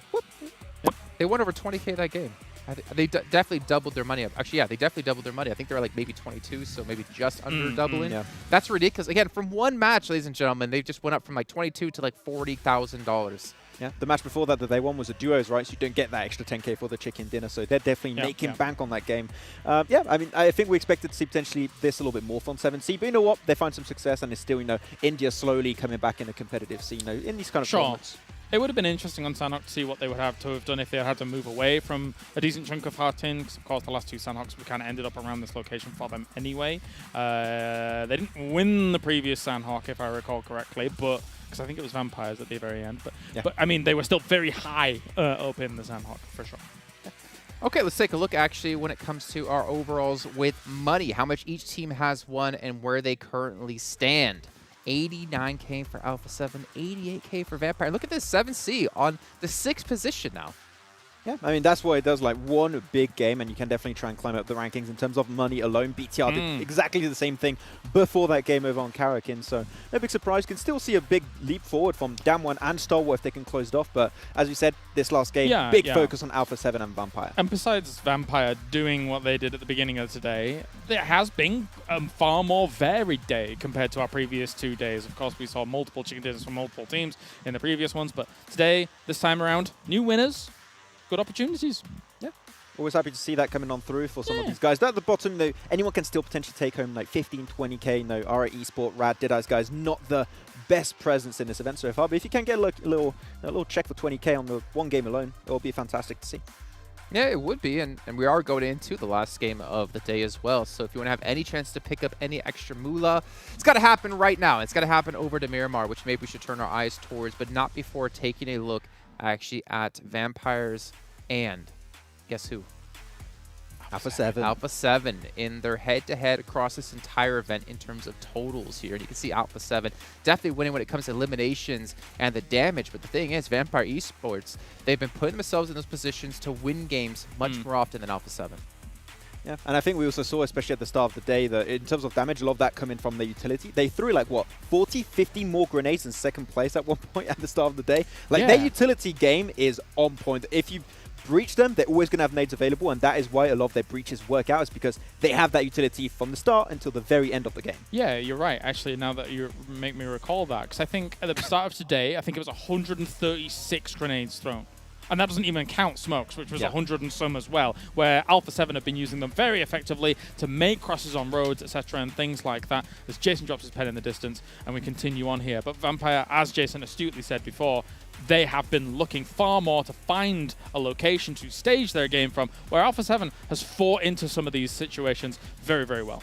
Yeah, and we need to dive actually into our overall stands. You can see we have 2 minutes and 25 seconds left, and we need to show this because we need to remind you guys at home how close it is right now between first and second place. 13 points. Vampire Esports, I mean, they need to get to the late stage. They have to depend on that. The question maybe for me is, will they potentially hot drop Alpha 7 to, you know, control their fate, or they hope some other team takes them down? That's the thing, right? You sort of need Alpha 7 to go out relatively early or really not convert on many eliminations and get...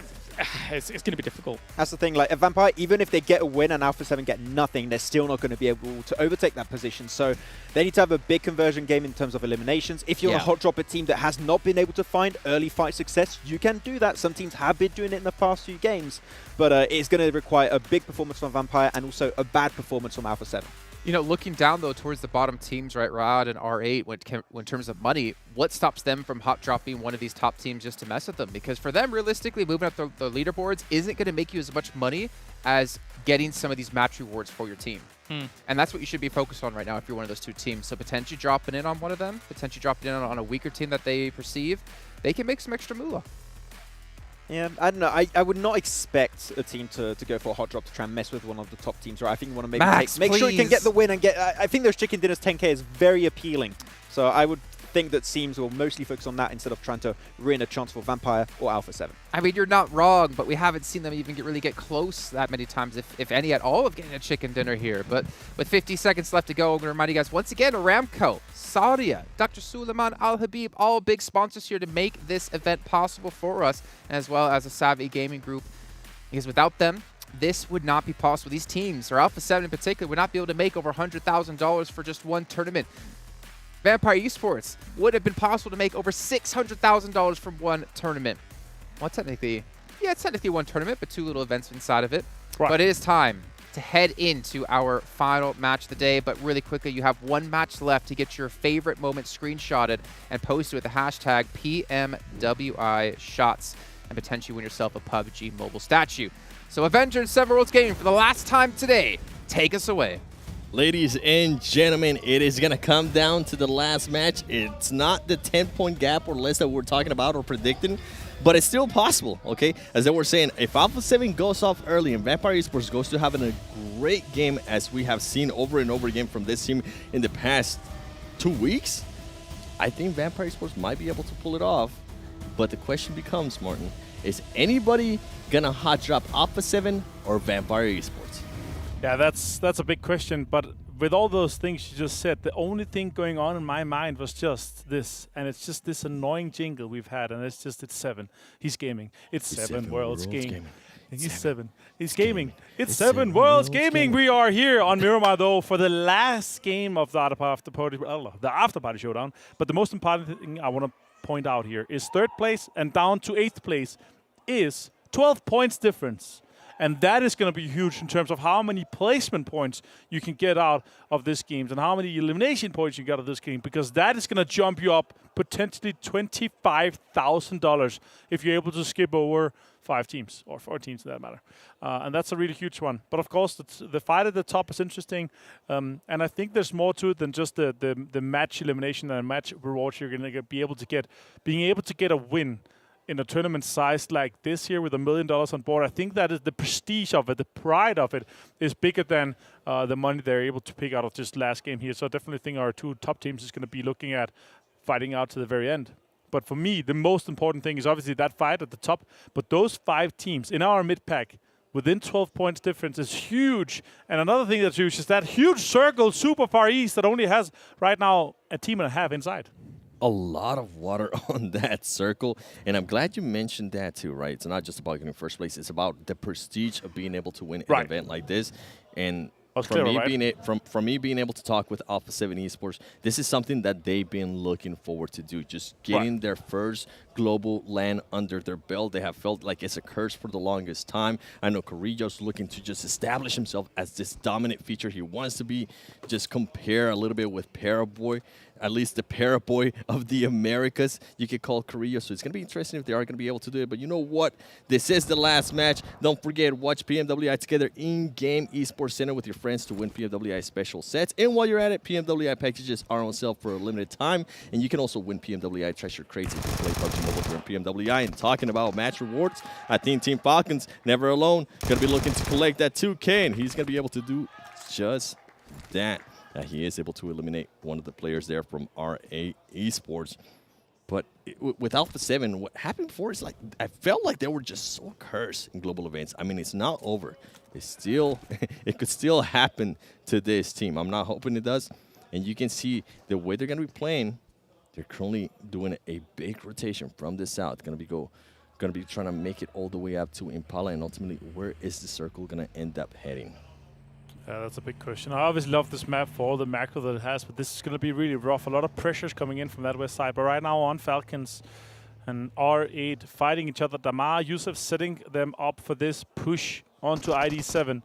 He's going to try to isolate one fight here on Damar. Damar does not take the bait, and Yusuf is coming in for the help. Damar takes the fight in his own hands with a beautiful barrel push. And now the BM comes in, and Falcons takes down an R8 player.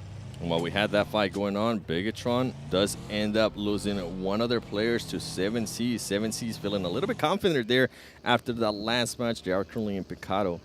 Bigetron hindering their chances there. Keep in mind, they were able to jump up to 3rd place after that last match, though. They are currently in 4th place.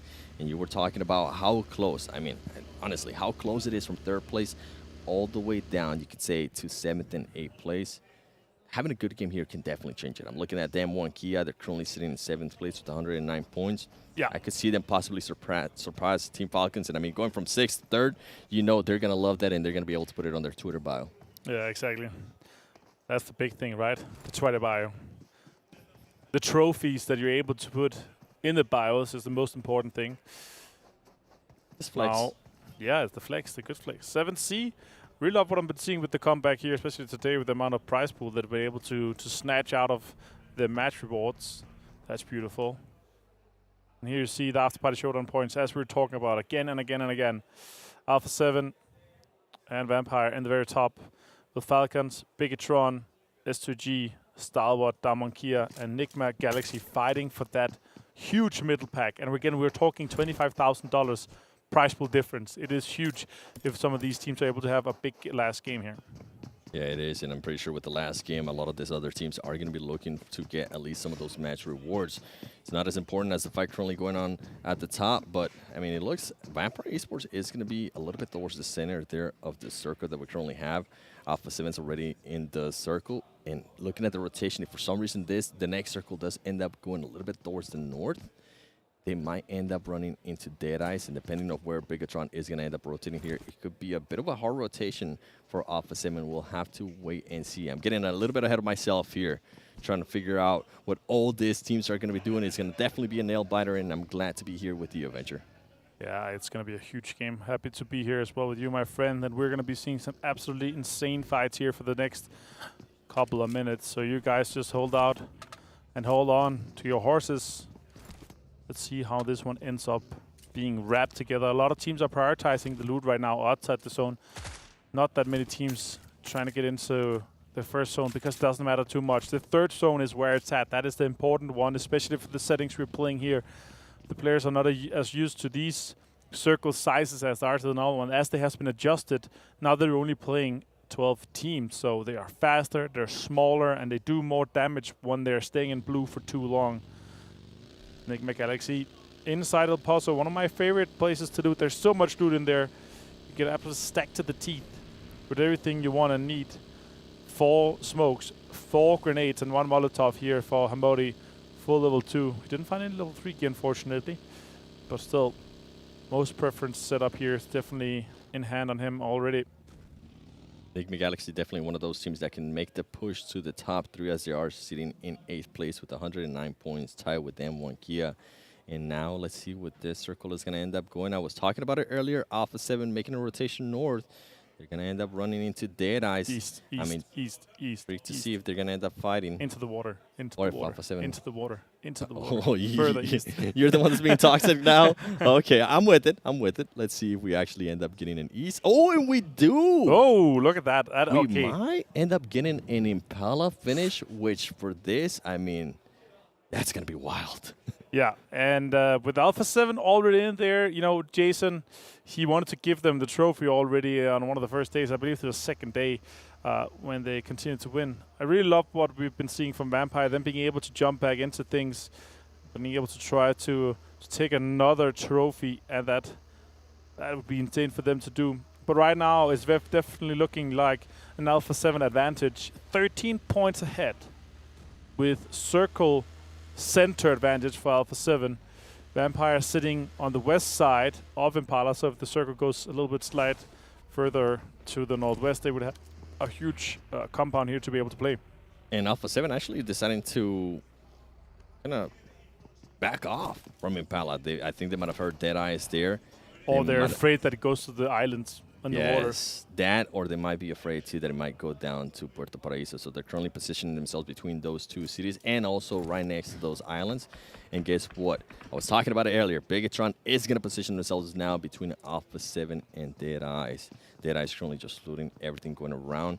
You can see Vampire Esports a little bit outside of Impala, trying to figure out who's currently in Impala and if they can maybe try to take that city, try to take some buildings, try to take that advantage, because if they are for some reason able to take Impala and the circle ends up there, it's going to benefit them in a big way. And I mean, it wouldn't be the first time that we do see Vampire Esports making some of those moves, or as well getting lucky with the zone in that kind of way. Yeah, exactly. All right, Bigetron, what can you do here? Can you secure that 3rd place? That'll be huge for you guys to be able to redeem yourself in this case. Definitely a huge setup for Alpha 7 on this longhouse building with some high ground control on Mafioso and Revo too. Oh. Kaito goes down, he gets knocked. I'm pretty sure he's going to be able to be picked up quite safely over by Minas Gerais. It's a 3x on an M16, not the most optimal setup, but Mythic has a 3 helmet and a 3 vest. That is 55% damage reduction from incoming bullets compared to the 40% that the level 2 offers and 30% that the level 1 offers. Yeah, with the M16, I mean, you can do the burst or you can do the single fire. I personally prefer the single fire, yeah, just because my aim is not like that. But if I'm Mythic, I'm pretty sure he does have the burst as that. It might not be optimal, but it can definitely knock people. And we do have a crate there going towards the water and the circle closing in. This is going to be huge for these teams. Yes. Who is this circle going to bless? And are we going to be getting those islands? I kind of want to see the islands now, okay? We've been hyping it up. We have had a crazy past 2 weeks. Why not? Final match. Throw it to the islands, please. That would be insane. If it goes east. No. Oh, perfect island. This is okay. This could not be better in terms of competition. Yep. Right now, Vampire is chasing. Alpha 7's outside the zone, and Vampire is holding on to 2 of the best compounds in this current circle here. And you see on the map, there's so much pressure coming in from that east side and from that west side, but still a lot of the compounds in the centers open for business. They are going to be open for business, and they are going to have to be careful because Deadeyes now is going to try to make a little bit of a push towards the south buildings of Impala. And you can see Bigetron starting to relook at themselves. RA Esports, there is a lot of the teams still alive. We haven't lost any teams yet. We have lost a couple players. You see Team Falcons there taking on some shots on RA Esports. Interesting to see what's going to happen. See Rod trying to figure out if they're maybe going to go for the compounds of where Vampire Esports is at. You can see Bigetron a little bit towards the east of where Vampire Esports is at, and then Alpha 7 now getting themselves into the zone, playing it super, super slow. For Alpha 7, all you have to do is just worry about that placement points, but I know Alpha 7, at some point, they're going to want to get into that action. RA Prestige getting some shots on himself, and I think he might have been able to spot one of the players there from Bigetron. Is he going to try to take some shots? And actually, Vampire Esports being able to take some shots to the Bigetron player, Genfoss, and this is going to be huge. Another point there for Vampire Esports. And if they continue like this could be even bigger. They might end up seeing a lot of teams rotating around, trying to get those cheeky points from some of the other teams rotating, and it could change a lot of what happened here, and then Alpha 7 is going to be just forced to be a little bit more aggressive. Yeah, this is interesting. 13-point lead still, as you see on the very top. Not sure if it's fully updated yet, but I definitely think that's what we started on. The question is, how many points have both the teams gotten so far? Doesn't look like they were able to confirm that point, but let's see that when we check in with them later. I do like the compound that they decided to stick with. 4 guys strong, dead center, super strong situation for Vampire. If they get another string towards them, they're going to be happy. And as you see from our fantastic stage here, a lot of Falcon supporters in the crowd. A lot of Falcon supporters and a lot of RA supporters as well. I got a chance to see it yesterday, and everybody was going crazy when they ended up getting that win in the final show match. Alpha 7 now starting to do a 2-2 split, trying to figure out where they're going to end up rotating after this circle closes. And you can see Deadeyes decided to just fully abandon Impala, getting a bit of a compound. They are going to be positioning themselves a little bit better, closer to the center of this current circle. Most eliminations, Revo 34, Carrillo 27, and Schweppes 26. And what's impressive, I'll say it again, I said it earlier, Action. Being able to maintain himself. He was the MVP last week. Guess what? He was trying to hunt that that trophy down again because he's currently second in regards to damage output. Ooh, this is a huge one. Okay, so Rod with that center compound in the field, and it's a really, really big compound. So you can breach it quite easily, but you have to have one of your edges safe for that. So you have to play slowly into the compound from that western side. Nigma Galaxy moving Rauf really low. Damonkia putting a lot of pressure onto these teams for this high ground spot. Some tires getting popped there from the buggy of Nigma Galaxy. S2G trying to figure out what all the commotion was there between Nigma Galaxy and Dam 1 Kia. Meanwhile, Alpha 7 is going to try to do a rotation a little bit towards the west, but they're going to have to be careful because there is 2 teams there. As we can see, Omba, I think, getting some full damage on himself. Team Falcons, defense, trying to make the push.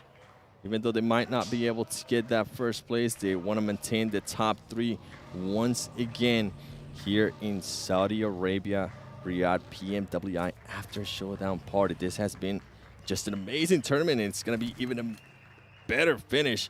Alpha 7 positioning themselves now where they're going to be able to look at S2G, who's going to be able to get the first knock. It is going to be a huge engagement. Meanwhile, Vampire Esports trying to relocate themselves a little bit more towards the center of the circle and a little bit towards the north. And then you can see Luxy right here in the middle of everything, trying to use those hay bales, trying to use his buggy for his advantage. He is going to have to move around. I think he was spotted by some of the other teams.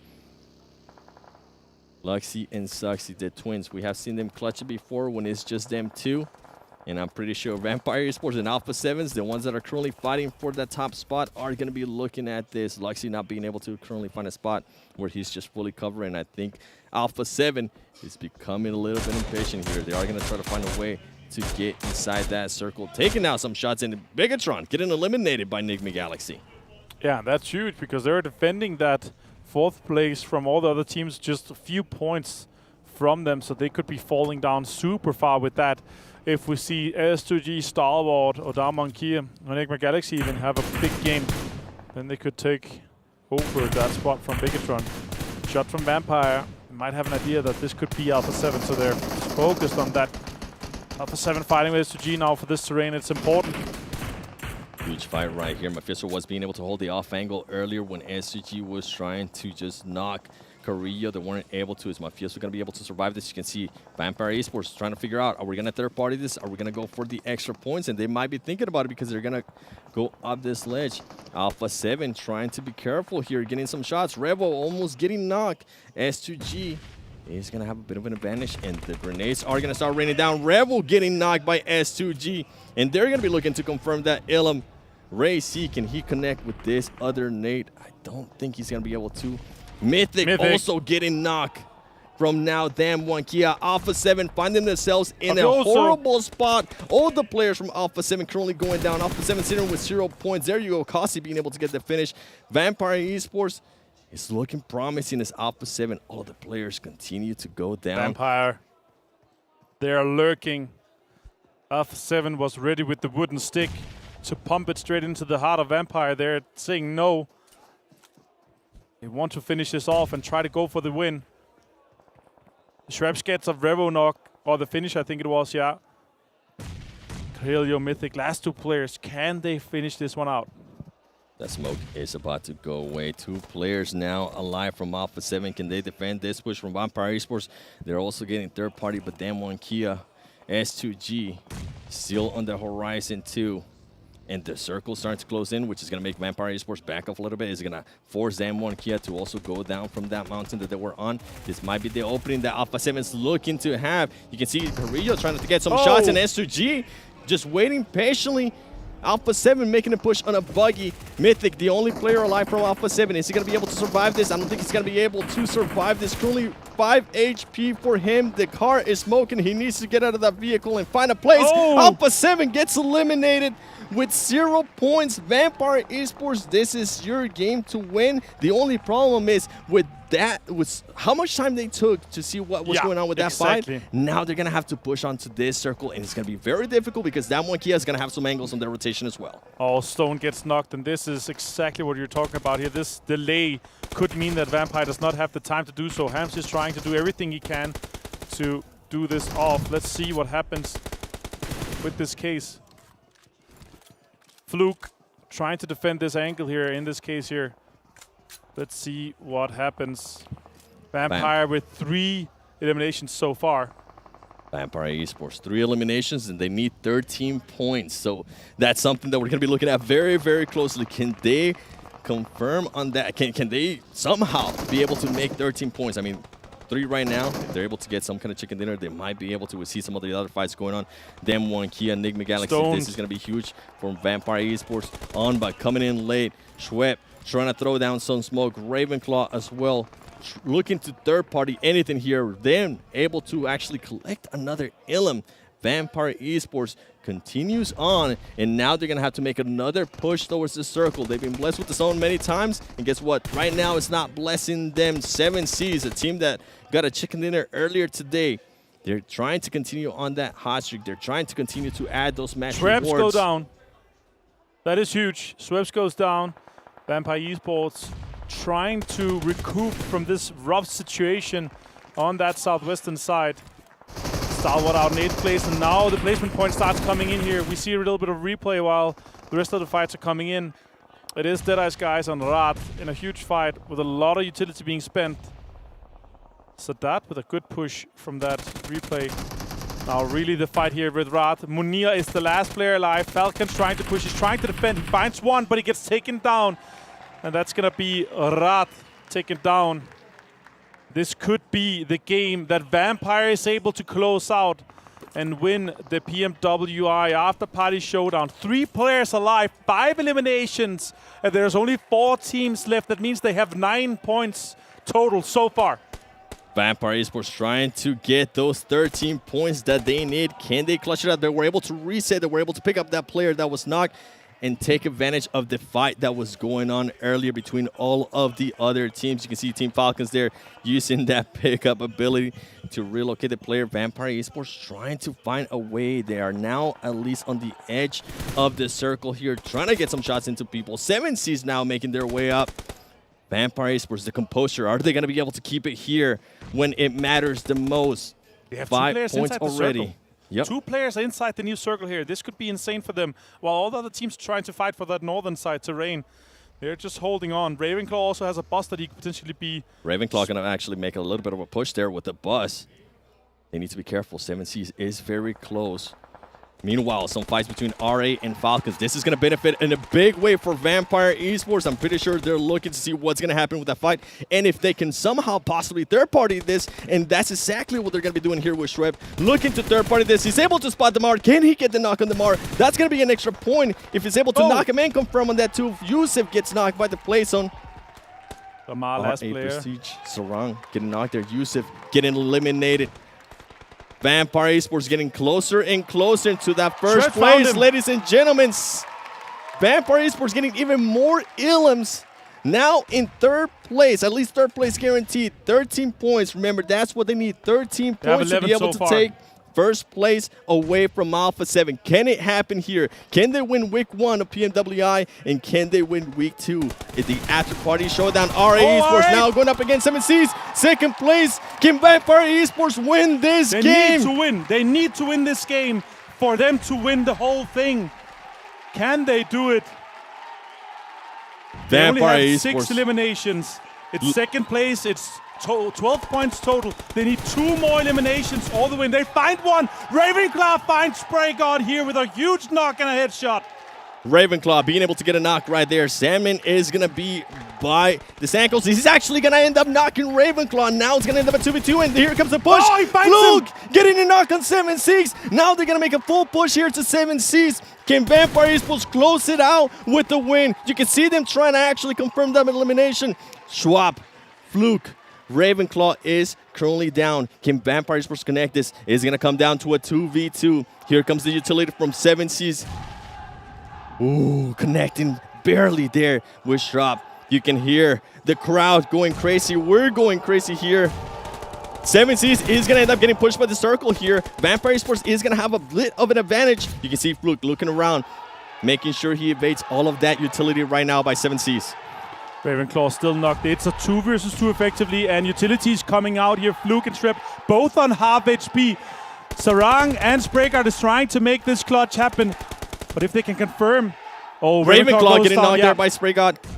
It's now going to be Schweb. Can Schweb clutch this up? We've seen some 1v2s before being clutched up. He's spotted. He's going to get knocked down. Fluke actually being able to get one knock. It's Vampire Esports, ladies and gentlemen, being able to get the win. The final match of PMWI Afterparty Showdown. They clutch it up. They show why they are the champions of week 1 and now the champions of week 2. Vampire Esports absolutely shocking. Alpha 7. Amazing scenes. I cannot believe they're able to make this dream run happen on the very last situation.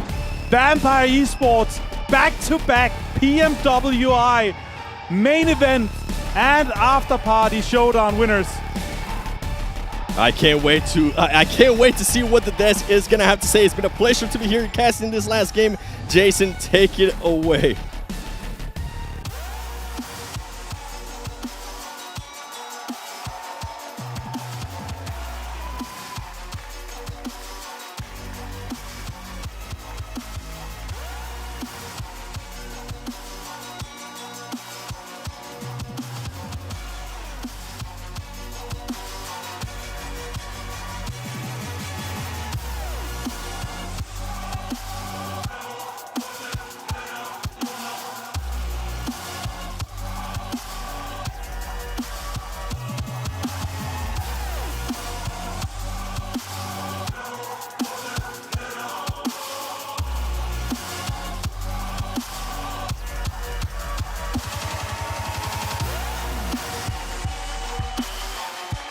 Ladies and gentlemen, Vampire Esports have won the main event with $500,000, and they've won the Afterparty Showdown. They are your all-star PMWI champions. Actually unbelievable what we saw here in this final game, as well as they raised the trophy. This was a performance of a lifetime from weekend to weekend, and in this last game as well.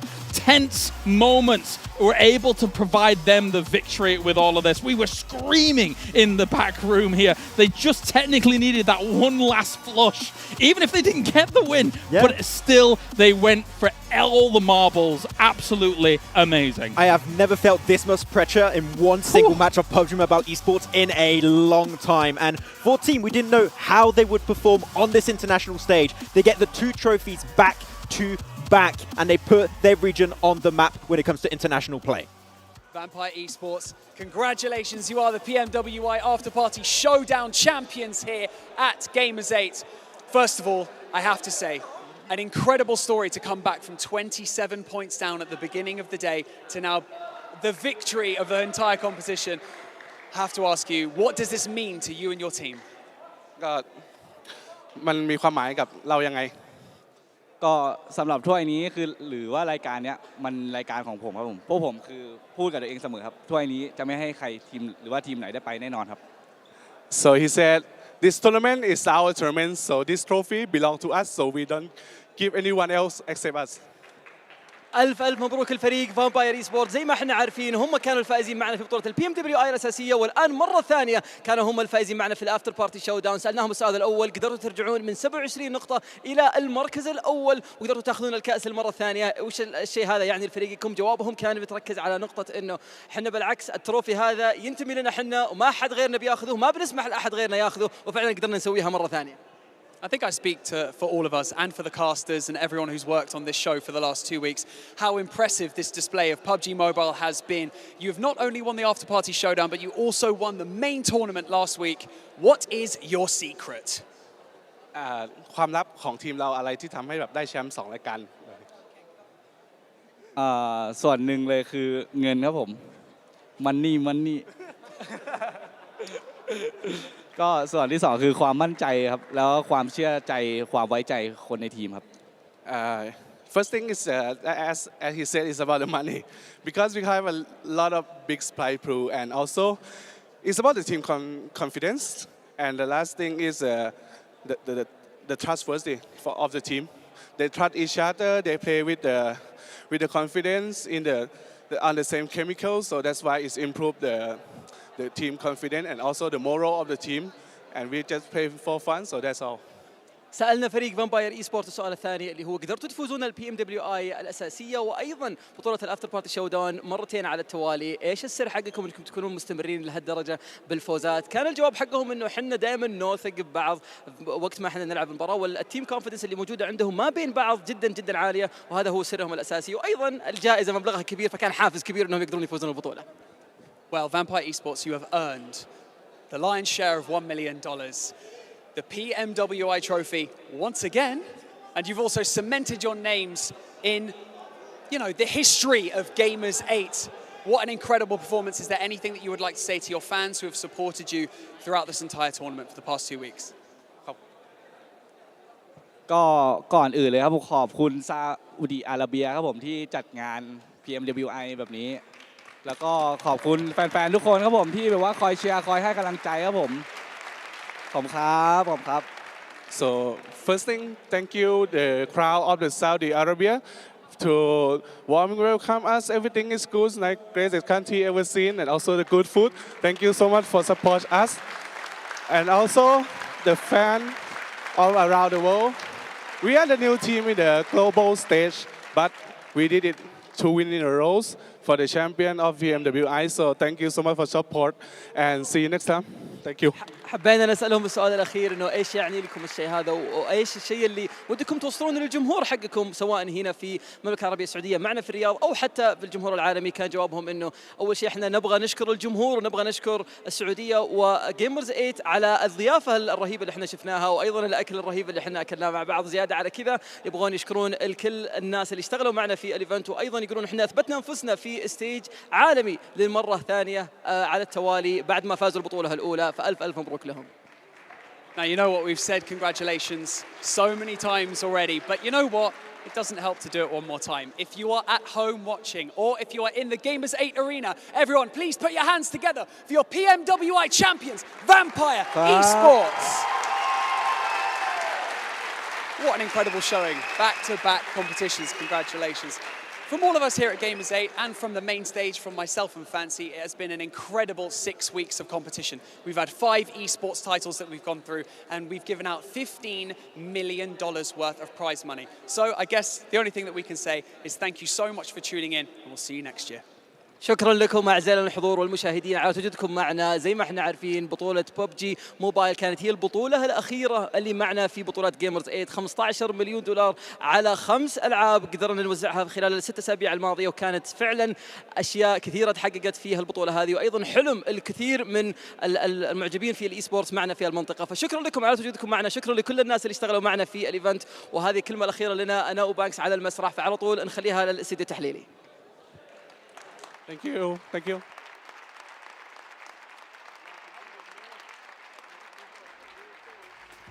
New team on the global stage, but they have made their mark. Vampire Esports showing up big, making fans out of all of us and all of you around the world. I cannot wait to see what they do when they're having fun at PMGC.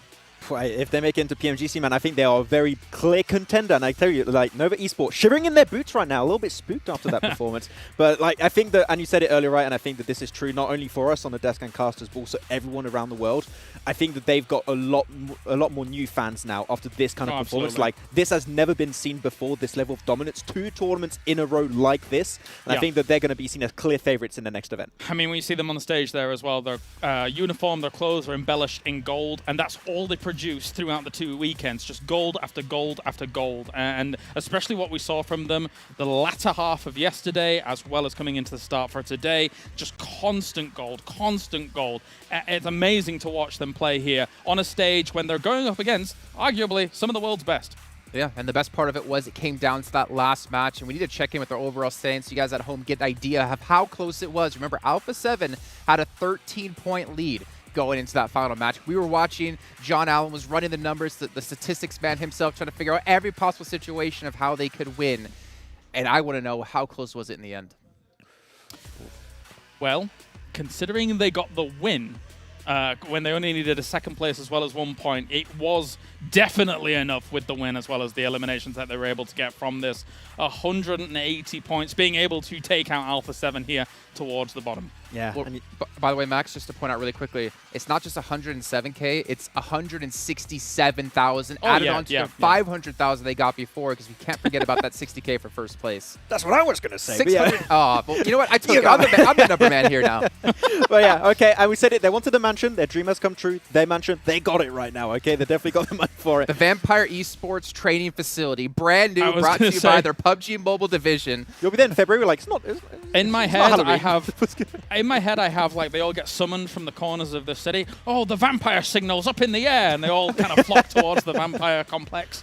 There you go. Oh man, I mean, Alpha 7 also, we got to say they had an amazing run. Right? They clearly came into this event fully prepared. They knew exactly what their game plan was, and they played down to a T. But they got pinched, I believe, between who was it actually? It was between S2G and also Vampire. I think from there on out, this is where everything starts to roll out of control for them. Yeah, actually just a terrifying situation for Alpha 7 because there was almost no way out of it. Unless you somehow try and bail back into the blue, which is also extremely scary, there's no way to be able to get out of where they were. So tough stuff for Alpha 7 in the last game.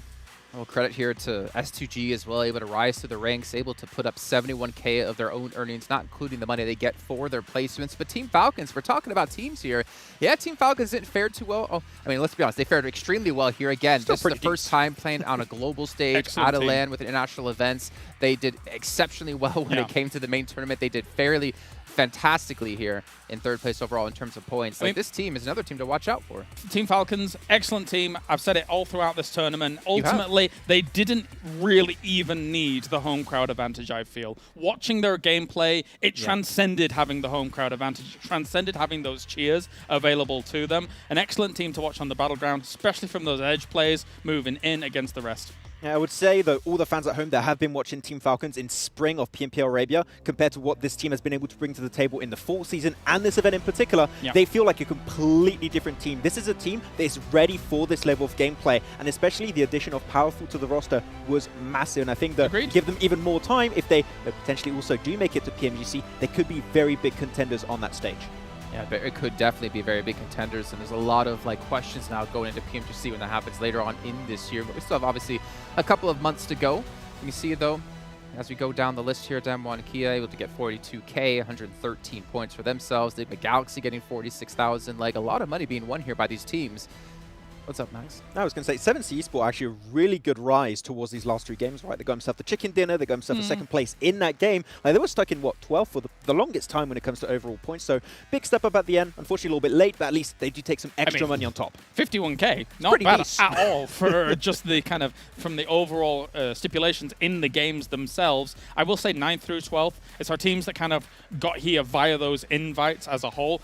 I kind of expected some of these teams to be languishing down here towards the bottom, considering that they were invite teams against some of those big names that were coming in from the top, as well as some of the other invite teams that we know have some punch behind them. So, yeah, kind of to be expected, I think, here for some of these.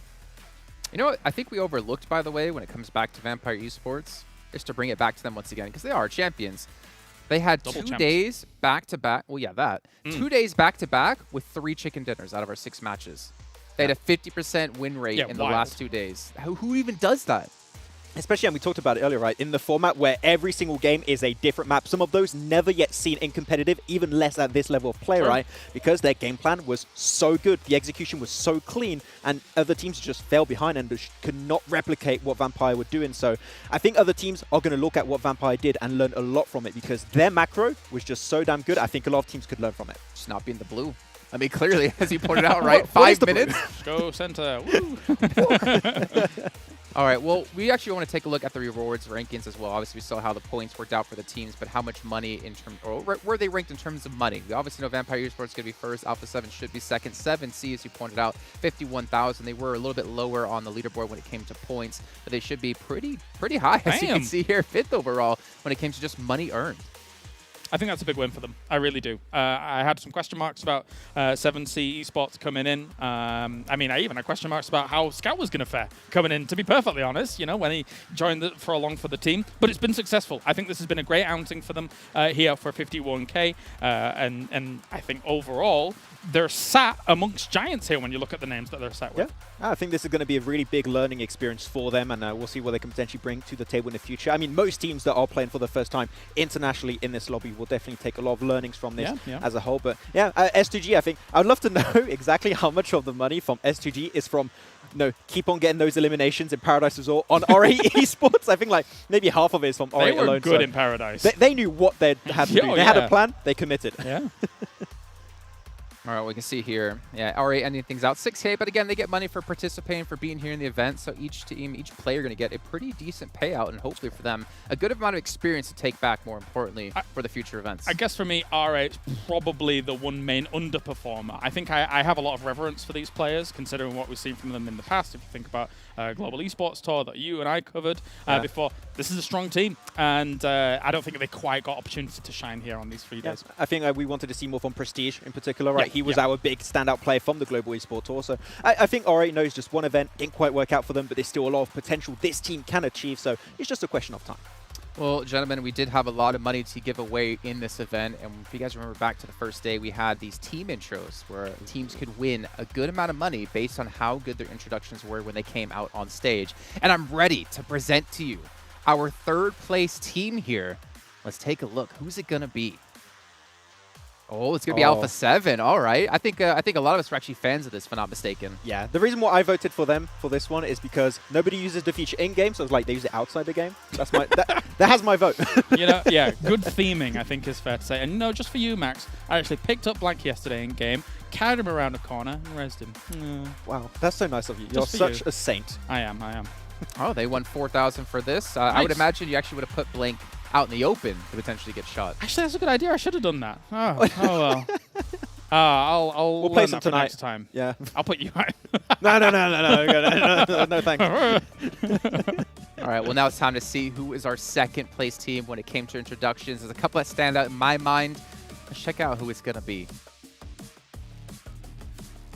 Hey. Okay. I mean, the heart was really well done. There was a... I'm going to be honest. We were skeptical We were concerned here. Concerned, descended, and then... awesome. Yeah, and he's doing the hearts as well at the bottom. 3 hearts in 1. That's great. Lovely. Yeah. We didn't even notice the glasses as well. Look at those, stylish. What do you mean the glasses? They've been wearing those the whole time. Not when they're playing. Are you sure? Yeah. Oh, okay. The little colored, glasses. Did they? Oh, okay. All right. They get themselves $6,000, but I think from seeing them on Kia be the second place team, I think we all know who that first place team's going to be. That was the post. Also, great theming for the team, to be perfectly honest. I just love how Senator in the middle there, and he's going.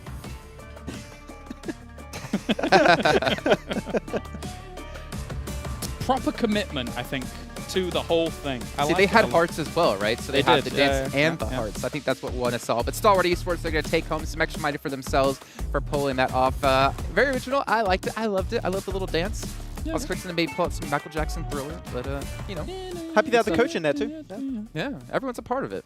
$10,000 bucks. $10K! $10,000 just to figure out a way of how you want to walk out on the stage. We should have had an opportunity to do it ourselves. I think we could have beaten everyone. I mean, you think you can get $10,000 for a chicken dinner? That's like a 25-minute game. They got in like 20 seconds. Let's be real. If all the talent crew from English Talent came out and we all had John Allen as our mask, we would have won.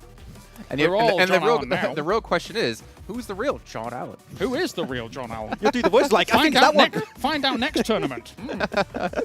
All right, so that is obviously who won. Congrats to SD for taking home an extra $10K towards their tally. But we still had more awards than that, right? We had like the Eagle Eye. We had a lot of individual awards. Why don't we take a look at who's won some extra cash? I remember we'll send you our PayPal here after the show if you want to hook us up. But it's actually great to see. The thing is, this is all about different ways you can make money.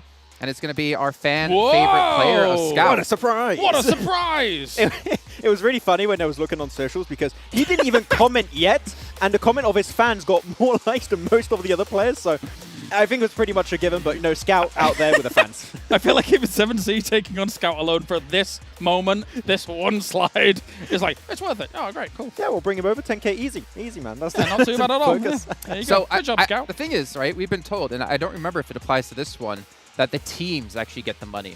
Right. So I don't think it's Scout getting the money. I think it's 7C that gets the money. He already has a share from all of the 51,000 they won during the games anyway, so yeah. I did check, though, in second place behind Scout, it would have been Carrillo. So if Scout was not there, Carrillo would actually won an extra 10K for their team. Not bad. All right, so Scout clutches things out day one in that show match in duos, and he clutches out the fan favorite player. There you go. You know what it's time to go to now? MVP?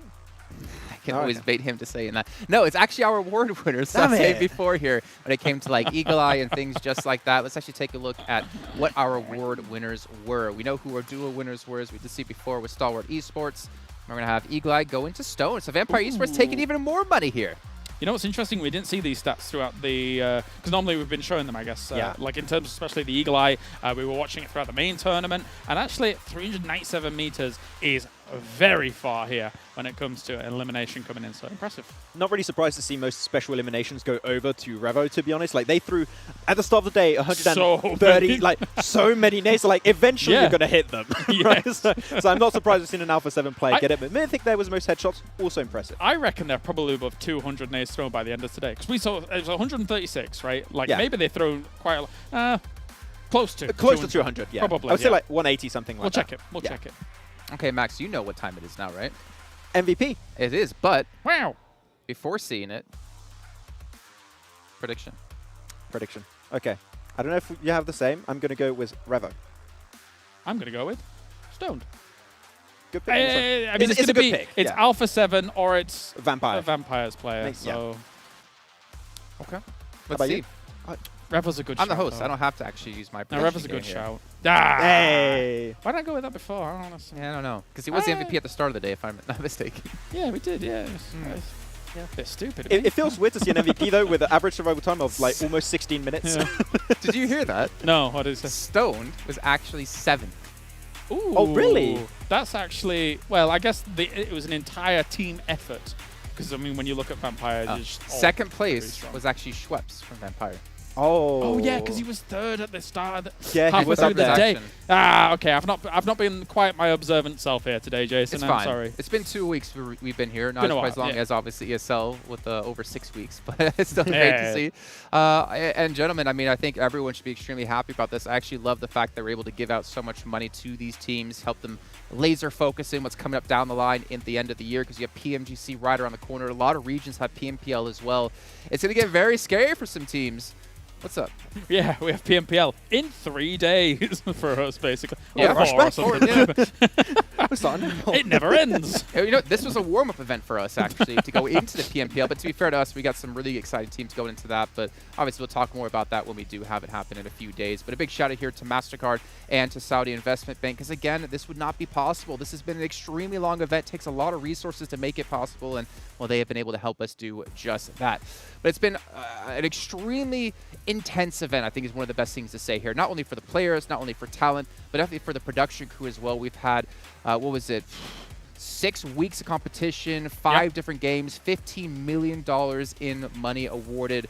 We got to check out how it's all done, and we got to check out a quick recap of this entire amazing event.